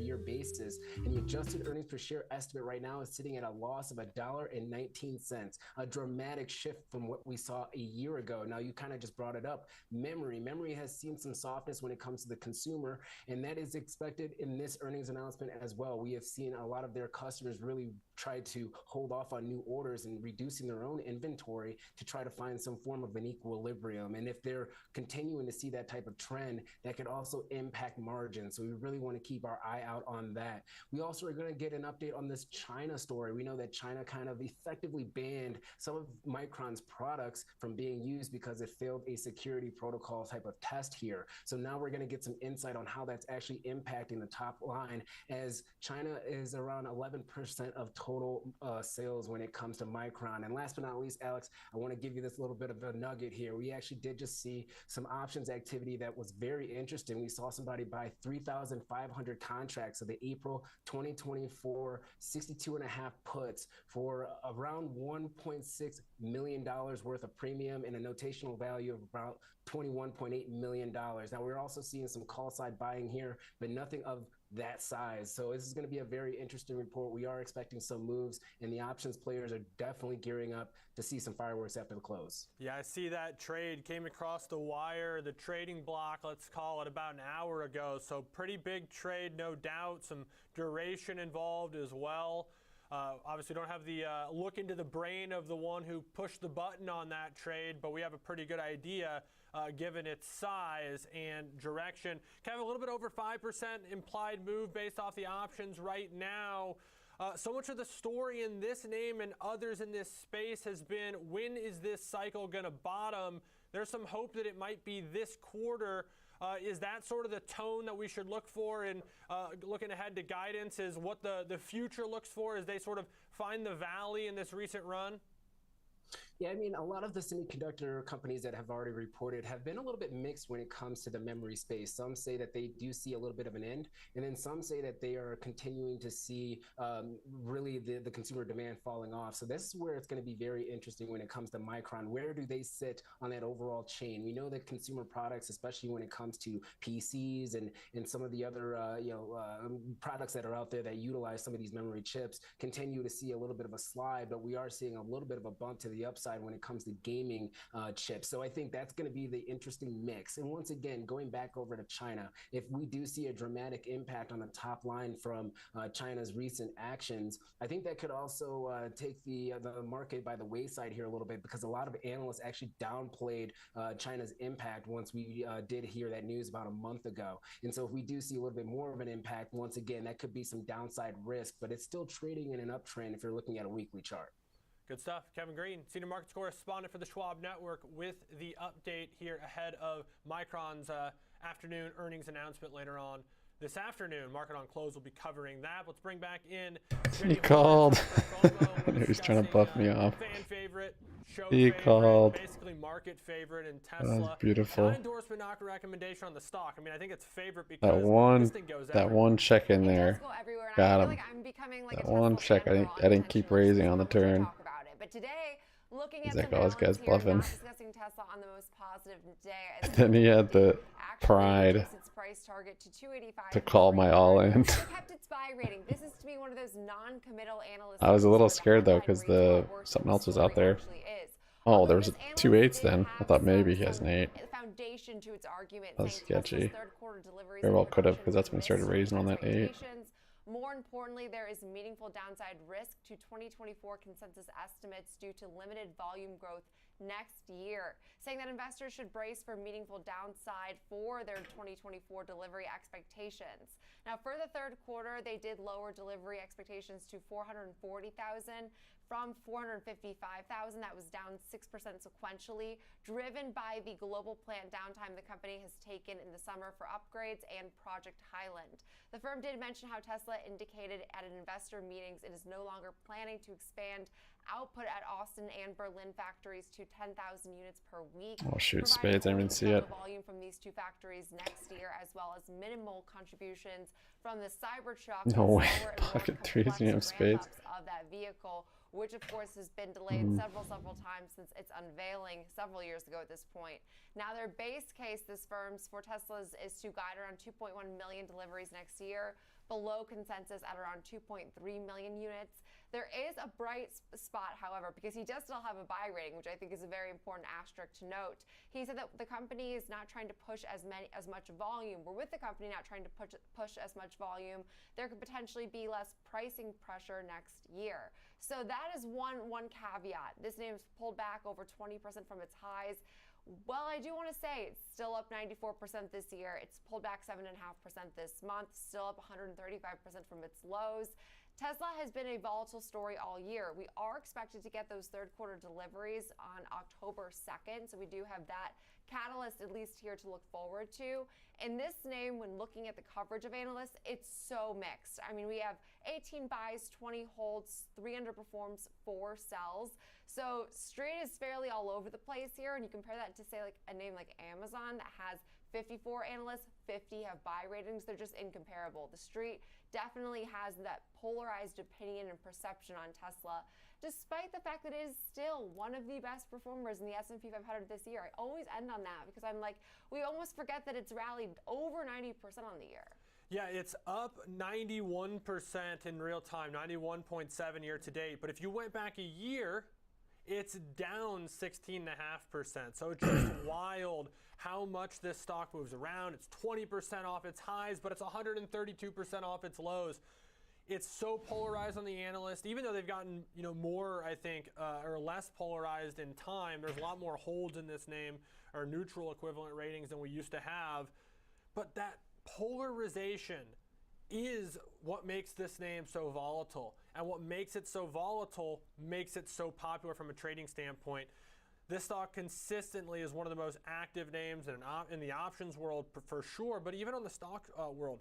$236 a share, and so far today there's almost 90 million shares traded. If you were to look at the options and look at how many options have traded, 1.47 million. These are massive numbers. We used to think of Apple as sort of like that benchmark for a lot of volume. 35 million shares traded for Apple, 870,000. So it's lapping the field when it comes to volume. It's lapping the field in many ways when it comes to volatility as well. And that's why this one always garners so much attention. There. Not even to get to the fact that it has this ultra polarizing CEO at the moment who's 130. See if today ends like yesterday. CEO is a bit of a rock star. Setting up for it. It makes this futuristic product that many really enjoy and are interested to see where it goes. So it's got all the Straight got makings there. of like the ultimate market story, and that's every single day.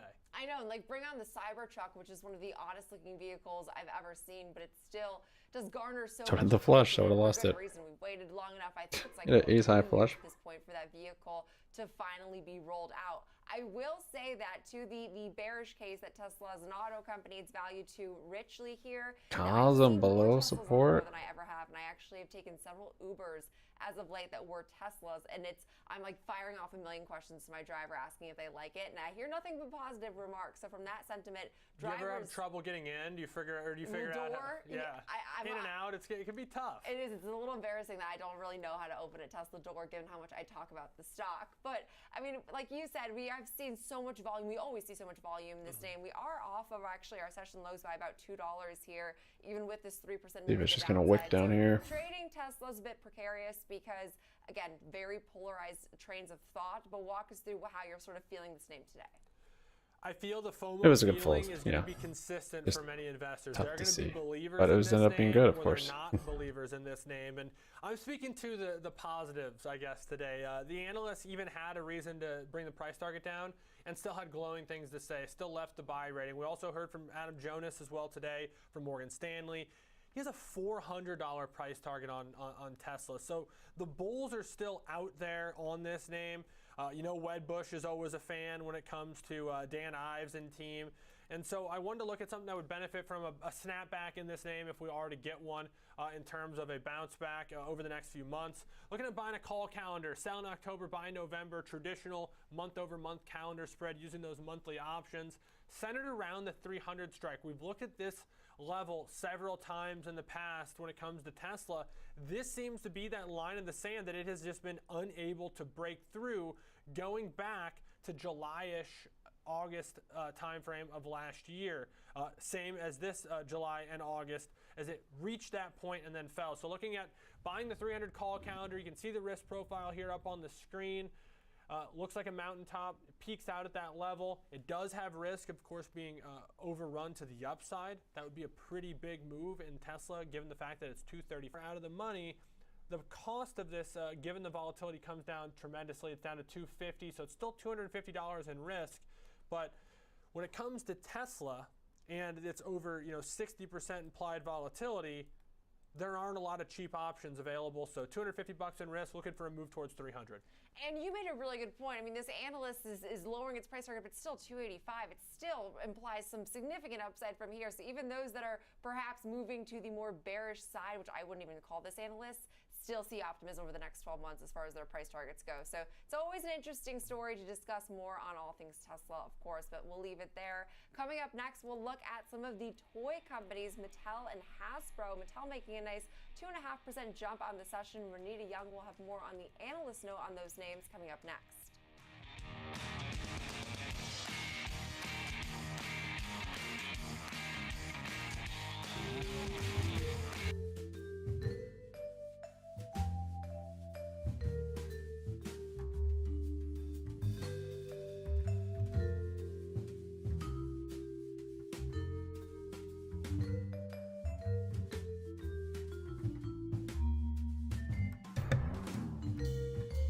Breaking out of this channel here.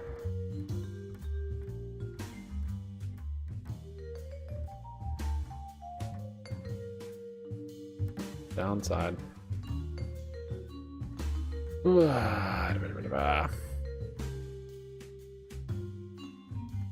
Nice bubble, done it. Happy for you.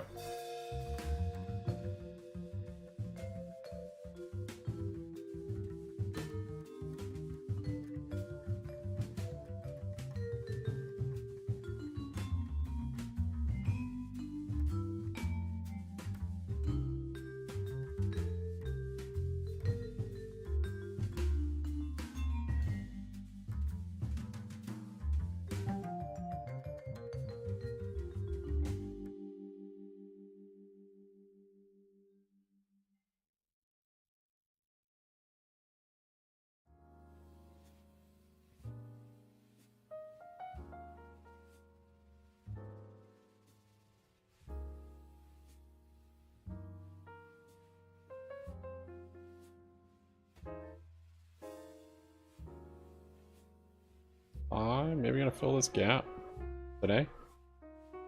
Almost down a whole another %.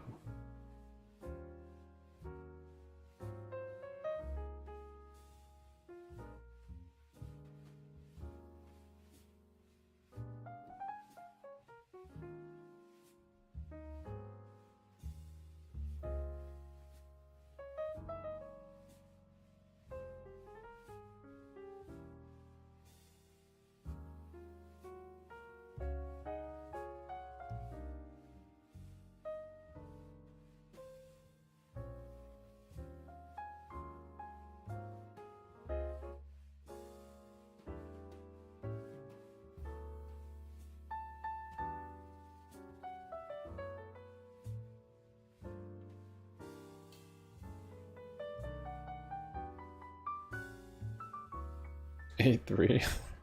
Try to catch me on a bluff again.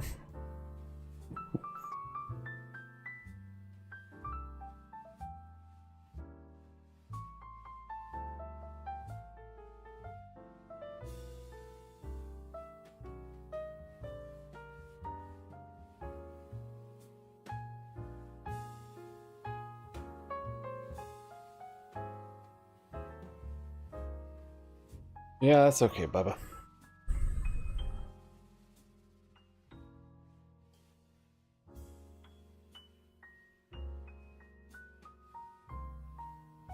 Dude, I can't. This guy's nothing.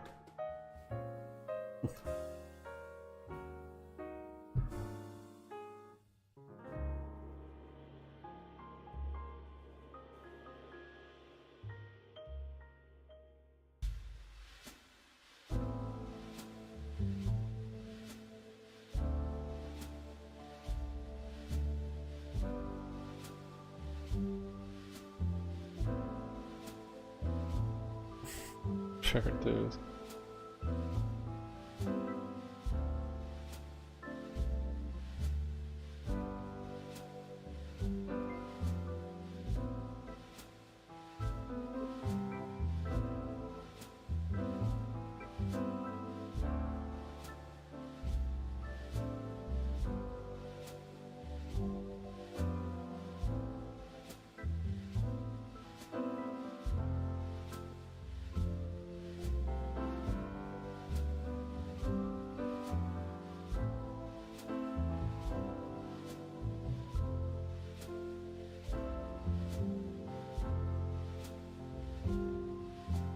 If I can get some bluffers.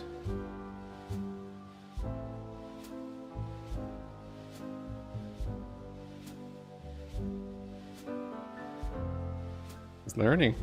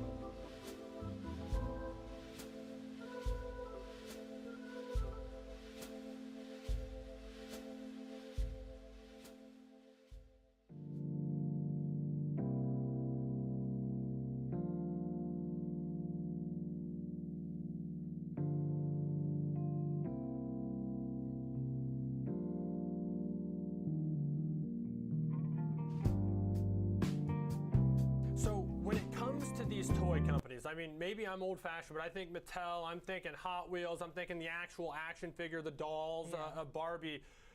But then I think of something like Hasbro now, and they've got me hooked on this Monopoly game on my phone, and I'm like, I'm ashamed of it.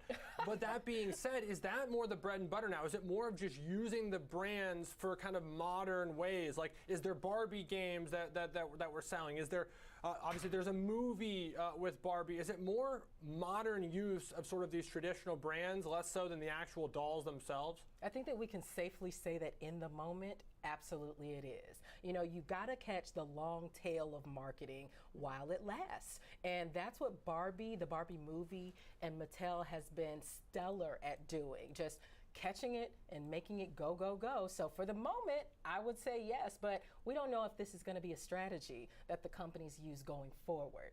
You know, it's also, I I'm know, still too stuck fair. on like the various brands of these companies that Hasbro Way too big of a has bet. Lego, which to Going me into would it. make me think this is a massive, massive player in the toy space because Got I an know inverse head and full shoulders down grown here. adults that still are using and utilizing Lego as that has so many different partnerships. I mean, Lord of the Rings is one that I know is popular among some of my friends. I won't speak to that, but still, I mean, these names are finding their way to be relevant in so many of our lives, even though I think that we're not directly as exposed to this toy market anymore. I think that's just a testament to the stickiness of the product and the fact that it is a classic product that can find use and love and support within current generations as well. Looks like they need some help too, because I'm just looking back. I mean, Mattel is doing pretty well. We got to give it that. It's up 21% year to date. It's up about 12%. It's near its recent highs of the last 5 years. But Hasbro, I mean, this stock was 126 and it's down to 64. So maybe we need a Monopoly movie coming out or something to change the tides. And to your point, the analyst noted that these stocks are trading pretty cheaply to where they were once before. Bubble all in, let's see. Nice, pocket fives. Appreciate the breakdown on this analyst note. Renita Young, senior markets correspondent for the network. Now coming up next. It's not like I have an easy tell, he just is a bad player. First time on this show, George Tillis will have more on that story coming up next.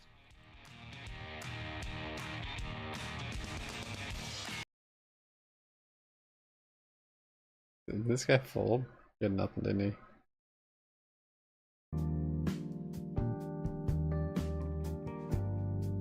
Okay.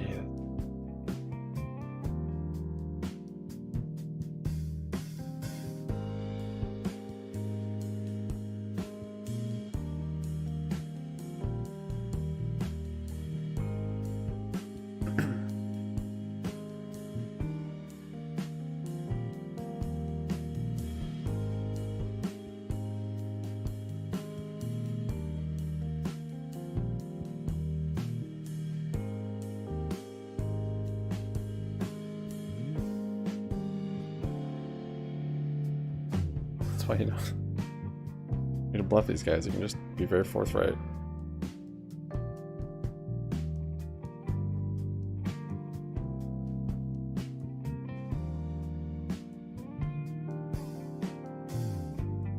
Wait for a good hand and then get them all in.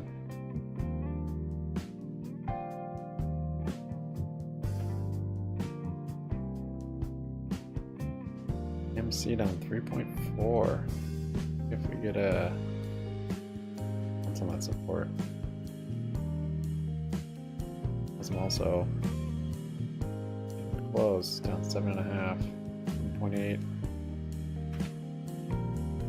2 minutes to 10 minutes to 2. Ready for this rip into close.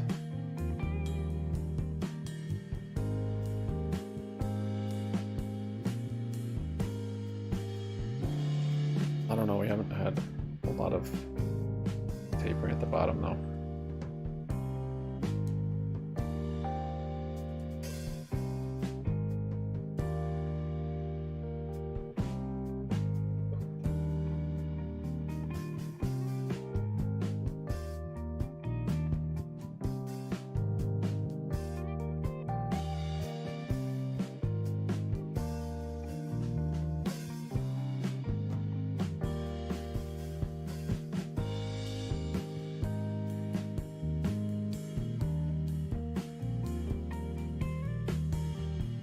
Intelligence is a massive productivity tool. That's really what it is. And so, in other words, how do you get more work out of less inputs or capital or labor? You think about SoundHound, one of their There we go, Jamie's waking up, Spy's about to also, that means. Is independent voice-activated artificial intelligence. So, essentially, it's artificial intelligence that responds in communications with people, particularly in the customer service areas of course, communications, which are very instrumental and needed in the business to consumer realm of on Moomoo I the can't. corporate ecosystem. There's an error or So what I something. see here is a I heard if you technology call that Charles actually manned Schwab, you can. displacing, customer service representatives altogether Which I in both didn't, chat so. and voice. And so I think it's a very interesting technology that is complementary to all of the artificial intelligence news we've had this year. Who are we talking about when it comes to competitors with this company, George? Is it the big dogs, the Microsofts, the Alphabets of the world, or is this a company that can find partnerships This and guy's integrate awful. their software within the greater suites of something like Microsoft and its platform offerings? So one of the competitors I discovered is LivePerson. They've actually had a chat interface that has been backed by personnel. In other words, people-based chat interface, as well as voice-activated artificial intelligence that they've been developing over years. So that's one of their competitors that is publicly traded. I think at the end of the day, this is an interesting company that may end up finding very much use in its technology through perhaps acquisition in the longer term. I think what we're seeing here is the development of not only a business, but a technology. So that's really, I think, the point of this company right now from a secular standpoint. I think it comes down to the development over time of these large language learning models, especially when it comes to, of course, voice-activated or voice response communications, because that's where we're going from a secular standpoint. It's not going to happen overnight altogether, but it's going to take some time. Now, I will say this, if you look at the stock, which did receive an upgrade by D.A. Davidson, forgive me, not an upgrade, they actually initiated coverage with a buy rating at $5. This is a company that's generated some analyst interest, with 4 analysts now covering the company. Median price target is $5. If you look at the price action year to date, you can see it's higher by 34%, but over the last year it's down by about 46%. This company is growing pretty significantly. If you look at its compound annual growth rate in sales, it's about 65%. Last year they generated 85% revenue growth, so that's higher than their 3-year average. But based on estimates going into 2025, so I'm fast forwarding an additional year, their revenue is expected to be around $100 million. Now, compare that to the estimates for 2023, $45 million, that's more than double. So they're growing. I can say that from the standpoint of their sales. It comes down to, are they growing fast enough to offset the cash burn the company's developing on an annualized basis, which is over $100 million right now. So I think they may end up finding an inflection point at some point in time where sales growth starts to improve the scalability of the business, mitigating I was expenses, too of course, aggressive for these other guys. cash flow burn. And I think the stock is stable right now. That's fine. If you Just, look at I just the want his trading range chips. between $4 and $1. It's near the bottom of that range, but it's been trading in that range for about 5 quarters. I don't know why I want to punish him. Like you said, has seen some lackluster performance this year, so perhaps this could be an opportunity. But also, we know with these names, there's some major associated costs that we have to consider down the pipeline. But really great breakdown on SoundHound. George Tillis, senior markets correspondent here for the What's up, network. Psyche Up? That also does it for Alex and myself for Next Gen Investing. Coming up next, we have the watch list right here on the Schwab Network.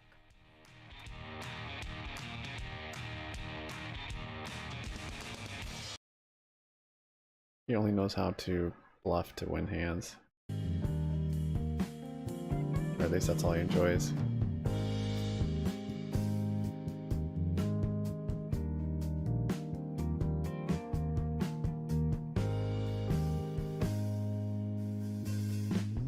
It's like I punish them all. No, some of these guys are better. It's just this one guy's hilarious.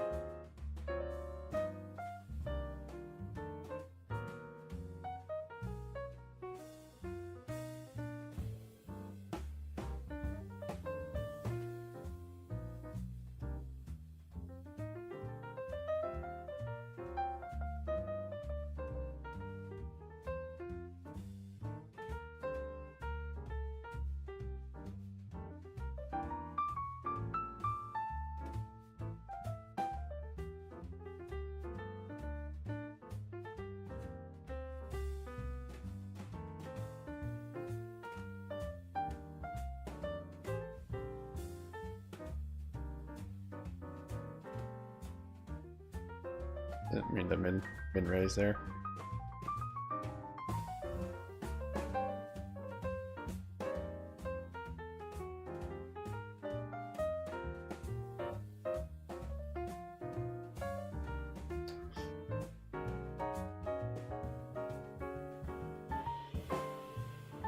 Everybody called that? One has a king or a 7? I guess some have diamonds. No diamonds. King, 7.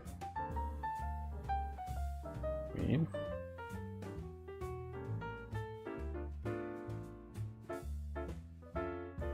Selling one of these calls here.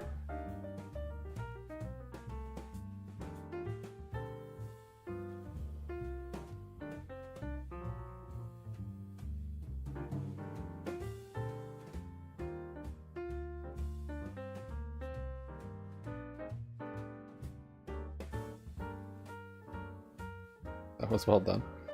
Why, thank you.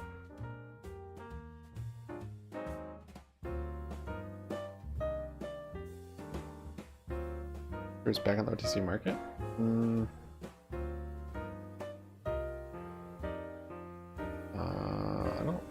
I don't know.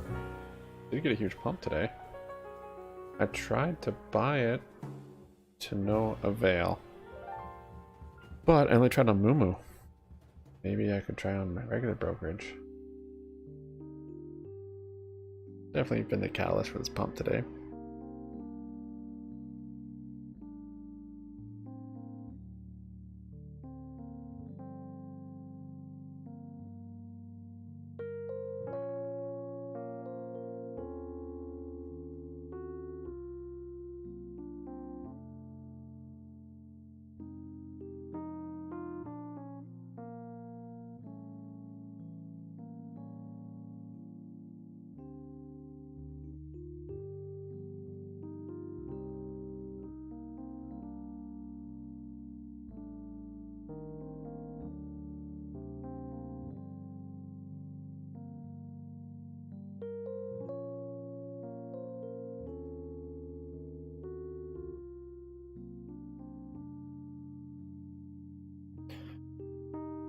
Amharic, spoken in Ethiopia.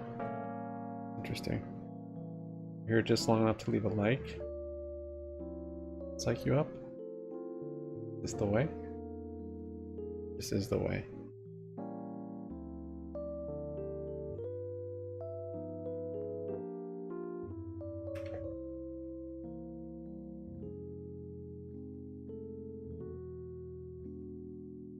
GME up 1.6.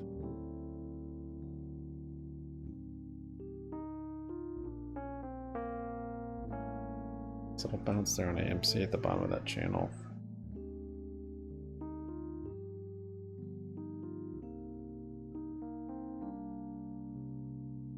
Still waiting for the bounce on Cosm.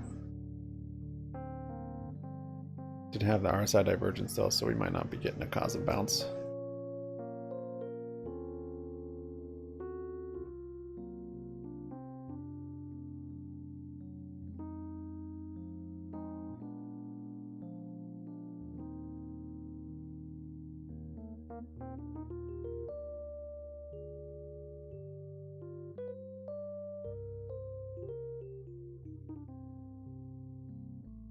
AMC on Reddit page is gone.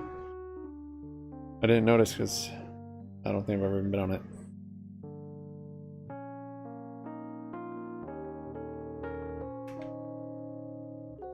That why AMC stock's down today? I'm just kidding.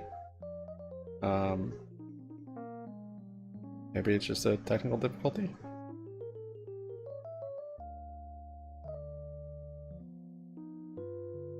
Oh, that fuck guy finally left.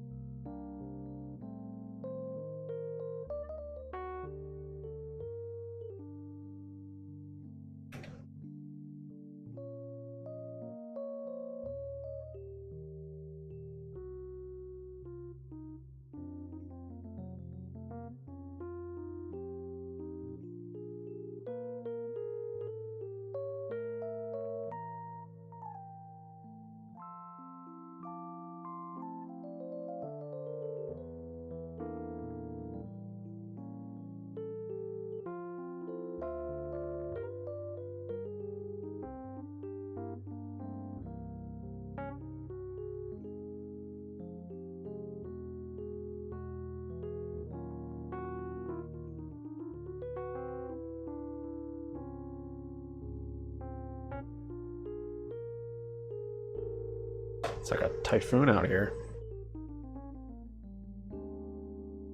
Any gays in here? We're all gay, man. In my name.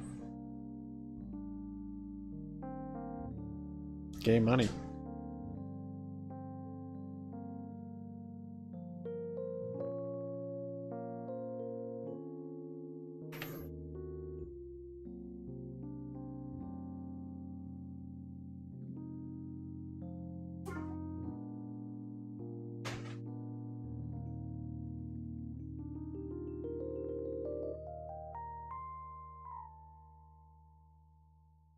Getting up on that resistance.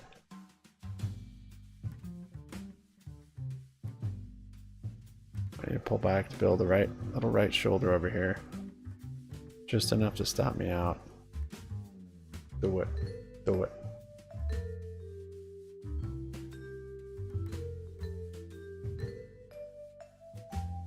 Ticking down.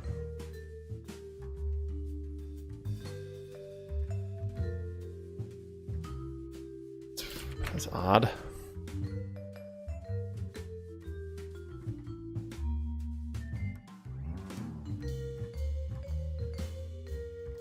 Anthony Sicaro, President of Providence Financial and Insurance Services. Anthony, thanks so much for joining us.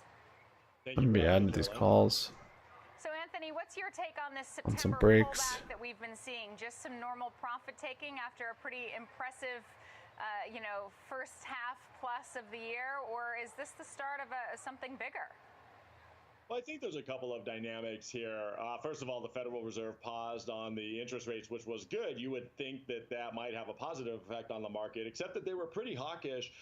when it came to raising interest rates again, because they seem to indicate that inflation could still be out of control. It's not where they want it to be. There's a lot of people out there that are really concerned about the fact that inflation could spike again. So I think that's number one. That's a primary fear. A second concern is, are we going to have a recession? We still have an inverted yield curve, which has been a good predictor of recessions in the past. It's accurately predicted the last 7 U.S. recessions. And that inverted yield curve is telling us that the bond market is telling us that we probably have a recession somewhere around the corner. So I think the stock market is also focused on that recessionary tail as well. So we're not out of the woods. The last month, S&P 500 down over 4%. I think it is a combination of people just shoring up a little bit. Yields are through the roof, so those yields give investors another place to go, another alternative place to go. And I think although it's normal, we still have the recession in the background. We still have inflationary pressures that are concerns, and those are what's causing the profit taking right now.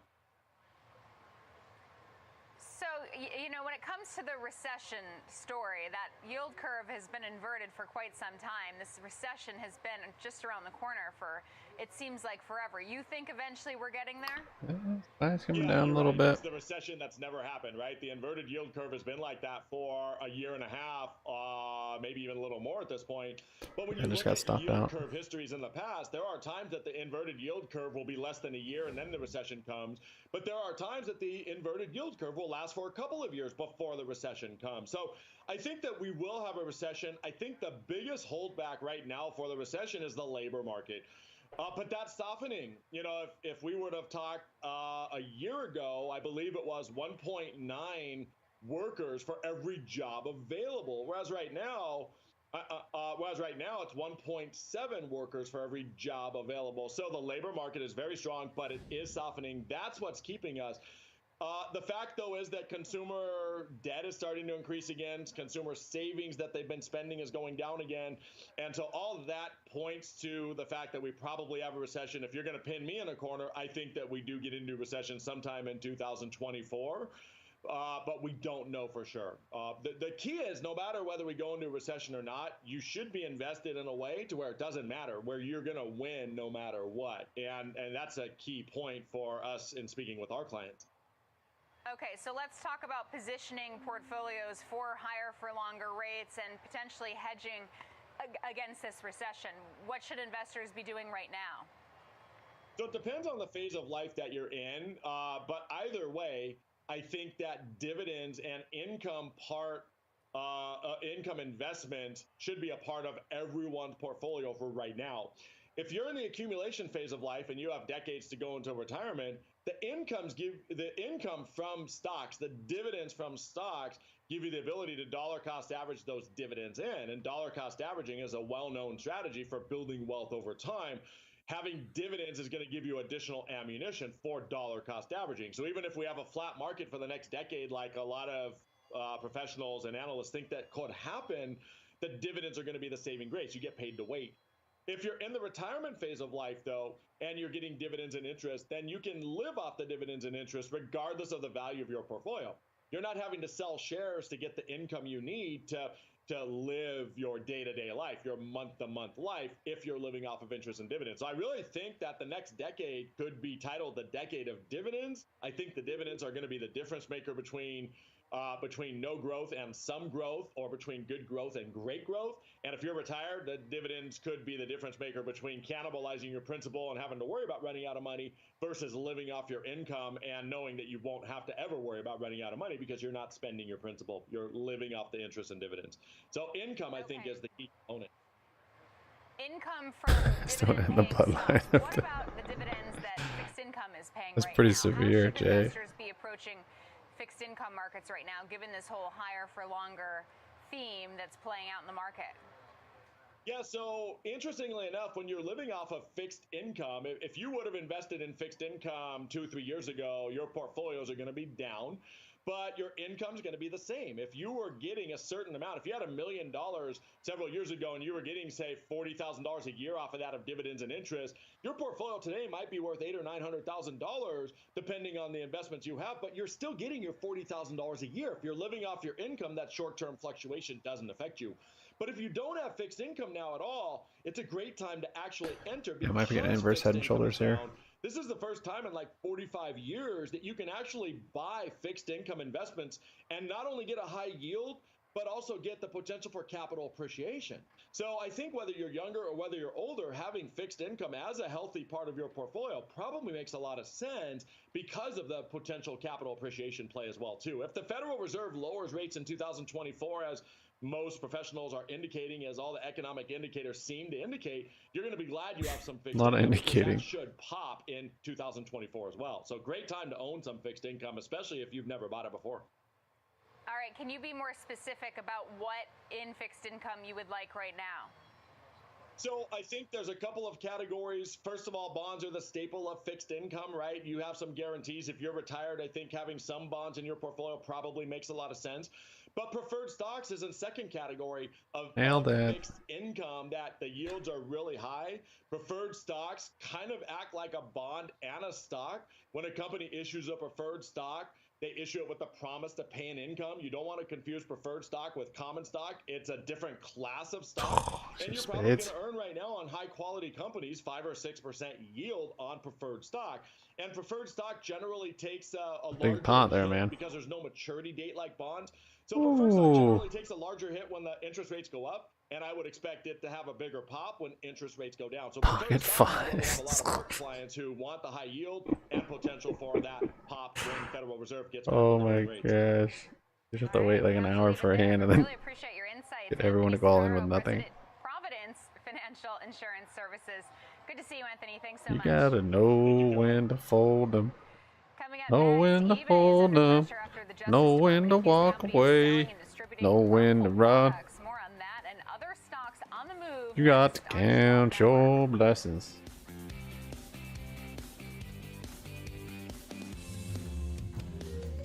I never heard that song. Pocket Ace is over here. There's an all-in hand. Lost to the full house.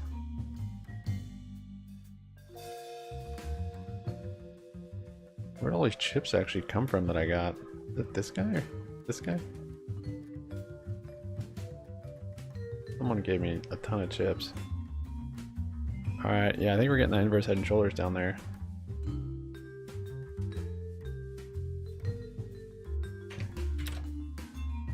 Waited all day for this. If we get some confirmation.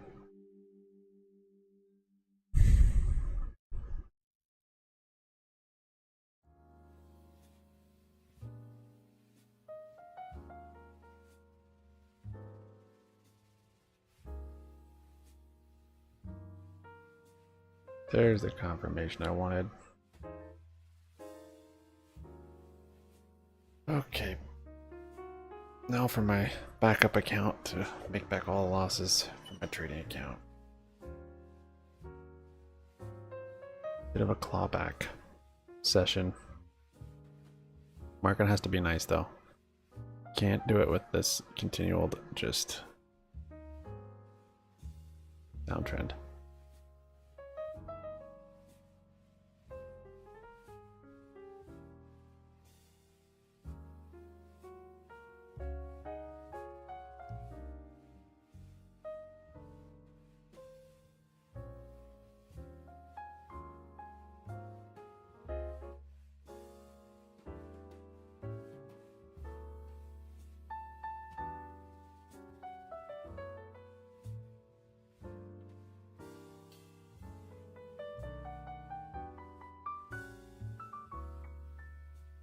Who sings that song? That Willie Nelson?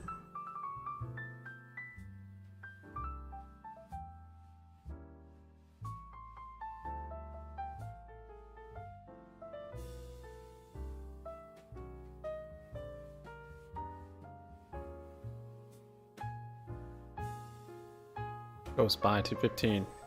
An hour and 45 minutes to make it back to high day. Can do it. Fold, fold, fold. A raise? I'm bluffing, huh? Might be too aggressive. New half pot. Could he be? Could be holding like pocket threes. At least I got them all in.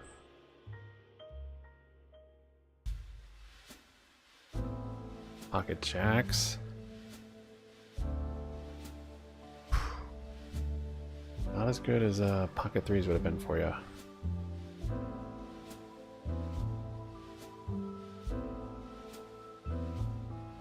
Nobody believes you. Why was he re-raising that? Kenny Rogers, good call. Called the gambler. How true that is.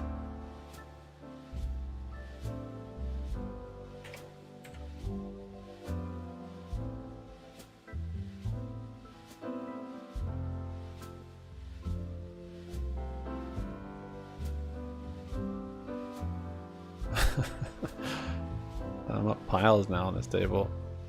Really turned around.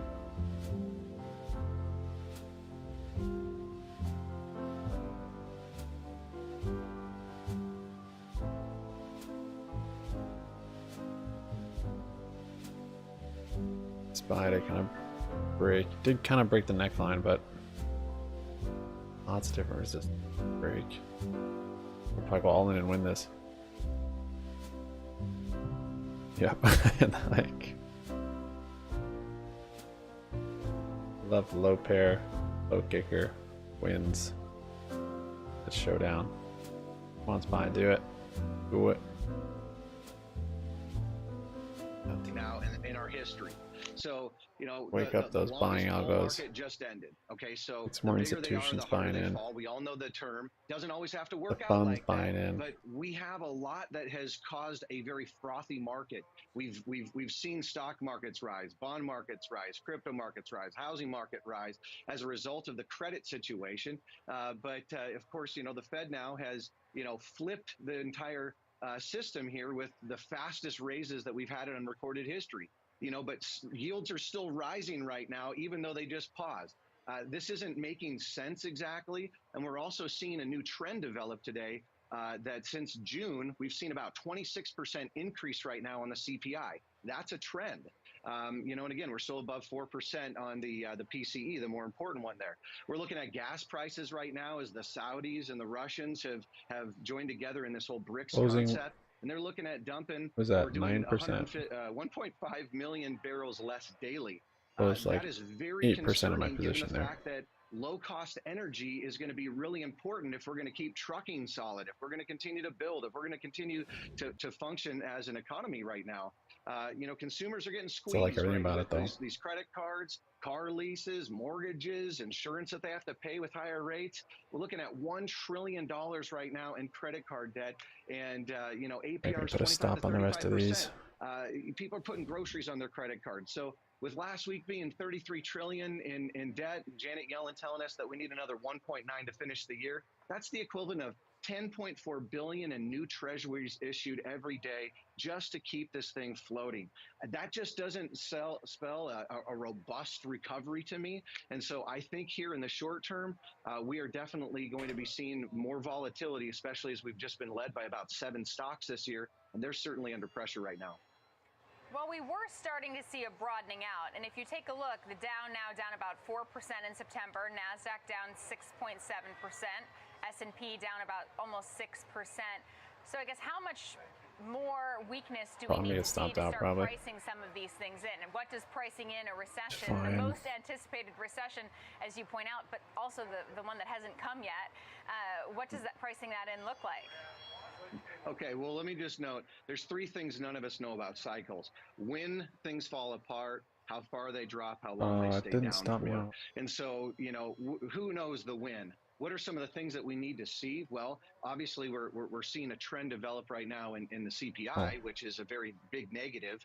Obviously, we're looking at unemployment numbers today. But just understand something about those unemployment numbers that aren't exactly the same as pre-2020, and that is that we had the Great Resignation. There's so many people today who are over the age of 65. There's 10,000 boomers every single day that are hitting retirement age, and they've just now transitioned into retirement. So I think that we have some kind of skewed unemployment numbers today, just given the fact that, you know, it was only just last September that we got back to the same levels of employment as we had prior to COVID. So we're not just seeing some massive expansion. I don't see a whole bunch of organizations today creating jobs. It's easy to accept a job, way more difficult to create a job. So I know CapEx he is can get the down a ton job, right now. but can And he again, do the we're gonna job? see more of that continue on because of the cost of capital. Not You know, arguing the that whole with you. world has been set up on cheap money, but especially the I am United not States. arguing that with And, you.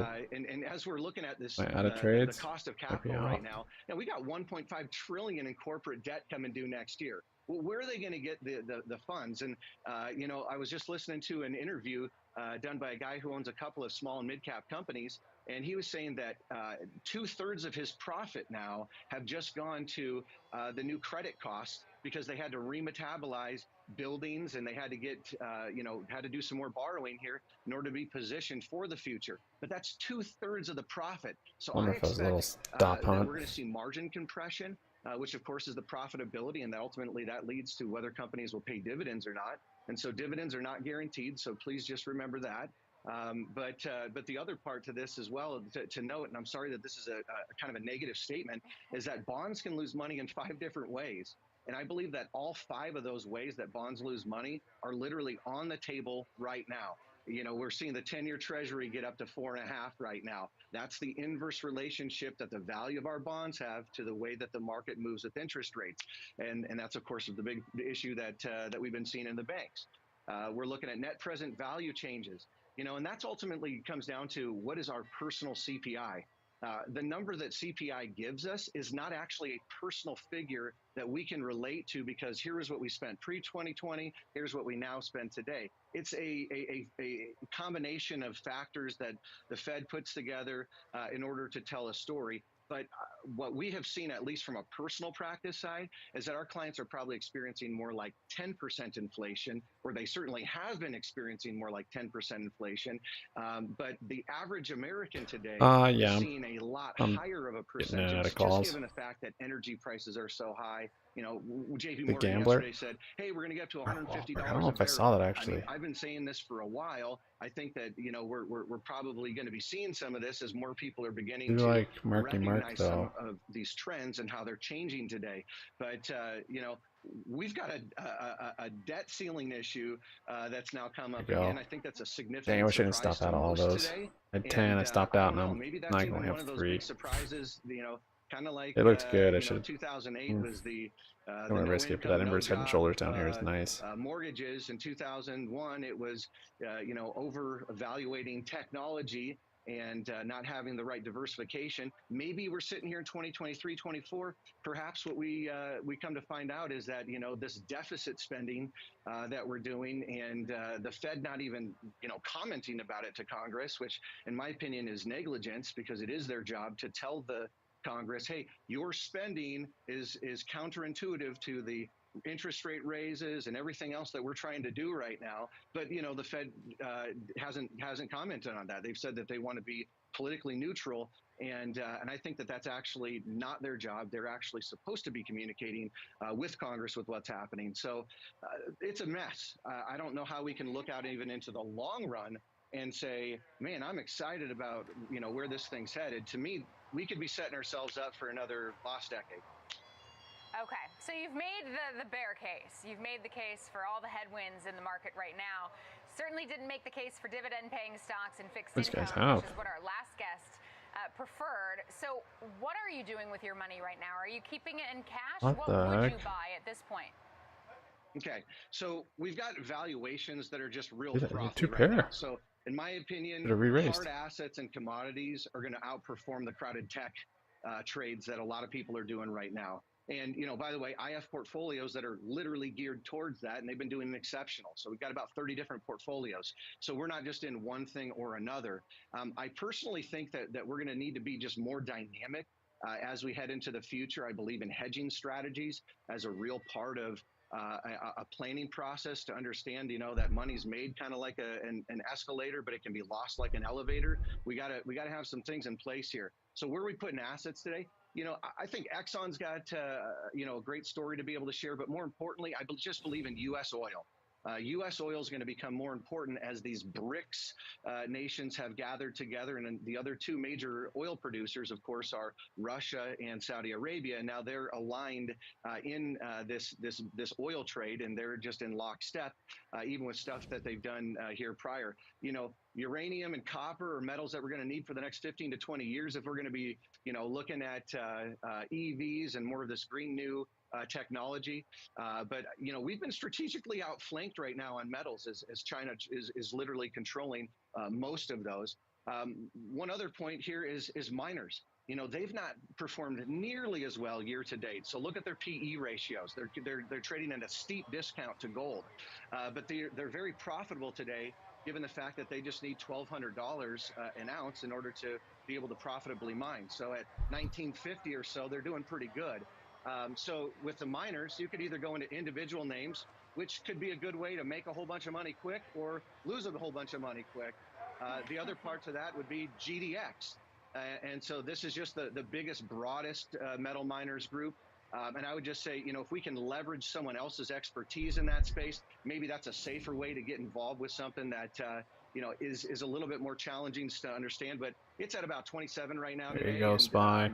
I think it's probably going up to 50 here very Been soon. 84 years. With the US dollar likely weakening, given some of the challenges that we're seeing here with this October shutdown and likely downgrade from Moody's coming as they just are given some headlines. I actually missed my stop. I went to cancel it because I'm like, oh, I'm already past it.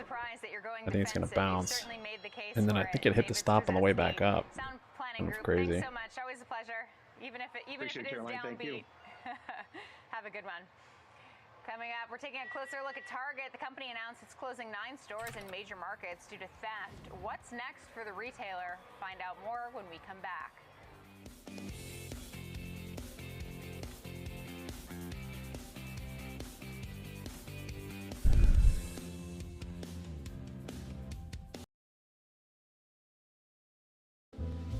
Kenny Rogers. All right, it's broken the channels. Got VWAP next.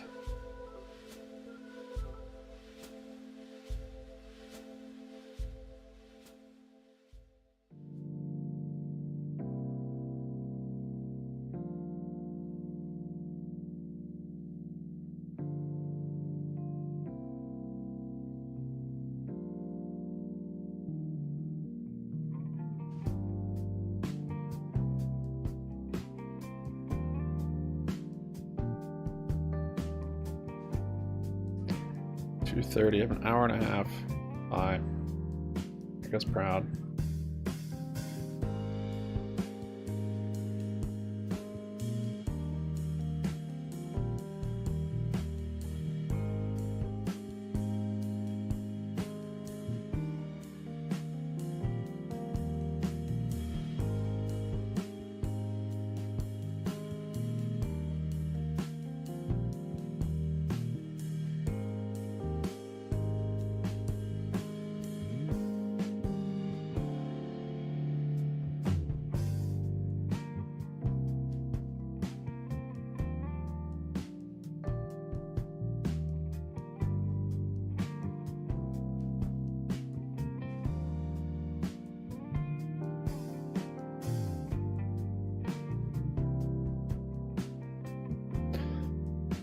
Couple hours too late for my trading account though.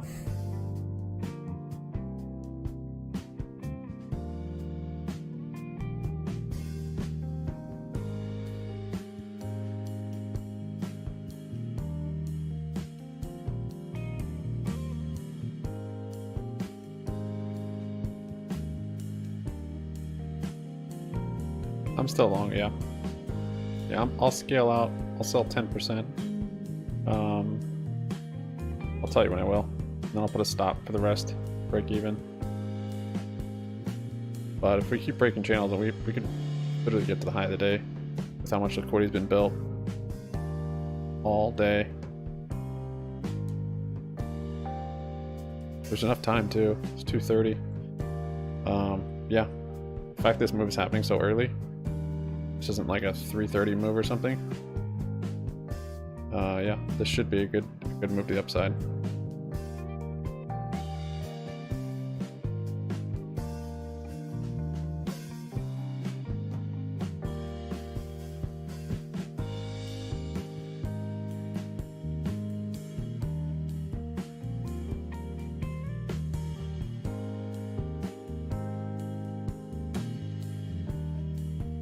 Dude keeps calling, huh?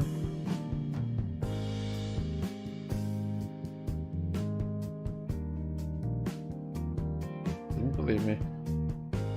A to C. Probably be pretty near VWAP, really. Yeah, I'm gonna sell 10% there. Gonna stop on the rest, but I kind of want to hold till end of day, maybe longer. Yeah, after close. There's VWAP.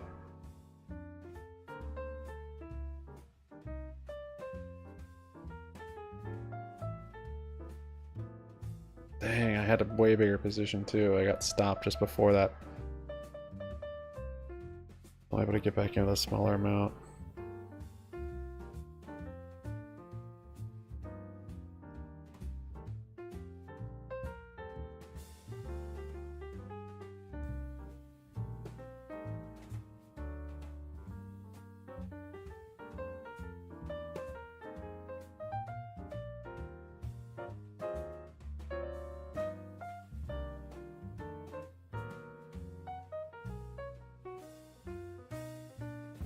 I could call that, I guess.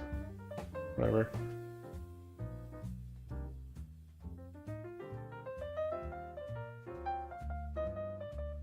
Nice flush. On the river.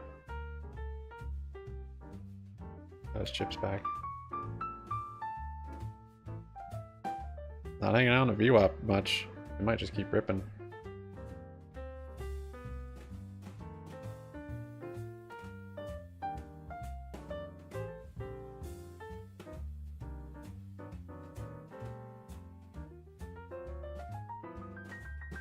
But you guys aren't waiting for a crash? This has been bulls building liquidity.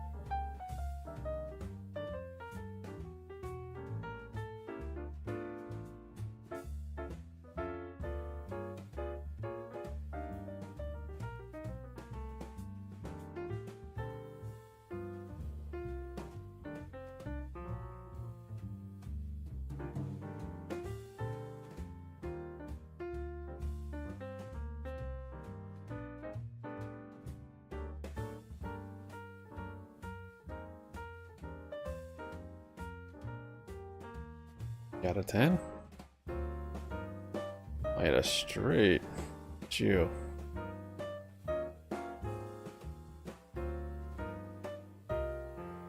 They're re-raised.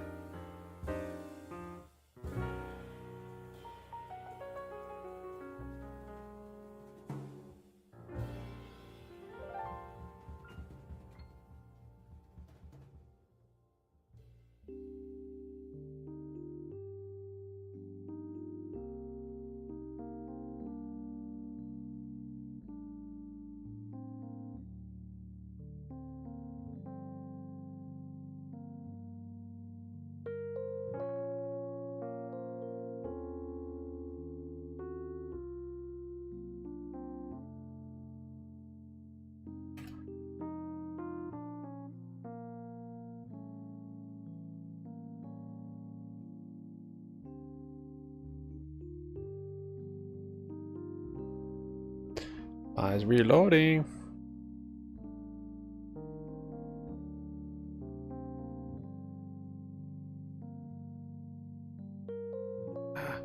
Barely missed it. Stupid Fidelity right here.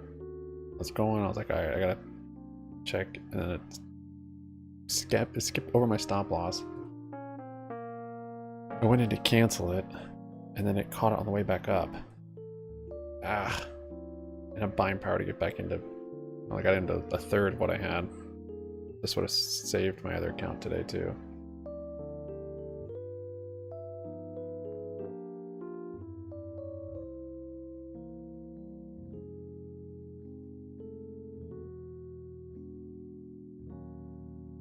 I'll close some more at probably high a day. I mean, we have a ton of time though. That's what I'm saying. Like 2:30, we might blow through high a day.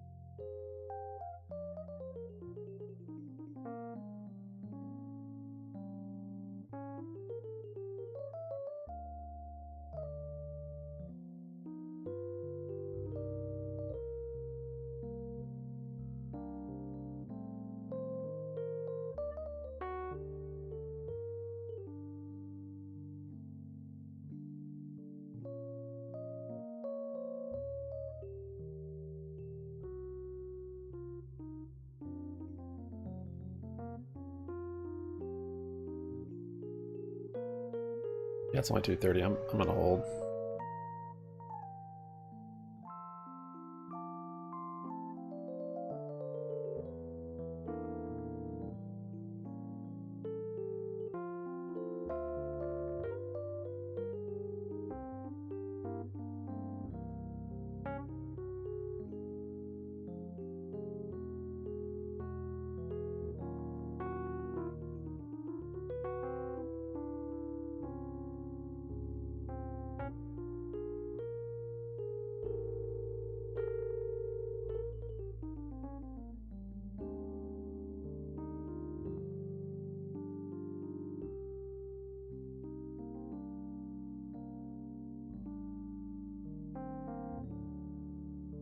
I'll start with this inverse head and shoulders down here. If you hadn't seen, honestly, a good one all day. Saw a lot of them. Normal head and shoulders today. Double top, head and shoulders. I just didn't play them because we're so far down already. But you can always keep going, one way or the other. But then this inverse head and shoulders was actually right here. This little retest on that shoulder.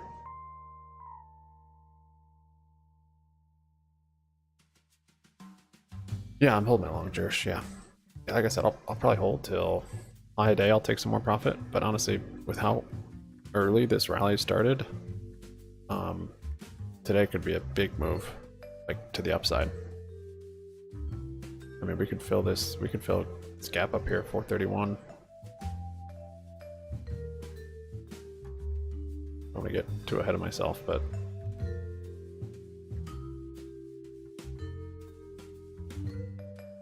this was all bulls building liquidity. They don't have enough strength to break out, they're just going to keep building liquidity.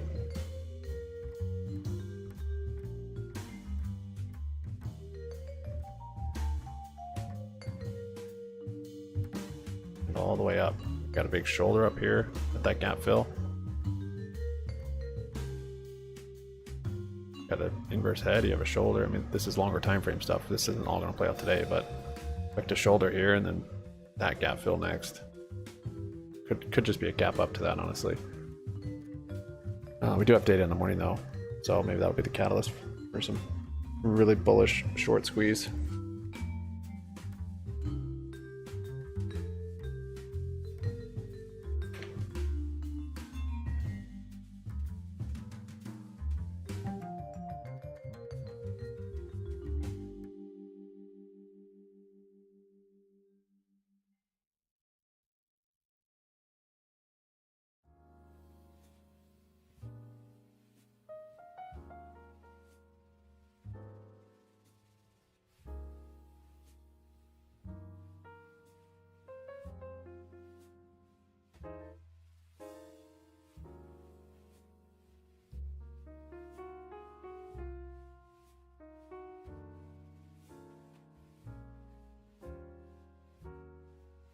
Kind of made this cup right here for a little pullback, maybe to VWAP, some more support.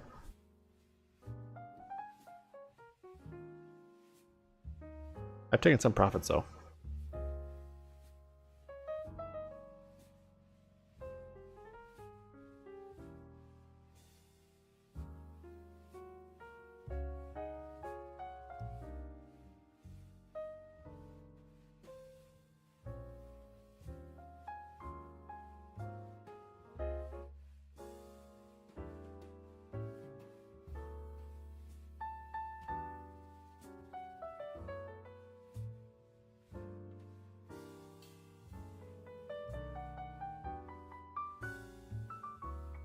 I don't know why I'm calling this.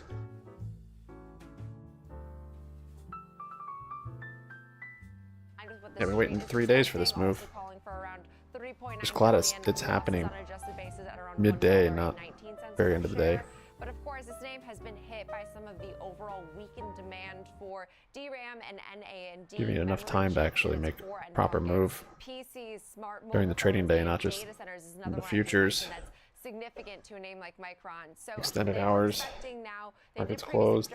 Their calendar 2023 year to come in as far as demand growth in the low to mid single digits. Now they are seeing high single digits for NAND, and they do see still some optimism in DRAM, but not nearly comparable to year-ago levels. So growth has slowed significantly. Take a little more profit here. With these negative expectations, we could see a positive result. That's pretty optimistic. And again, shares are still up 35% this year, so it hasn't been the bloodbath in share price you would have thought from the headlines. Yeah, and only down I've taken 20% out at this point. Which is actually a lot still, less than a lot of the other names most of it's still in. tech. But I guess we just have to prepare ourselves for bad earnings, but maybe a potential turnaround on the horizon. Jenny Horn, thanks so much. Let's move the conversation to the ETF market. Sean O'Hara is president of Pacer ETFs. He joins us now on the watch list. Sean, thanks for being here. Good to see you. Good to see you. Thanks for having me, Caroline. All right, so I want to start by talking about your bullishness in energy. You think that energy stocks are poised to perform. How much higher do you think crude oil is going if that's the case? Well, oh my goodness, my trading account's actually coming back up. In order to determine what we own, we use a metric called free cash flow yield, and so the free cash flow yield in the energy sector is extremely high right now, given the price of oil. I don't expect this thing to wake back up today. These contracts were down like 89%. We've been overweight. Now they're only down what, 50. A big addition to the returns on the portfolio.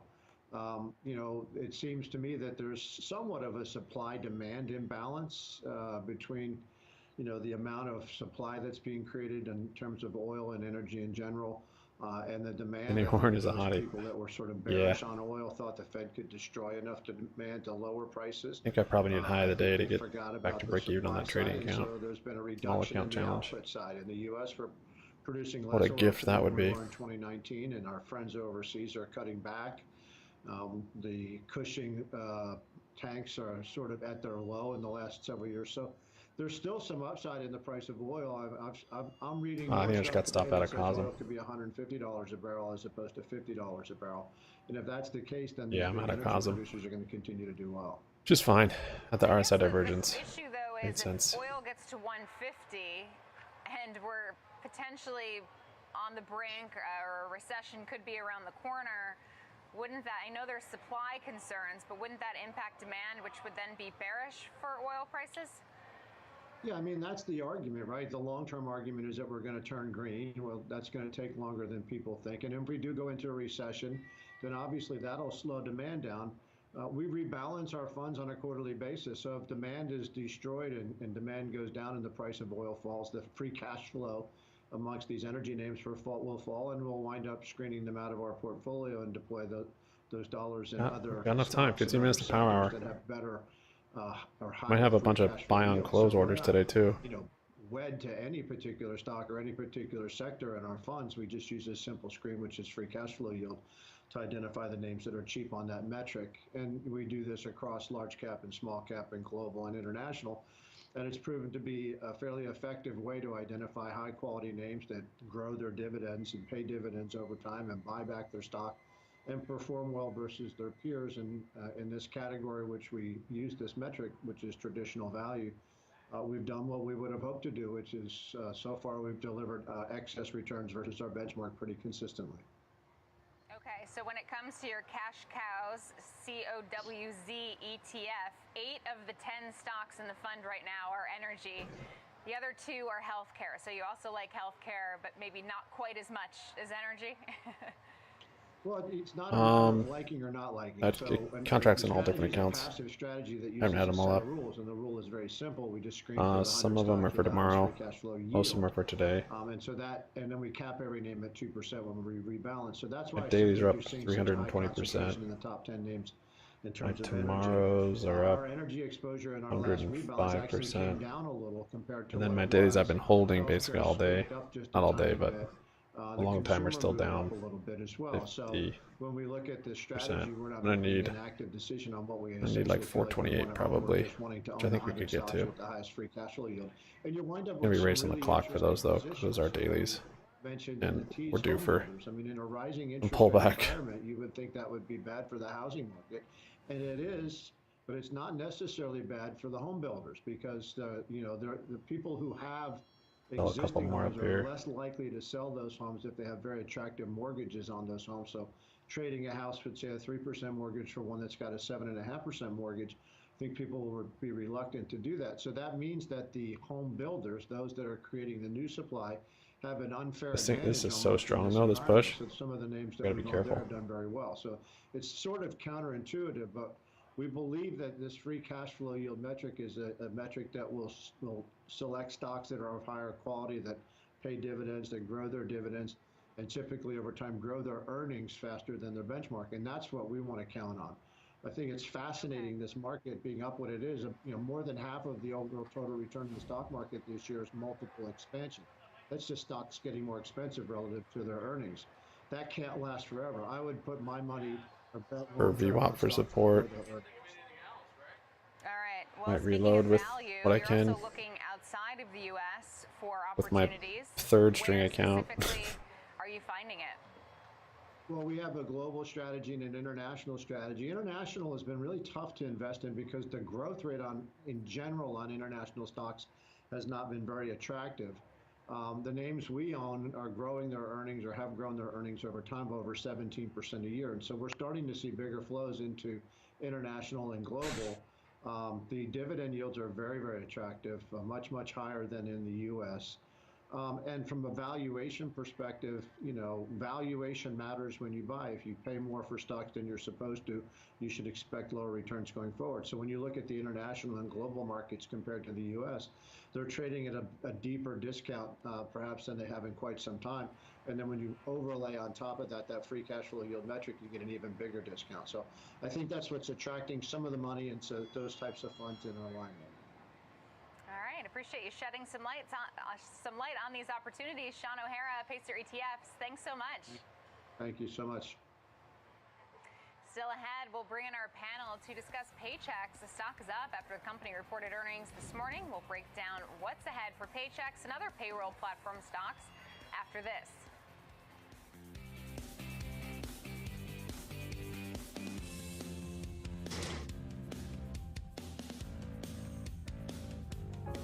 Young lady who is mid-30s. We don't lose power right now.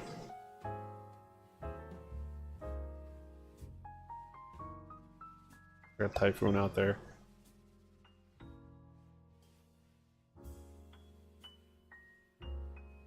AMC broke that uptrend, so we can hold this horizontal support. This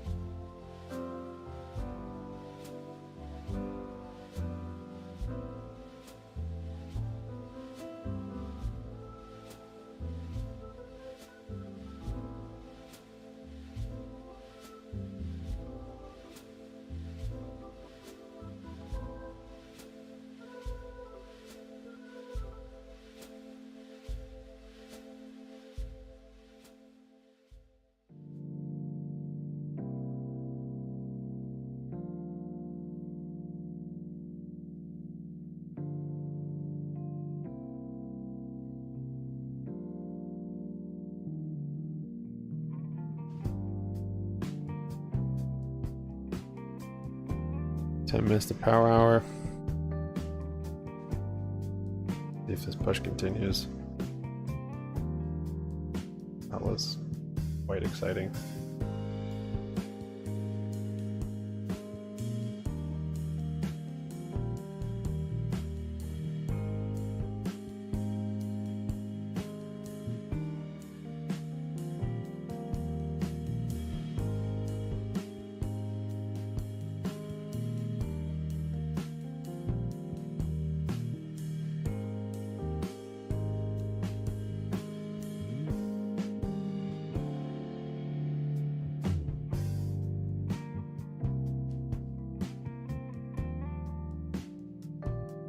Reloading a little bit there.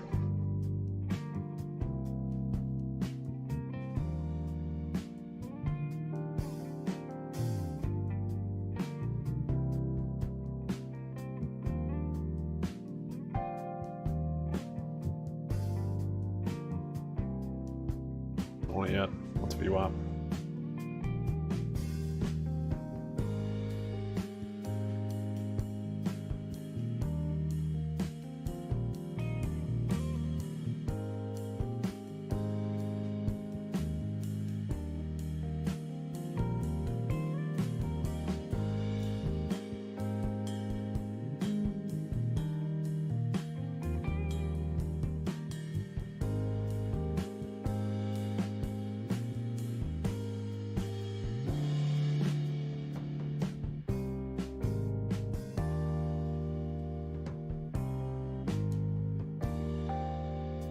I'm gonna close out some at high day if we retest it here.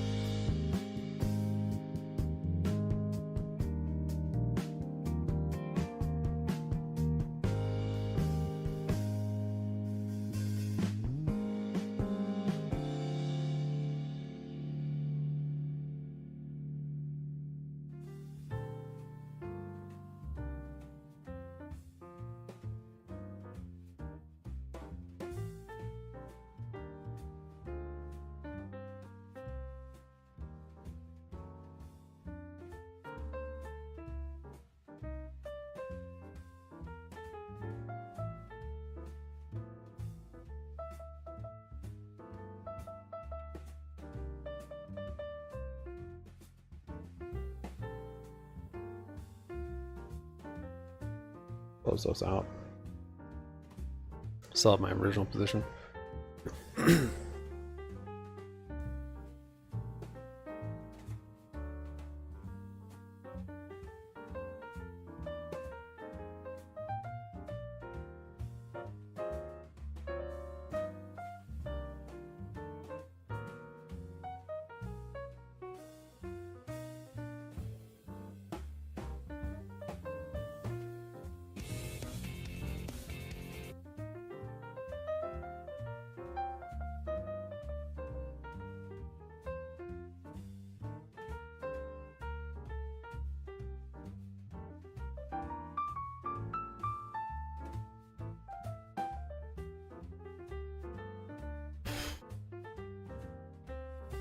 Off that table.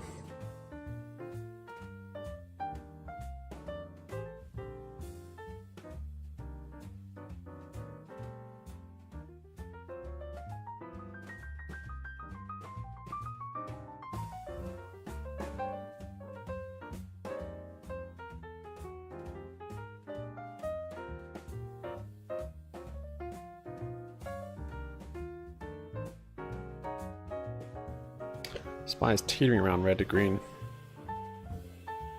I'm into power hour.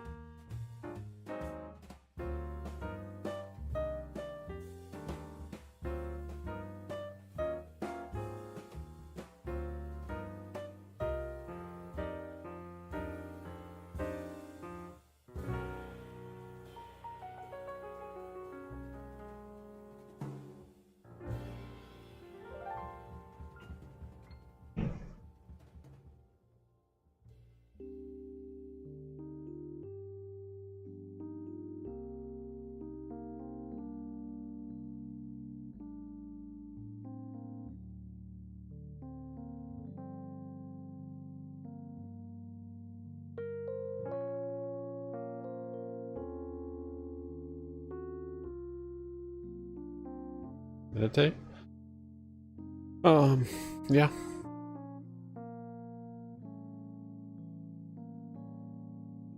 Yeah, pretty chill. Pretty chill, for sure.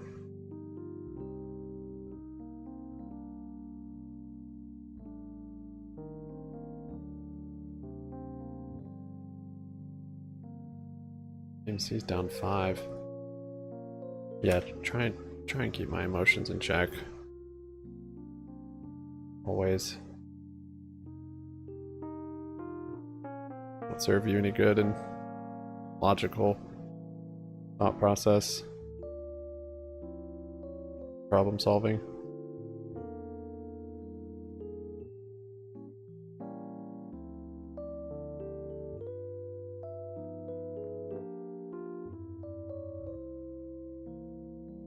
But for a YouTuber, it's not very good to be chill.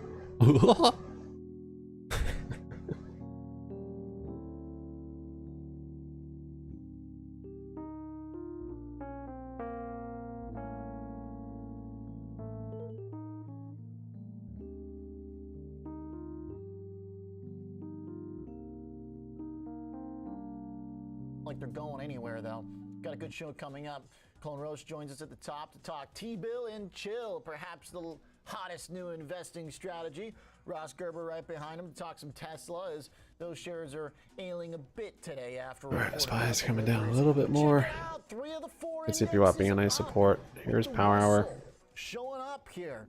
See if we can get some continuation though. I want to see a break of this channel. 5 sectors up, but bulls are happy to see anything working right now.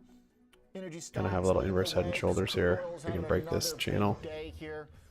Tech mixed, but again, at least we're getting a bounce. So that's encouraging because we broke through 43.50. So I'm seeing the head and shoulders neckline there snapping for stocks. Not a good thing, of course. Added. No matter how you slice it and what you see in the patterns, it's an important level that had acted as support and was the level we jumped to in May when NVIDIA's earnings drove Either day I'm going to whole close some market instead of higher. stop. So there's really no getting around it. This is an important battleground for sure around 43.50. So I guess it makes sense. We'll just to see a chopping little around. Technical pushback by bulls here this afternoon. Let's see how we close up though, because yields are still moving higher. Crude oil looks unstoppable, and the dollar is basically roaming free now above 105. So those are essentially your 3 horsemen of, I don't know if it's the apocalypse or the bear apocalypse, but it sure is looking a lot like last year's mess, which is inflation that's going to either tighten the economy on its own or through the Fed's aggression against it. Mom What's break. so interesting is that over the past can week, do it. bonds have been selling off. There has been no change in the market's expectations of the Fed funds going forward. There still is no hike priced in this year. This is essentially the market telling us that it's all about economic strength. Taking a little bit Next off 2 there. days do have a lot of data. So far, what we've got this week has been fairly uneventful for the I'll have that economy, original but position. what's That's just important what I here added. is that bonds and stocks are doing the same thing. Over the last couple days, you can see the 2 lines moving in a fair amount of unison here. The NASDAQ in the last couple, maybe even just 1 hour, is really trying to go against the grain, get back to where it was earlier this morning. That would be an impressive close if bulls can pull that off, of course. That being said, the NASDAQ still behind the Russell probably does make a good bit of sense in this situation where the bond market's telling us that the economy's better than expected, Closing more. rates can stay higher for longer, and that it's not going to break the system. You actually still have yield curve expansion happening between the 10s and the 2s. That's important as well. Now, how much of this can we tolerate, of course, is the big question. With crude oil pushing to 94 bucks right now, that's certainly going to strain some industries, no question about it. It's also going to be hard to really focus on just a core PCE and a non-energy inflation when crude oil prices and gasoline prices are going to have real-life implications ahead of an election year, too. So there's a lot here that we have to process. By the way, amid all that, apparently the government might shut down. But here's the thing. It's probably good for stocks. In a world where bad has been good, There we go. and Neil Kashkari's out talking about how a government shutdown might prevent the Fed from being more aggressive. This There it twisted is, new high of the market day. can spin that All as right, a we're waking positive back up thing. again. It also just seems to happen like as seasonal Noise. as anything else. The American political machine stalling or shutting down. So how do we cover it? I don't really think we need to spend a lot of time on it, frankly, until nobody actually shows up to the office. All right, the dollar also, too, tells us I think we can basically kind of ignore the whole government shutdown risk. You don't really expect a country's currency to be surging if the country's government doesn't function. So this is telling us that despite all of our weird, bizarre stuff going on with our leaders and our strikes and perhaps our sticky inflation, that we're still probably the best house on the block and that we've got the most room still to fight inflation given our economy keeps surprising to the upside. Problem for investors, though, again, is that the stock market still has yet to prove. Look at these candles, man. There's volume. More institutions and funds buying it up. Over the last 11 months that it can stand Dip economic being tightening bought. of any kind. Again, Russell outperforming, cyclical stocks doing better. That all seems very reasonable. But tech valuations that got very frothy again probably are not going to enjoy a higher dollar and higher rates until proven otherwise. There's always this great debate. And people like to freak out. They go, higher yields, higher dollar, that shouldn't be bad for stocks. Doesn't have to be. History tells us that it's not. But recent history and the charts tell us that it is. And so until proven otherwise, go with the relationships that we know. And right now, the relationships from last year are showing up with high conviction again.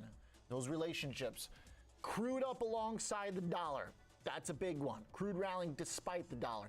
Yesterday, too, and today, crude rallying despite stocks being under pressure. Bonds selling off alongside stocks. Bonds selling off in the middle of stock sell-offs. And then the dollar going up alongside yields. All of that GME is waking up a exactly what we little got bit with last it year. as well. Gold sell-off, too, I think is important here, though, because that could tell us GameStop's something up different, 2.3. which is that we maybe don't have to fear the Still stagflation still well situation within as its much resistance. as we were thinking about last year, that perhaps this is about just a good, better than expected economic outcome in which rates stay higher for longer, suck some froth out of valuations, but doesn't mean we have to run to the hills and stock up on gold and all that other stuff. Let's bring in Renina Young and Kevin Hanks, talk about the session underway here. Kev, what do you think about this bounce here? I mean, the Russell's been trying to show up as a little bit of a leader. SPY's got to go here on faster. some of these days, I'm the outpacing last my few sessions data when decay. NASDAQ's having trouble. Got 427s on my trading account. One thing we did talk about this morning, Oliver, was several of these markets are hitting over. Need 428 so at least. This could be a technical bounce in some of these. It could be that convergence to a very bearish September and the end of the month here and some dip buying into the end of the month because something you said in your opening statement is accurate. Stocks can go higher with a higher dollar.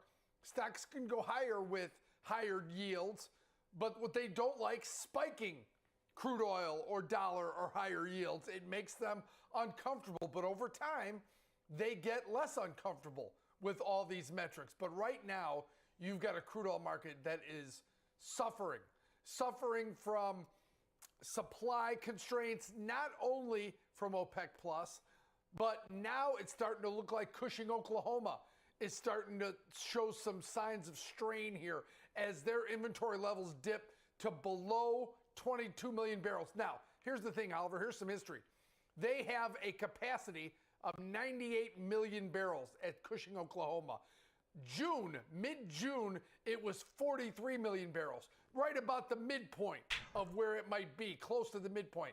Now it's down to below 22 million barrels, Oliver. There has not been a lot of times in history that we have been lower than this level. And so I think the sentiment involved in crude oil is what's driving a lot of the crude oil prices. If some better China economic data that we got overnight may start to show some improvement in the Chinese economy, that'll buoy the demand side of the picture if China actually starts to get off their lows and recover.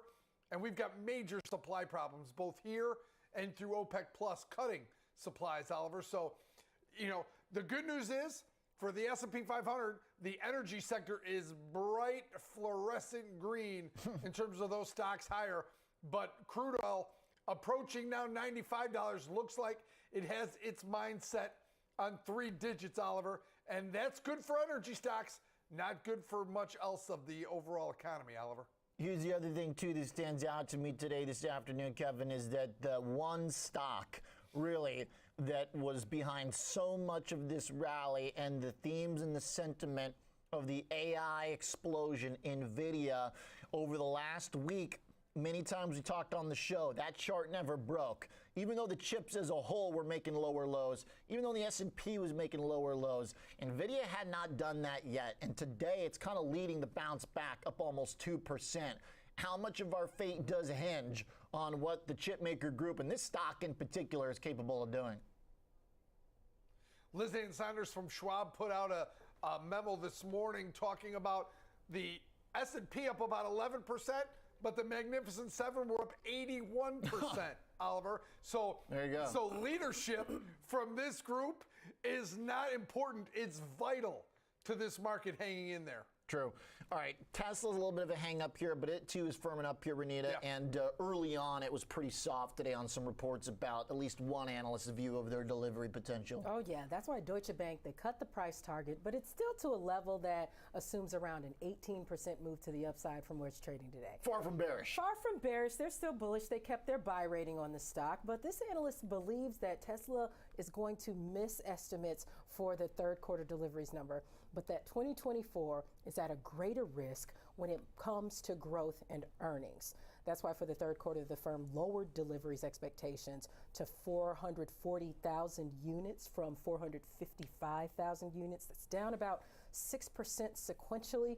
And Deutsche Bank also lowered the expectations because of the global plant downtime that Tesla took during the summer for upgrades. And then they were working on Project Highland, which is the code name for its revamp of the Model 3. It hasn't had a significant upgrade since 2017. But Deutsche Bank says that that larger risk to the downside for 2024's growth and earnings comes from Tesla this year shifting its plans for production. Now, earlier this year, it's always talked about plans to expand production further.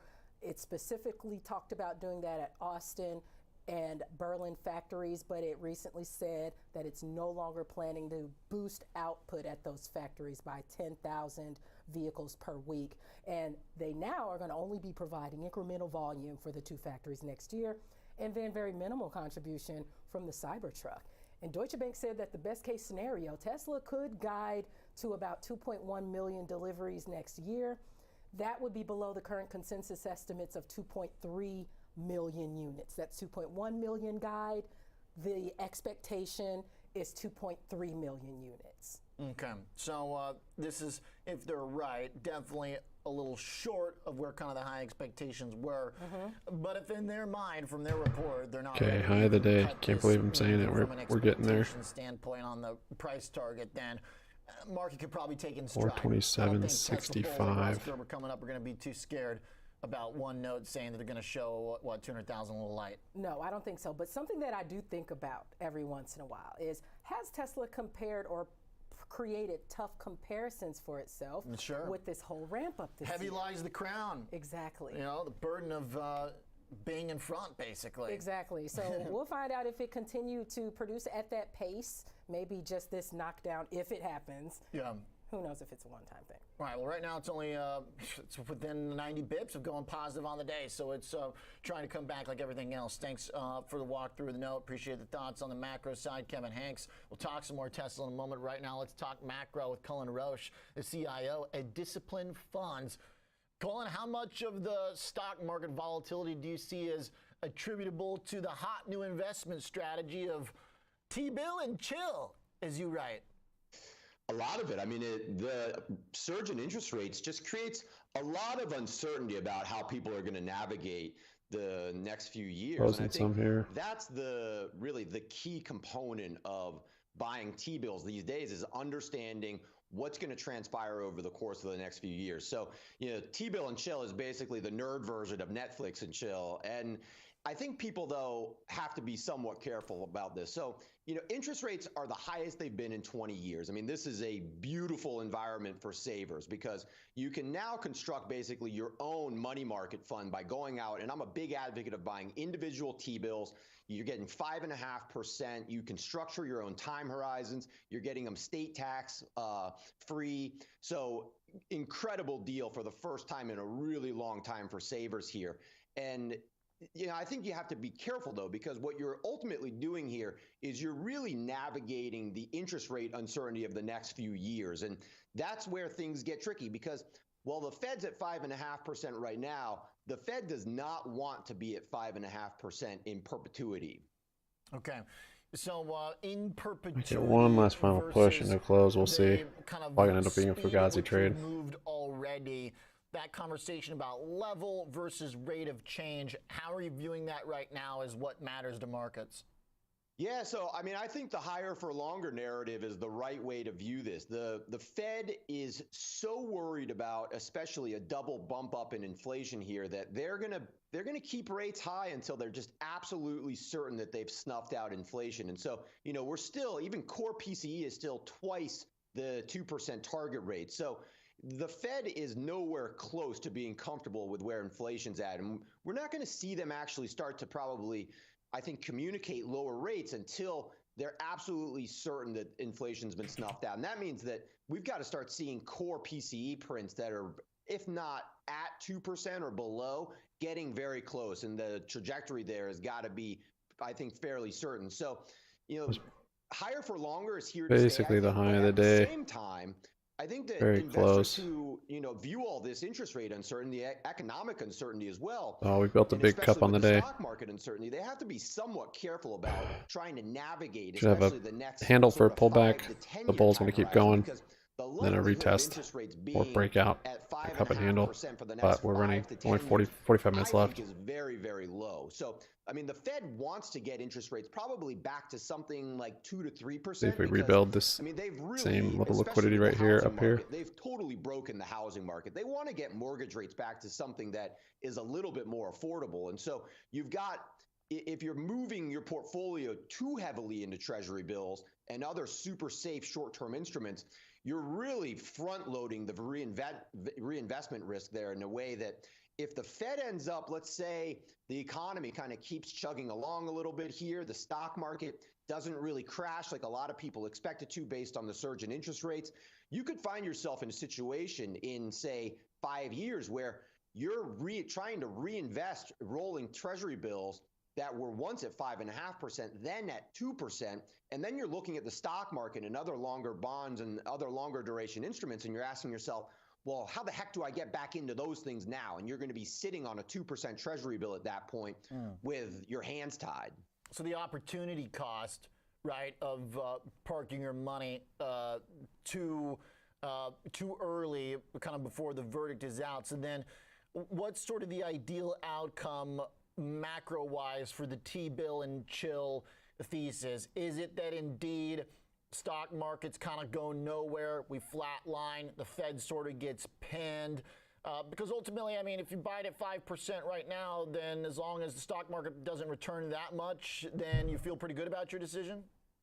Yeah, well, I mean, that weirdly, the perfect scenario for people that are, way overweight treasury bills these days is the stock market crashes and, you're sitting in functionally, a cash equivalent, just clipping a 5.5% coupon, and then you've got the optionality to potentially reinvest in the stock market at much more attractive valuations. So, that's weirdly the golden scenario for people who are, all in on the T-bill and chill strategy. But, if that scenario doesn't play out, then, the alternative is the scenario that I laid out before where, say the Fed starts to cut at some point, they get comfortable with where inflation is at. Inflation just kind of, we really get this soft landing sort of scenario where the stock market doesn't crash. Maybe it just goes kind of sideways or, even a little bit higher over the next few years. Inflation comes down, the Fed's able to sort of ease interest rates back down to, say, 2 to 3%. And then, the T-bill and chill strategy looks real bad in that scenario because then you're not protected from long run inflation in the long run, where, then treasury bills are generating a negative real return in those scenarios in perpetuity. So then are we arriving back at the good old 60-40, or is there right now, does the juicy yield still mean we should shift that at least a little bit? Maybe we don't go fully committed, like T-bill zealot, but we do skew our bond part a little bit higher than usual. Is that kind of like maybe the solution? Yeah, I think that's right. I mean, I'm a big advocate of diversifying, not just across asset classes, but diversifying across time horizons. And I think that, you have to think of your asset allocation in terms of proper time horizons, where T-bills are perfect for short-term liabilities. I like to be very hands-on with my cash. I hate deposit accounts, even money market funds, or, so-called high yield savings accounts.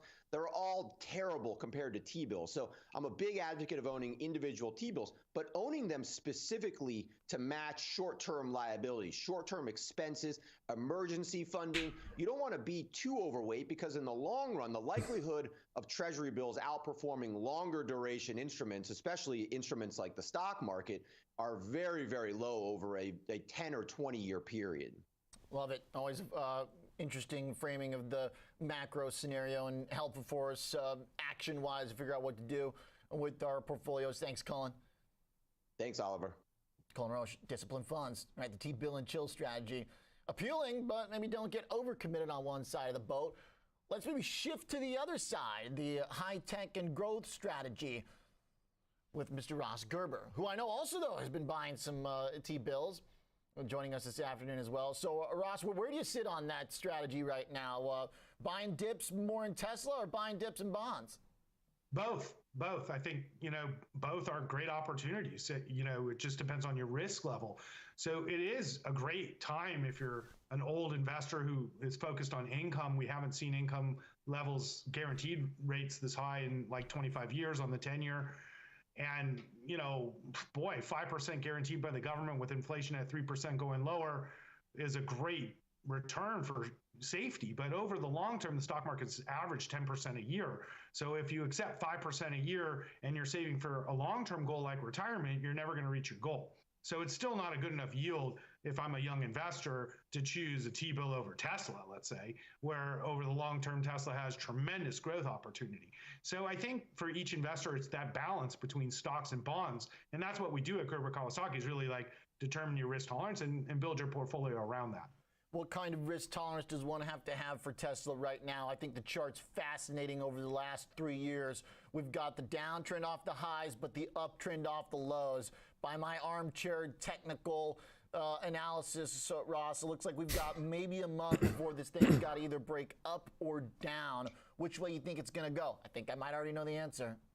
Well, I'm not going to tell you which way Tesla stock's going to go. I mean, I wish I knew that for sure. But, we work around valuations, and Tesla's still one of the highest valued stocks in the market based off its forward PE ratio. Tesla has a lot of things going for it, like the Cybertruck launch, and a great article today in the Wall Street Journal about how the mega packs have really stabilized the electrical grid this summer and helped Texas and California avoid blackouts, and all the utilities that are investing in Tesla energy battery systems, which are just revolutionary in our energy system.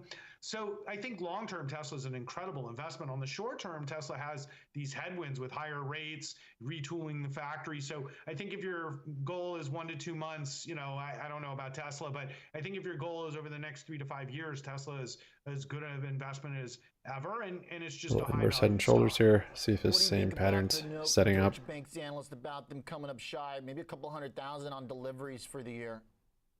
I mean, I think it's a waste of energy. Tesla's going to deliver 1.8 to 2 million cars. They're the dominant player in the EV space. And now with the Ford, plant on hold and, basically competitors sort of dying by the wayside here, Tesla's going to come out of this interest rate cycle in a stronger position than the other car companies, especially many of the EV competitors, which need capital. So the Fed is inadvertently helping, Tesla a lot in continuing its dominant position in the EV business. Close some at the top of this channel, some more.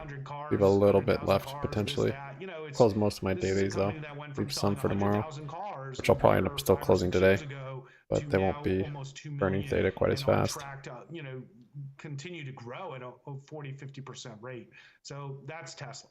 It's a fair point. And as far as Ford and GM go, I can't imagine that their situation doesn't help Tesla to some degree. Right. Any read on the workers at Tesla? I mean, is there any risk that this bleeds over there at all? No. No? No. Okay. No, look, I'm not a big fan of unions for many reasons. If you work at Tesla, you might get paid less in dollars, but you get stock options. And when the company performs and goes up 1,500% in 4 or 5 years, those employees did extremely well at Tesla. It's pay for performance. Now, if you're got the same pay at Ford, the problem is Ford stock hasn't gone anywhere ever. So, Ford union members aren't saying give us stock. They're saying give us cash, and that's the difference between a really exciting growth company and an old industrial company that's on the throes of, sort of the end of its existence, so why wouldn't the union just take stock? Well, they don't want it, Yeah. Okay. One other thing you did say there, which is that the competition dying by the wayside, and I'm thinking about Elon's comments about how the strikes could drive Ford and GM into bankruptcy. He said something similar about Rivian's cash flow. I know you're not a Rivian hater by any means, but they just put in a display Rivian outlet right across the street from Tesla here in the Gold Coast, Chicago. So it kind of seems like maybe the truck side, perhaps Tesla might be losing the edge a bit. Well, we haven't had the Cybertruck come out, and that's what I think they're really working really hard on, because people want Rivians here in LA. Rivians are selling very well in LA. Most Tesla owners are upgrading to Rivian trucks, if they want a truck, because they can't get a Cybertruck right now. And, so we're seeing Rivian do very well. I do look at them as a competitor to Tesla on the truck side, but I think there's enough room for obviously both companies to be wildly successful. But I'm very bullish on Rivian as a product, as a company, and because Elon's alienated so many Tesla owners, many are looking for other EVs to buy, and Rivian's been the direct beneficiary of Elon's X adventure. So, Rivian is spending a lot of money, but we expect their cash flow numbers to improve, or cash flow losses to improve over the next year dramatically. All right, 30 minutes to close. Thanks, guys, for your likes. I'm not counting SPY Rivian out. I'm looking operated at the today. very closely in here. I do think they need to raise capital. Very kind of it. Time, but boy, what a great brand. And didn't wait for the last 10 minutes or after hours either. For Tesla going into the end of the year, Ross, where do you see its connection overall to the economy? Because it seems like that we are getting some optimistic signs, but then we also just went through a period of price cuts, so it seems like Tesla is vulnerable at all. How bad do things have to get for them to start slashing prices again? What does that relationship look like to you? I mean, if they slash prices again, I'm just going to freak out, because it's like the lack of customer knowledge and understanding of the value proposition of the Model Y today is just amazing. And the fact that Tesla's done very little, they've done some advertising, but very little in aggressively courting new customers. On the top of the channel, really but I don't know if it's coming. Huge mistake that Tesla's been making, and it's caused a lot of pain unnecessarily versus investing $20 or $30 million on an education campaign on television to teach people about EVs. But if you ask any young person who doesn't own an EV why the they dailies don't, on my you trading will hear account. ridiculous answers, So we've got to educate the public, because there's still, another 200 million vehicles on the road to replace with EVs just in the United States alone. So the market's massive, but nobody knows about it. You still got to test the top of that channel. Nobody's on X in real life. That's a very small audience compared to the amount of people watching Monday Night Football. Hey, some of them still can't afford it, though. To get the model they might want. Still might be an aspirational thing. But all right, I hear you. Thanks, Ross. Appreciate the thanks for having me. All right, you got it, Ross Gerber. Gerber Kawasaki Wealth and Investment Management. When we come back, Alex Coffey does have a Tesla trade for us that he spotted in today's action. A little bit bullish, but not over the top. 2 out of 3 stocks here positive. We'll also look at Micron's options ahead of earnings this afternoon. Very important stock to watch, given that it's really the only semiconductor report within a mile. Thank you, Kitty Daddy.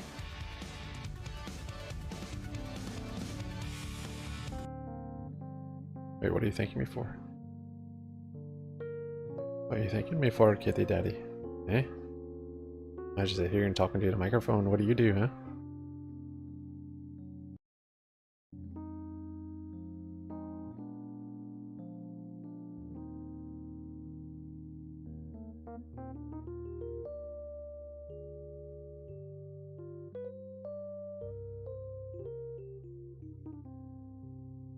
Okay, closing out. One more.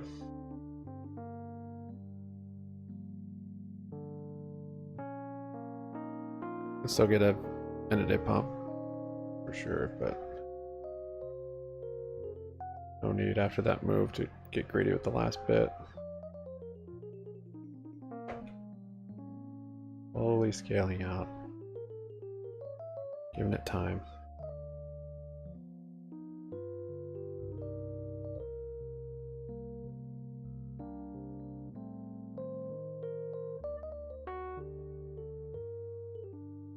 Okay, I'm out.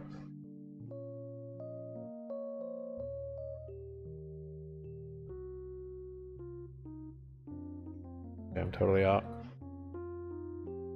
Just days like today, like that setup doesn't come every day. In fact, it doesn't come that often. But it's these days where I do one trade a day. Just wait for it. And if it doesn't come, I don't trade that day. Need to adjust.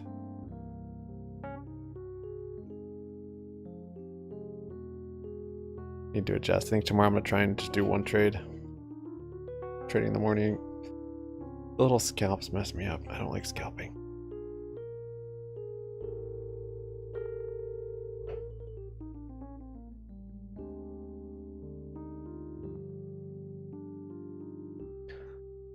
Okay, 3:30. I want to view all my crappy trades today.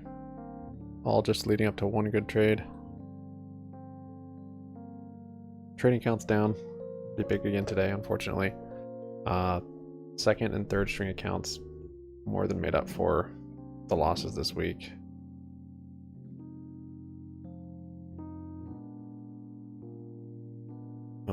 I shouldn't be able to do that with the trading account.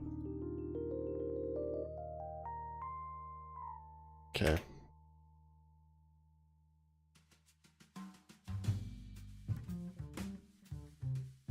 So break even in this case, 197.67, a little bit of cushion, a little bit of time, kind of your classic stock's been coming down, volatility's swelled a little bit, buying is the dip strategy. Because what is the risk on a selling of a put, of course? For every one, you're potentially going to be assigned 100 shares of stock if those options are assigned, or put the stock as they like to say.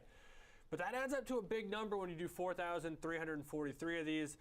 The total amount of capital that you'd have at risk if Tesla went to zero in this case, $85,848,081. So massive, massive trade.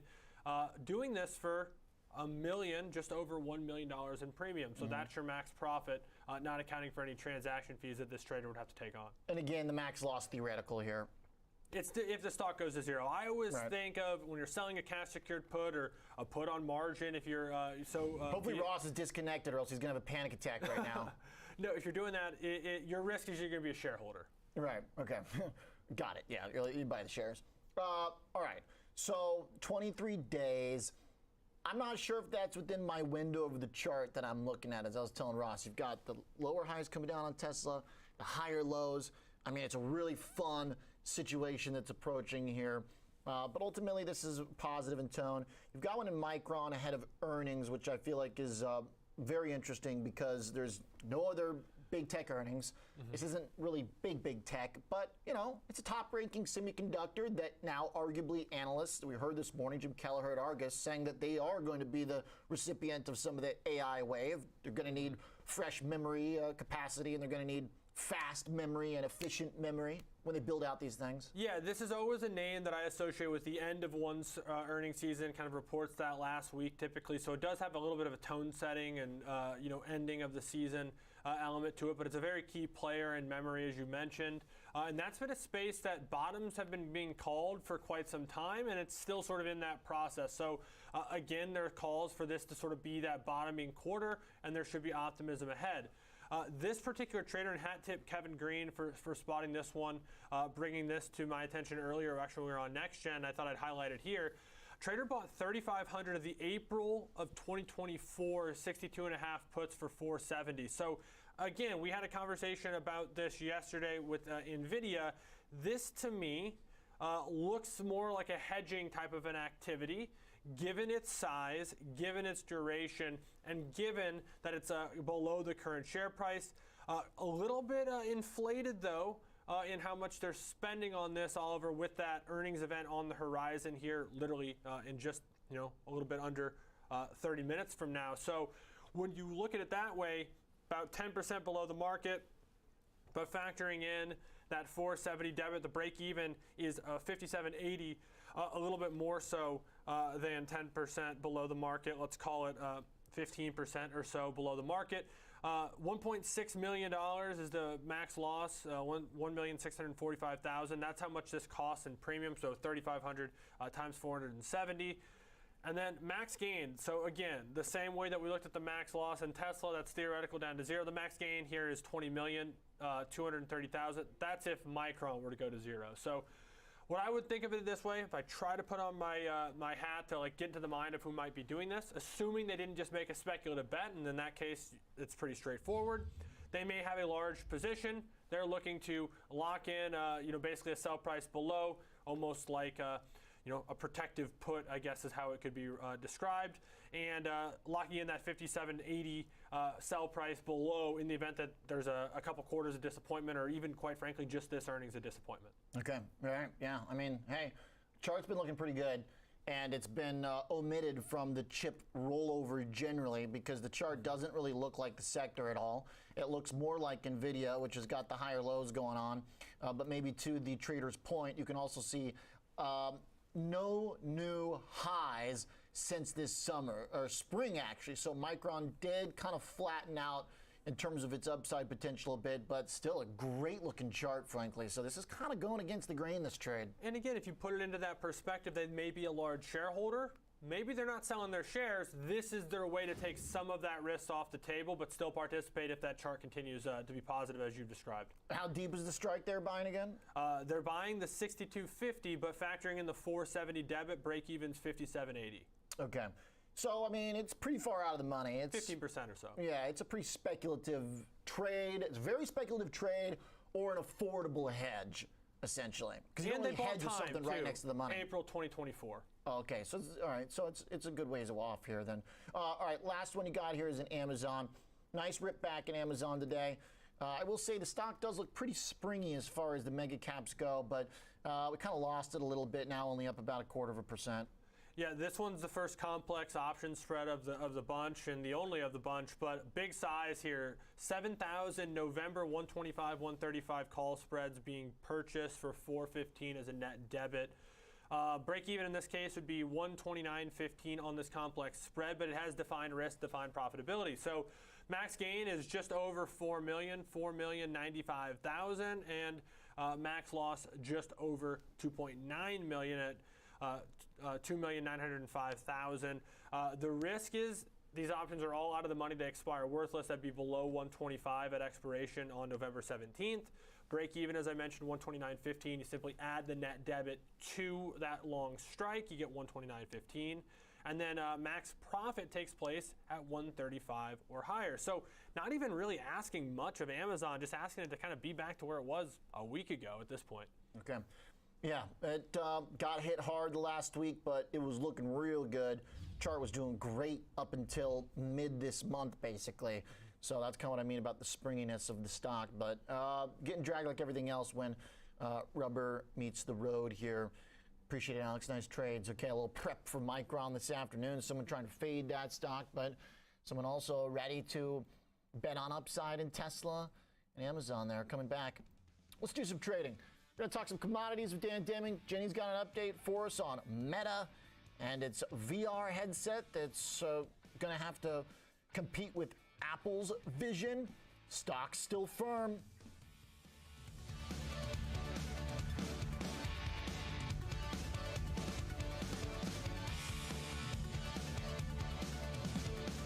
I remember when I first started flying and we would experience turbulence, I would watch the flight attendants.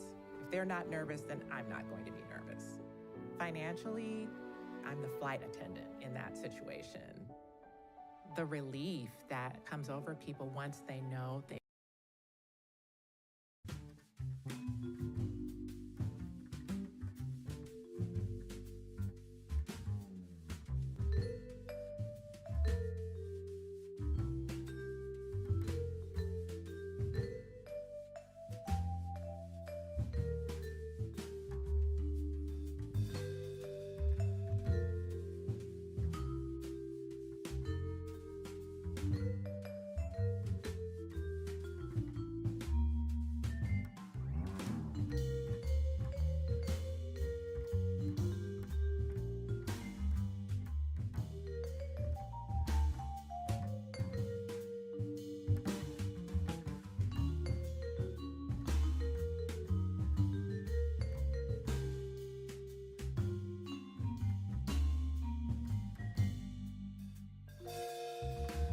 Cheers to second and third string indeed.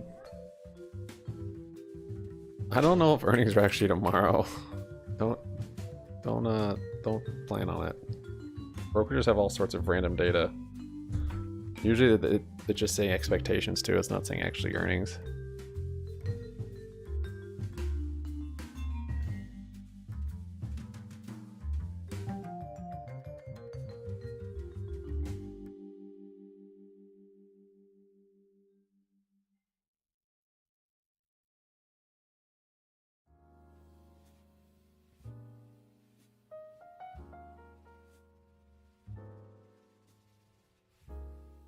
I'll show you what my my third string was able to do.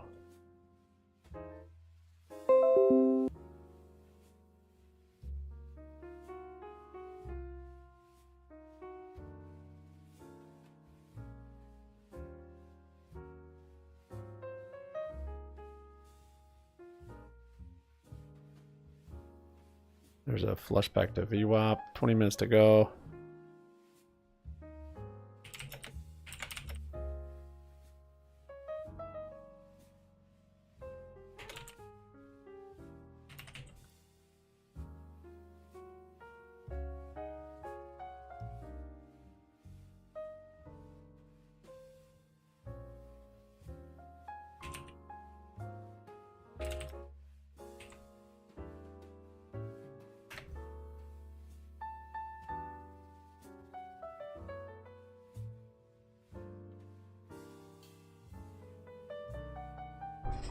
Okay, buys back to VWAP.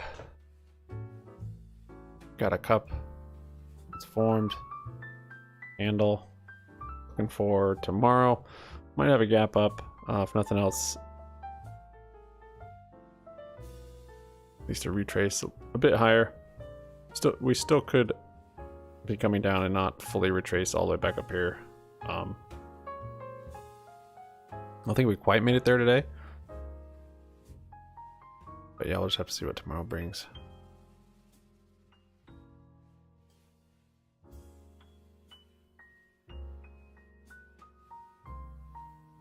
The daily candle actually still isn't that good. Get rid of all these. See what's going on. Oh, I can just do this there. Yeah, it shows that long wick though. That's somewhat bullish. A big candle is a big day.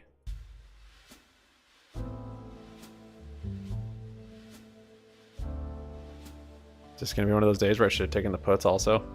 Maybe. That's okay. Yeah, that's a big sell-off actually. Yeah, head and shoulders up there. 15 minutes to go.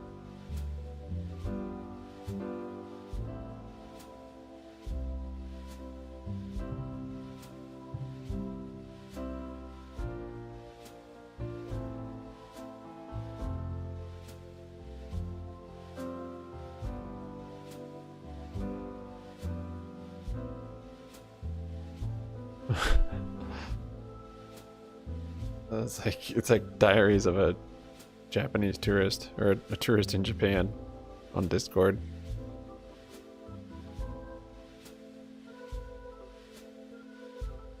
Also have this inverse head and shoulders, but yeah, you can see this cup. Now this handle. What kind of retracement do we have there? That's 50%, like right there, right where we're at. No. Up and away. 15 minutes to go.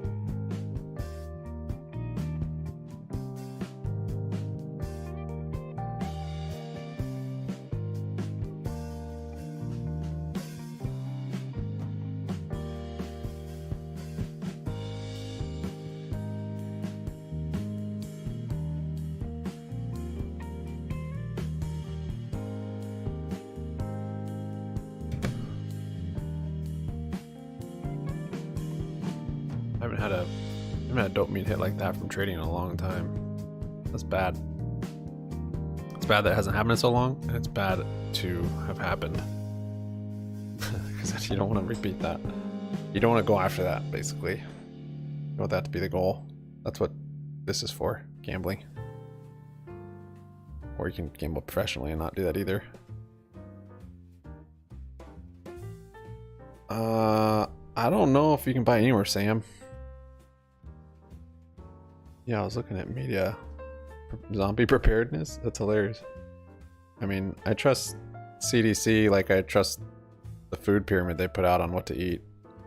With grains being the number one, the bottom of that pyramid. So if they're telling me be prepared for zombies, it makes perfect sense.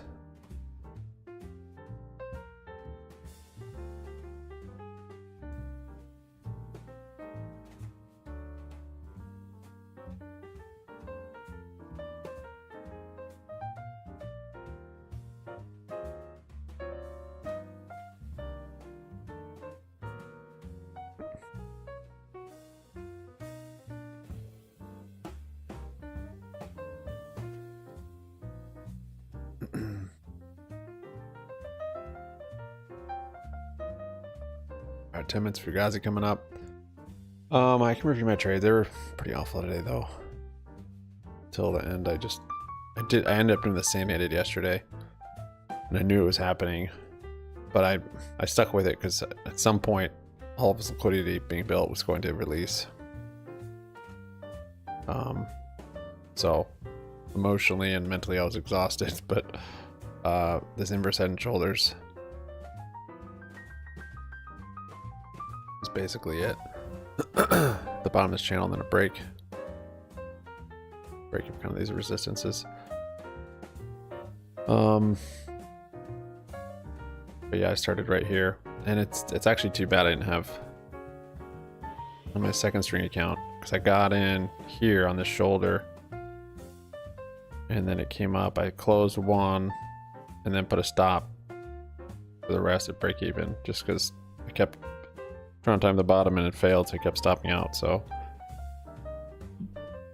anyways, then I stopped out on them and then I was out of buying power on it, so I could only get 3 instead of 10. I had 10 at this point, so that would have been much better for the second string. Anyways, yeah, I think that account's actually still up on the day. Nice, yeah, okay. The calls there, wow, those did pretty well. Those 3 did pretty well. I mean, it was a big move. It was a big move. Big move down too, that's crazy. Yeah. Lost a little bit on Cosm today. I got stopped out.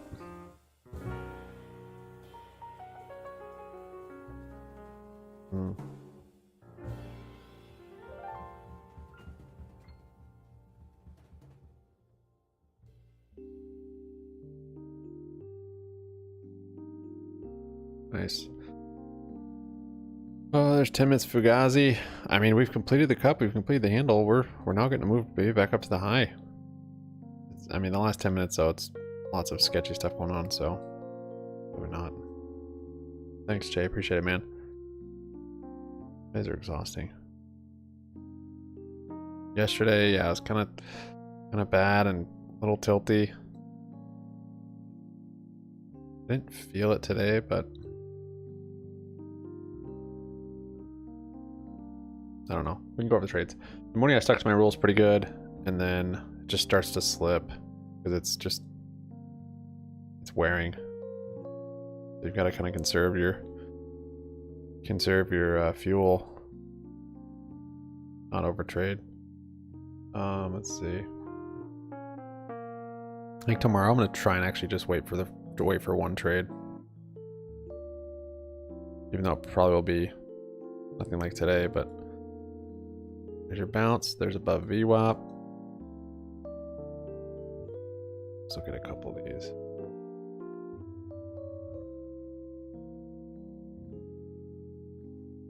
$9.44.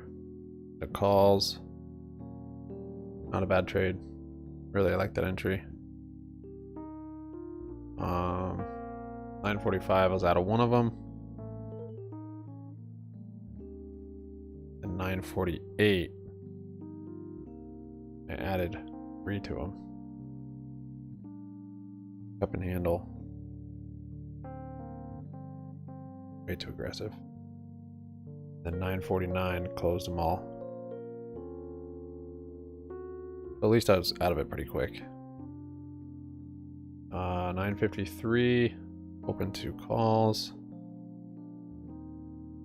Yeah, my bias, looking at the trades, it was probably bullish again. 953, open 2 calls. 54, open up 1 more. 957, closed all 3. Yeah. So, killing losers quickly. What I want to do. 10, 12, call.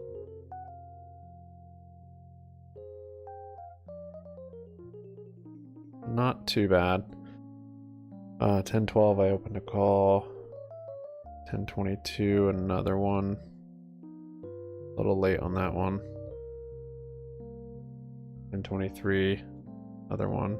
Definitely, I remember that actually when that spiked. I chased that one so bad. That was bad. Bad. Just been content with what I had. 10, 1102. Buy another one. 1102. Bought 2 more at 1102. I didn't sell anything. Yeah, I just held through all that. What in the world? Oh my goodness, yeah. So I started holding way too early.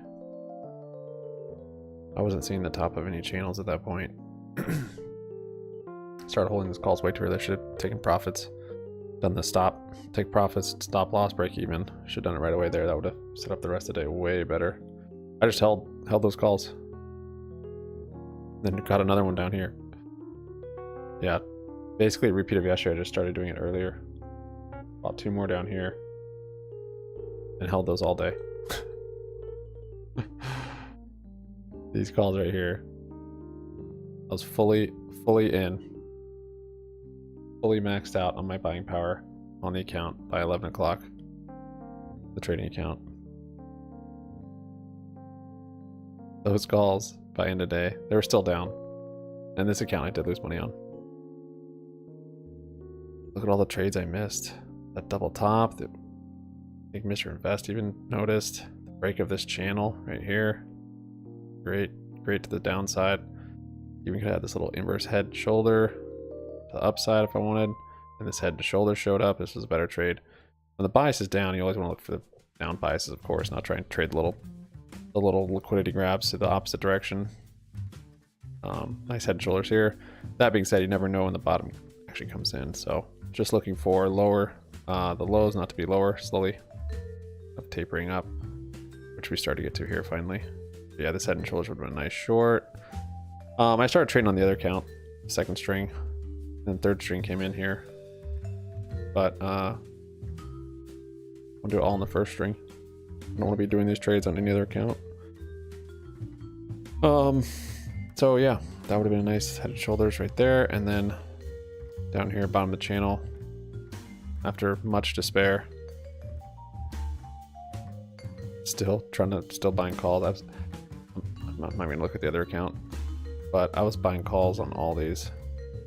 Eventually I started selling on rallies, at least 1 or 2, and then would do stop loss. So I just kept stopping out. Buy call, stop out, buy call, stop out. And then until this one, I had more conviction on this one, just because this inverse head and shoulders was the best looking.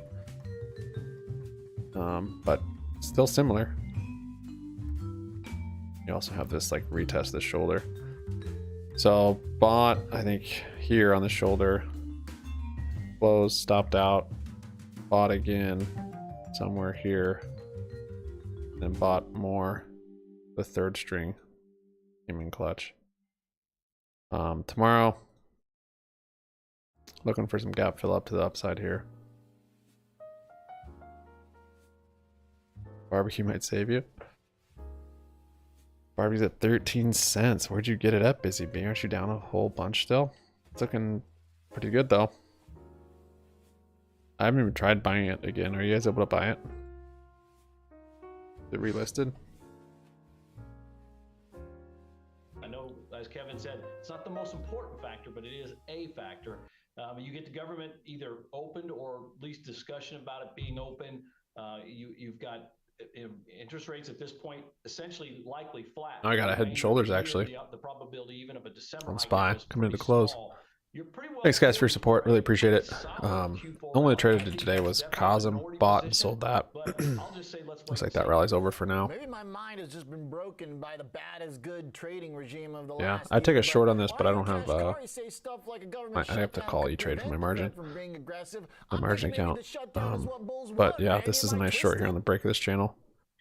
I Well, like it back to again, shutdowns for the last 8 times have either been negative or positive overall. The one 149, maybe caution, of course, this time 150 is that you've got Kevin McCarthy in a very for precarious first take position profit, here. and then He had to make some 115, really tough deals to keep and to then get the role 99. that he has.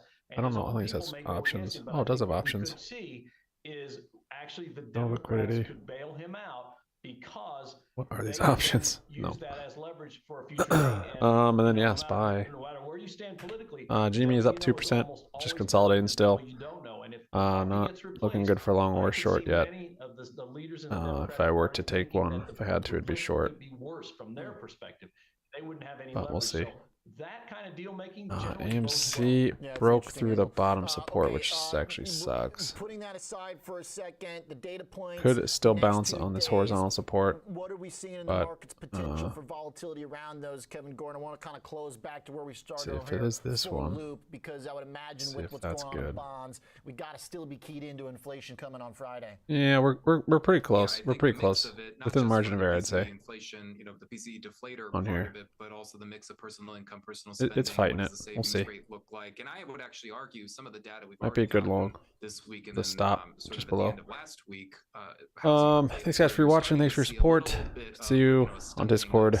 Thanks Jay. Thanks Psych You Up. home builders sentiment, new home sales, existing and pending home sales, Hopefully pending home barbecue sales, can which save we're you. about to get. Thank I you think that's for the actually more important subscriptions today, because a guys. lot of the Appreciate cheering of some the of support. the Tasty. rolling recessions turning into rolling That delicious recoveries that we've coffee. been pointing out has been centered on Did you housing. ever in That here? was You can really the trade. first economic domino I'm not sure if you can or before not. its own I heard it's back on recession, OTC, and but then I start to show I can signs try of right now. life. Let's see. But if that's being stunted and rolling over again, you're not Buy going to this have a thing. positive offset as labor and services start to show some cracks. So that's where you would get to more of a broad-based, wide-scale recession, kind of more traditional recession. And I to your can't point buy it on about Webull. Kashkari earlier, Let me try a lot of on. his comments today too were about they might not Try need on to do here. much more if it's because economic data are deteriorating. So if that's the case and it's being led by housing, I don't even think I it have would buying make power much to more buy sense for that. Okay. Yeah, that has been kind of the rock. So if it starts to What is crack, this? then we've definitely got a little bit of a different situation. Yeah, I don't have on buying hands power on on my the TD account. surprisingly I use all good my stuff buying for power the during most the day. part.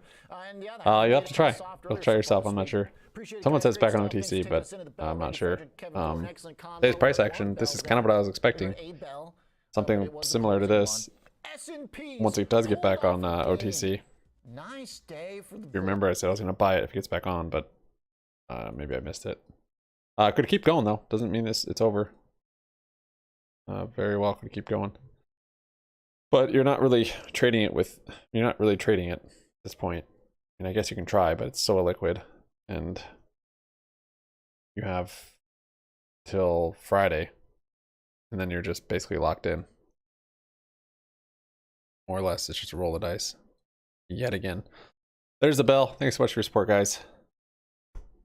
Can't buy an IBKR. There you go. Yeah, I don't think it's back on OTC.